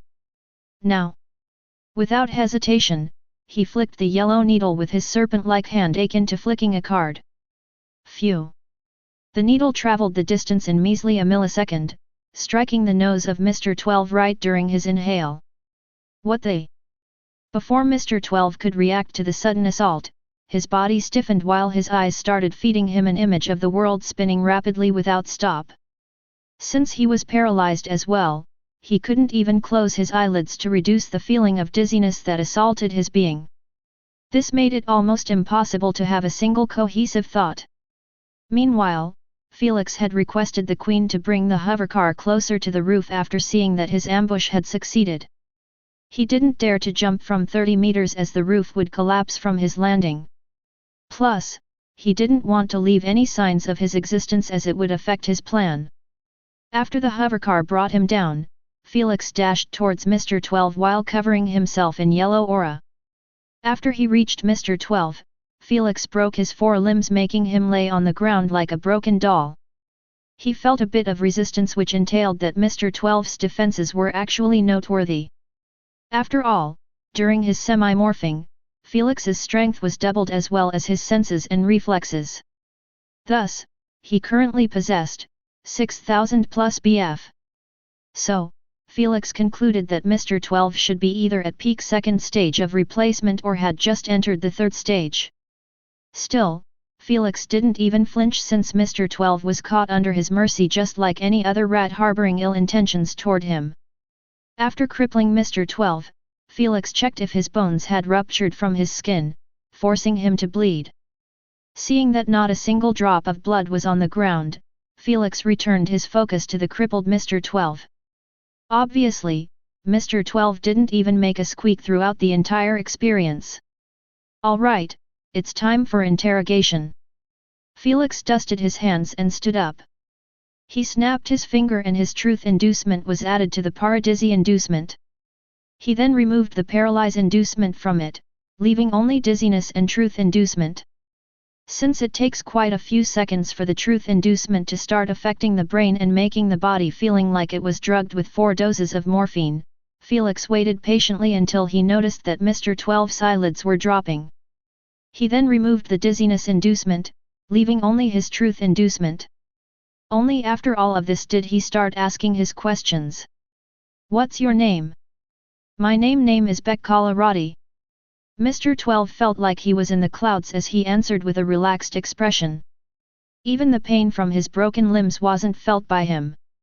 The truth inducement might take time to affect someone, but the moment it did, it would always bring out the answer no matter what. The influence of the inducement was simply making the affected more suggestible. The side effect was the current drugged feeling that Mr. 12 was experiencing. Do you know the names of your organization's members? No. Why do you want to kidnap me? Felix rephrased his question to make it easier. Was it to extract my legendary bloodline abilities and sell them to witches, or to sell me altogether to research institutes? The first one. Mr. 12 paused and continued softly. If we failed to capture you before you replace your bloodline, we planned on selling you altogether to research institute. As expected. Felix reacted quite indifferently to those two horrifying answers. He always knew that bloodliners caught and sold to the organization had only two fates awaited them. The first one was getting forced into continuing to integrate until 99% just to have their abilities extracted by using the genome specifier needles. This evil and inhuman operation was referred to in the UVR as rearing bloodline stock. A quite fitting name when those extracted abilities were purchasable and useful in many occupations. The perfect example would be battle substances and potions created by witches. Beasts weren't the only ingredients used to get substances like fuchsia eagle wings, which Felix used before in the highway ambush. No. Since the bloodline integrated in human bodies was extractable, this meant it could be used just like in the case of extracting the essence from beasts. Since the moment humans decided to base their cultivation system on beasts, they couldn't escape the fate of having such a humiliating connection. Criminal organizations without a soul or humanity took advantage of this fact and went to primitive planets like Earth to capture their newly awakened juniors and use the genome specifier needles to extract their abilities. If they didn't have many, they rear them akin to sheep by helping them carry on their integration until they unlock 6 abilities. It didn't matter if the bloodliners were using uncommon, rare, epic, or even legendary bloodlines. The organization would do its best to get them their required bloodline and force them into reaching 99%. Then, they would extract those abilities and sell them to witches, who would use those abilities as the main ingredient in their substances and potions. This would result in the birth of substances and potions, who had temporary abilities, like angel wings, skin hardening, blood rush, blood frenzy, and such. The less evil organizations would at most extract 6 abilities from a bloodliner before getting him out of his misery. Meanwhile, some of the diabolical organizations would actually extract the 6 abilities and make the bloodliner use a higher tier bloodline to start the process all over again. Since those bloodliners were being reared like sheep, the etching process was completely ignored. After all, the only reason humans etch the ability and get the enhancement was to be stronger. But in the case of those poor bloodliners, their life was centered only to have their abilities harvested and sold. Obviously, those with higher affinity and pain tolerance were most required due to the lower cooldown between the integration phases and low fatality rates. That's why those organizations attach themselves to newly discovered planets, as the awakeners in them were unprotected, weak, and still fresh. This meant, it was highly likely to find bloodliners with above-average affinity in them. This inhuman method was extremely profitable to the organization, since a single bloodliner could potentially make them sell at least 18 abilities before his mentality finally breaks. 18 Tier 1 rare abilities could bring them up to 10 million SC. This was just from a single bloodliner with such a weak bloodline. Now imagine hundreds and thousands of them. Felix was almost going to end up a victim of this inhuman practice in his previous life. 3 kidnapping attempts failed on him, and the last one, he almost committed suicide in it just to escape landing in the hands of the organization. So, Felix going after those F***ers was totally justifiable. He wasn't going to stop until he made the entire organization regret targeting this little blue planet. Now to my final question. Felix tightened his grasp on Mr. 12's hair and said in a bone-chilling tone, "What are the coordinations of your organization's spaceship?" "I don't remember it." Felix rephrased his question, since it was indeed hard to remember the latitude and longitude numbers. "Where is your spaceship parked?" Mr. 12's expression twisted slightly, like he was trying to get over the drugged status he was on. However, he still opened his trembling lips to answer, in the Grand Canyon. Near what? Near Tusa. Before Mr. 12 could finish, his brain finally couldn't handle the drugging effect. Thus, his eyes were closed shut, sleeping peacefully. Felix didn't mind him sleeping as the Queen's protocol was for emergency situations like fainting. Queen, please tell me which zone, area, or town start with Tusa. Felix requested while placing Mr. 12 gently on the ground. There is only one result, Tusayan town. The Queen replied. Thank you. Felix cracked his knuckles and thought, that should be enough to locate the spaceship. He then did the unexpected as he beamed 6 rejuvenation potions in a weird-looking potion, that had a kind of hazy fog inside of it instead of liquid. Let's bring time backward, shall we? Felix smirked as he glanced at his bracelet, looking at the time that had gone since the moment he poisoned Mr. 12. 1 minute and 5 seconds. Chapter 299, Countermeasures for all of his plans. I still need 25 seconds. Felix brought the potion near Mr. 12's nose and waited for those seconds to pass. The moment he saw that only 1 second left, Felix opened the lid of the bottle and let Mr. 12 inhale the grey fog inside. After seeing that the entire content was inhaled fully, Felix swiftly opened Mr. 12's mouth and fed him the rejuvenation potion one by one until his entire body was back in normal shape like it wasn't even touched. Since Mr. 12's mind was healthy again, Felix created a minimized sleepiness aura on top of his head so he wouldn't wake up abruptly. He then lifted Mr. 12 and made him lean on the hovercar again, putting him in the exact same position he had previously. After getting him affixed, he stepped back and started sizing up Mr. 12. Good, everything is exactly the same as earlier. Felix immediately jumped on his hovercar and flew tens of meters above. He then removed the sleepiness inducement from Mr. 12's head. Hopefully, he wouldn't notice anything strange. Felix thought while gazing at Mr. 12 opening up his eyes. Mr. 12 looked to his left and right while scratching his chin and then, nothing, he just kept tapping his finger on his elbow, waiting patiently for Mr. Hire's arrival. Honestly, Felix didn't know if Mr. 12 noticed that something went missing, like 1 minute and 30 seconds of his life. That's right. The potion that Felix had just used was called Memory Eraser 1.30. It was capable of erasing the memories of everything that happened in the past 1 minute and 30 seconds without leaving a single trail behind. The process was also smooth and harmless, not damaging the mind in the slightest. Felix had 5 more of those potions each with a different set time and price. Ranging from erasing the memories in the minute, 2 minutes, 3 minutes, and he even had 15 minutes. The potion that he used had costed him 6 million SC when he purchased it in Luby's shop during his shopping spree. So when Felix said that it was time to rewind time, he was referring to Mr. 12 waking up and forget about everything that happened in that duration. Felix knew that Mr. 12 would neither feel a headache or pain after he wakes up. He would at most guess that he dozed off for a second or two. Since he was already yawning lazily before, it wouldn't appear strange in his mind that he had closed his eyes to relax for a second or two. Due to the fact that his body was fine, the area around him was the same, and everything else seemed normal, he wouldn't assume that he was ambushed, had his information taken, and finally his memories erased. No one would assume so right off the bat. Not even the most paranoid individuals. Felix was only worried that Mr. 12 would glance at the time now and notice that 2 minutes had gone by.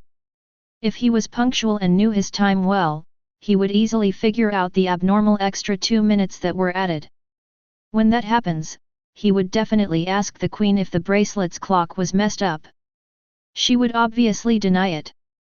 By then, Mr. 12 only needed to ask the magical question to the Queen, did something happen, number, _52280148581473892 for visiting. After reaching it and seeing that the bracelet was utterly destroyed, he felt like his heart was going to explode in fury. He wanted to retrieve those bracelets as they would have recorded what happened here. The mercenary squad and even Mr. Hire were ordered to keep recording always. However, Looking at the obliterated bracelets, Mr. 12 knew that the data was unsavable. And only the previous owner had the right to retrieve lost data from the Queen. Unless they give access to their private data to others.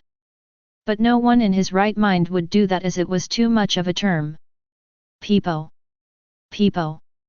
Abrupt siren noises resounded from further away, entailing the rapid approach of the police.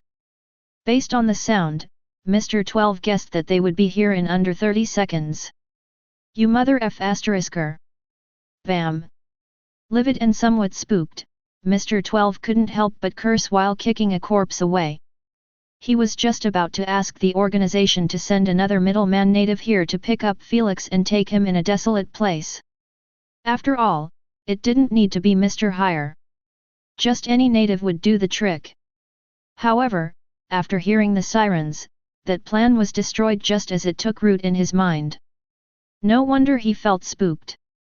Felix had literally predicted all of his plans beforehand and made sure to create countermeasures for them while he was still acting asleep. All of this so he would remain in the dark. Meanwhile, Mr. 12 didn't remain in the backyard to vent his anger as he swiftly connected those two blue hovercars with his bracelet and controlled them manually to fly after his hovercar. He made all of them turn invisible before stopping at 10 meters in the air. Then, he just kept watching in irritation those police cars and SWAT vans surround the house without entering it. They just kept aiming their guns at it while waiting for further instruction. Chapter 300, Clown Trying to Bluff. Upon seeing so, Mr. 12 closed his eyes, hiding the distress in them. He took a deep breath and dialed Mr. Gama's bracelet. After the call went through, he straightaway gave him a summarized report. Boss, someone had intervened by killing the mercenary squad and Mr. Hire before he brought the target to me. Currently, I am standing above the first drop area and watching the police surround the house. He paused and asked, "What are your instructions?" Instead of receiving a response, only heavy breathing resounded in his ears, making him shiver in his seat. He knew that Mr. Gama was beyond livid and someone was going to pay for it. He just wished that his anger wouldn't be directed at him. After waiting a couple of seconds, Mr. Gama's deep voice reverberated in the car, "You are positive that someone else did this and not the target himself?" "Yes, I saw that he is asleep on the grass next to the corpses with my own eyes." Mr. 12 added his own intake on the matter, plus if he didn't drink or ate the poison, he would have destroyed the mercenary squad in the banquet. After all, he wouldn't pretend to be asleep while the party was being raided. Mr. 12's meaning was clear. Felix normally shouldn't have any idea about the upcoming raid and him being its target. This meant if Felix wasn't poisoned like the rest, he should stand up and defend his family and rest from the mercenary squads, who had laser guns. It was impossible to pretend to be asleep unless he was a coward, wanting to avoid the fight. But Mr. 12 had been watching Felix in the world competition and he knew that he wouldn't remain still in that dangerous situation. This led him to conclude that Felix was truly affected by the poison and didn't have any idea about what's going on. Therefore, he concluded that another party had intervened and blocked their kidnapping attempt. "Boss, the SWAT are entering the house and they are soon going to find the target." Mr. 12 asked again, "What are your instructions? Should I expose myself and provoke them to attack me so I can get rid of them or just retreat?" "You can't retreat," Mr. Gama said coldly, "this is our last chance to get hold of the legendary bloodliner. If we left now, he would be transported to the Earthling team's headquarters, which is going to be heavily fortified. By then, he will replace his entire bloodline with Epic One and we will lose those legendary abilities." Bang! Mr. 12 flinched after hearing the sound of an object getting destroyed at the other side of the call. "That's a 200 million SC wasted at a minimum." 200. Mr. Gama ordered with a suppressed tone, "We can't lose such free money. You better make sure to buy time until the second middleman reaches the area and picked the target." The moment Mr. Gama finished speaking, the SWAT crew had made it to the backyard and noticed the massacre. Since the backyard wasn't that big, they easily spotted Felix lying on the grass while facing them with blood tainting his hair and face. He is really here! The SWAT captain shouted while swiftly splitting up from his crew. They also didn't remain in their place as 3 went in direction of Felix, 4 more went to secure the area and the last 3 stayed in their positions. One of them was relaying the information to the rest and his superiors. "Hold it right there!" Mr. 12 immediately shouted out of the window after seeing them trying to lift Felix. He then jumped on his car hood while controlling it remotely to descend. After reaching 10 meters, he removed the car's camouflage, exposing him to the shocked SWAT crew. After all, they had just heard a voice coming out of nowhere and suddenly a hovercar had emerged on top of them. "Freeze!" The SWAT crew pointed their guns at him reflexively while moving slowly to the nearest cover. The 3 SWAT members near Felix just stood in front of him, using their bodies to shield him. Unbothered by being aimed at, Mr. 12 requested the Queen to mark everyone with red light and turn it off the moment they attacked him. After seeing that everyone was marked, he manually activated the battle system in his hovercar. The moment it was on, the front bumper of the car was opened widely. Whoosh whoosh! "What the hell are those?" A police officer exclaimed loudly in fear after seeing 2 long silver rifles protruding from within the car. "Felix, you better make a move," Asna informed him nonchalantly while placing a pawn on the chessboard. "That prick is trying to bait everyone into attacking him first." Immediately after hearing so, Felix knew that it wasn't time to act asleep anymore. Hence, he clutched his head tightly while groaning out loud, "My f***ing head is about to split open." Everyone in the area turned in his direction and started watching him trying to stand up with some difficulty. Mr. 12's expression instantly got ugly at the sight. He completely forgot about Felix's high poison resistance that would lower the potency of the poison from the known 24H to merely 20 minutes. Heck, after glancing at the time, he realized that a whopping 25 minutes had gone by since Felix had drunk the poison. After everything that happened, the last thing in his mind was the duration of the poison. Now, he could only watch Felix standing up on his feet with the help of the 2 SWAT members. "Whatever. I just need to bait him to attack me and I can kidnap him on my own without the need for those useless middlemen natives." Mr. 12 swiftly came up with countermeasures to the situation. Now, he didn't give a shit about baiting the rest. As long as Felix fired the first shot, he would be under his mercy. "Mr. Felix, can you please look up here?" Mr. 12 requested with his arms clasped behind his body. He might have sounded polite and nice, but the way he stood with his chest out kept emitting an inborn feeling of superiority. In his eyes, Earthlings were but primitives with only one use. That was giving them bloodline abilities to sell. After seeing that Felix had lifted his head and was looking at him in bewilderment, Mr. 12 said, "I know that confusion is clouding your mind about the current situation. But, I have no plans to make a prolonged chit-chat with you." He pointed a finger at himself and said with an overbearing tone, "All you need to know is that I was responsible for your kidnapping attempt." Although he was speaking with the common universal language, everyone understood him clearly since learning the language was obligatory in their agencies. Thus, they immediately stood in front of Felix while tightening their grips on the guns after seeing the progenitor of the raid. They didn't expect to find both Felix and who's responsible for the chaos that rose after the raid at the same time. "Sir Felix, just recover behind us," the SWAT member said, "we will take care of him." Felix shook his head and walked in front of them. He tapped on his suit and said, "I am wearing my nanosuit, so don't worry about me." "Nanosuit? Hey!"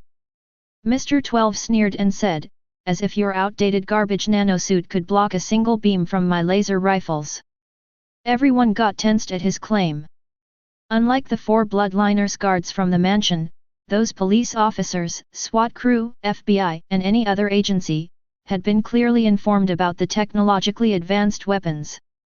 Since laser weapons were currently the mainstream in most armies in the human kingdoms, they were taught extensively about them. This made them discern that currently no one was protected under those 2 rifles. "Listen up." The captain of the SWAT team sent a message to his crew, "In 3 seconds after I give my signal, fire at will." While he was sending it, he leaned closer to Felix's shoulder and whispered, "Run as hard as you can in 3 seconds. Run." Felix patted the captain's shoulder while chuckling in a mis.e.m.e.nt. He pointed his finger at Mr. 12 and asked, "Why should I run from a non-native?" Non-native? Baffled, the captain recoiled his head and inspected Mr. 12 again. However, he couldn't see his face as he was standing 10 meters above them. The visibility wasn't any better as the only source of light was the street pole next to the house and the round moon in the sky. "Are you certain he is a non-native?" The captain couldn't help but ask as he knew the consequence of being right or wrong.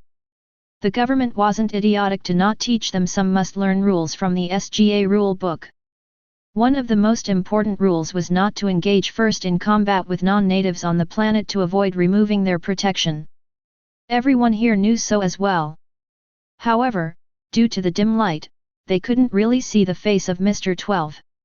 Plus, in their eyes, Earth shouldn't be expecting visitors from outside of their solar system anytime soon. Thus, they always considered Mr. 12 as an Earthling and they were treating him as such. "Trust me, I have good eyes and his ugly face is definitely not from Earth. Let me show you." Felix suddenly stepped forward with his arms spread apart and gave a welcoming smile to Mr. 12, "If you have the balls, fire at me, you retard."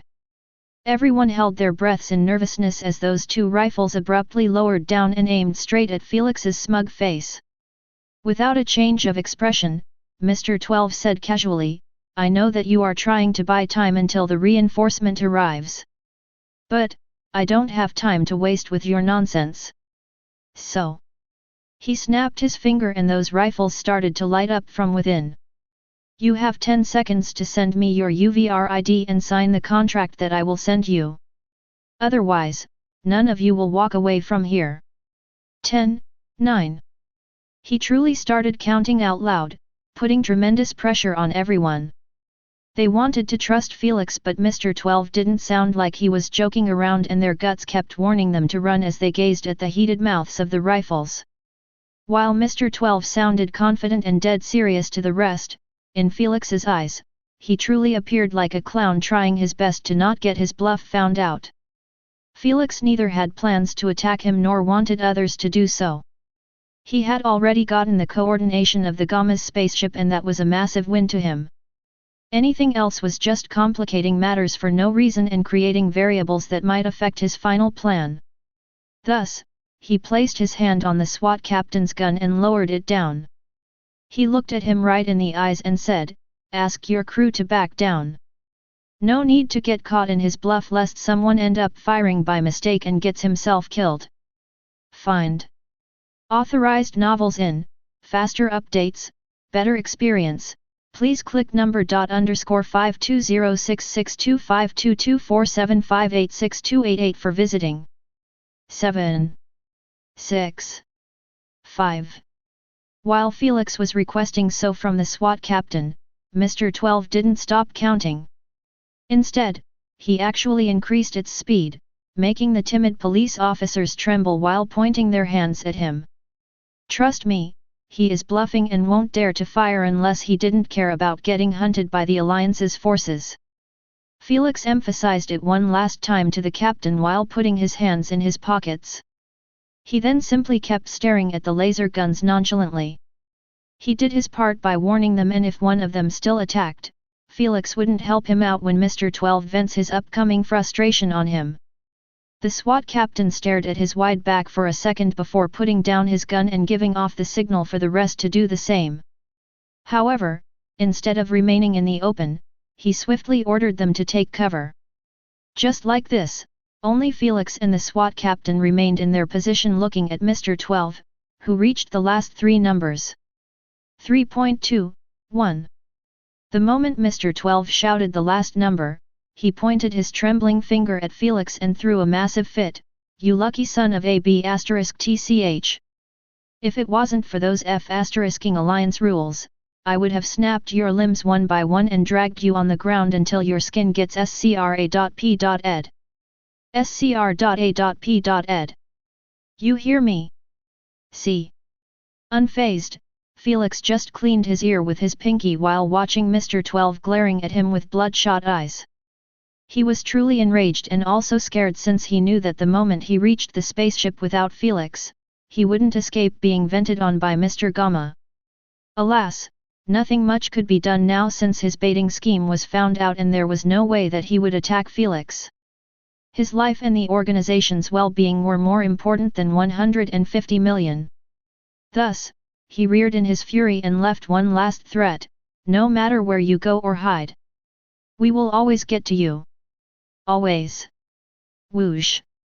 Not waiting to receive a response, he jumped into his hovercar and took off while bringing the other 2 cars with him.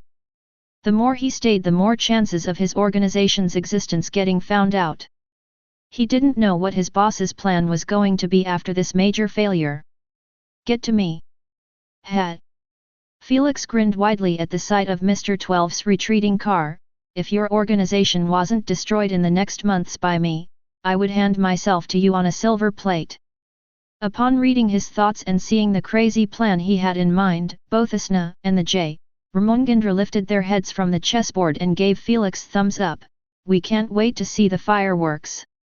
They sure wouldn't share the same anticipation as you. Felix laughed wickedly in his mind while thanking the SWAT members with a friendly smile.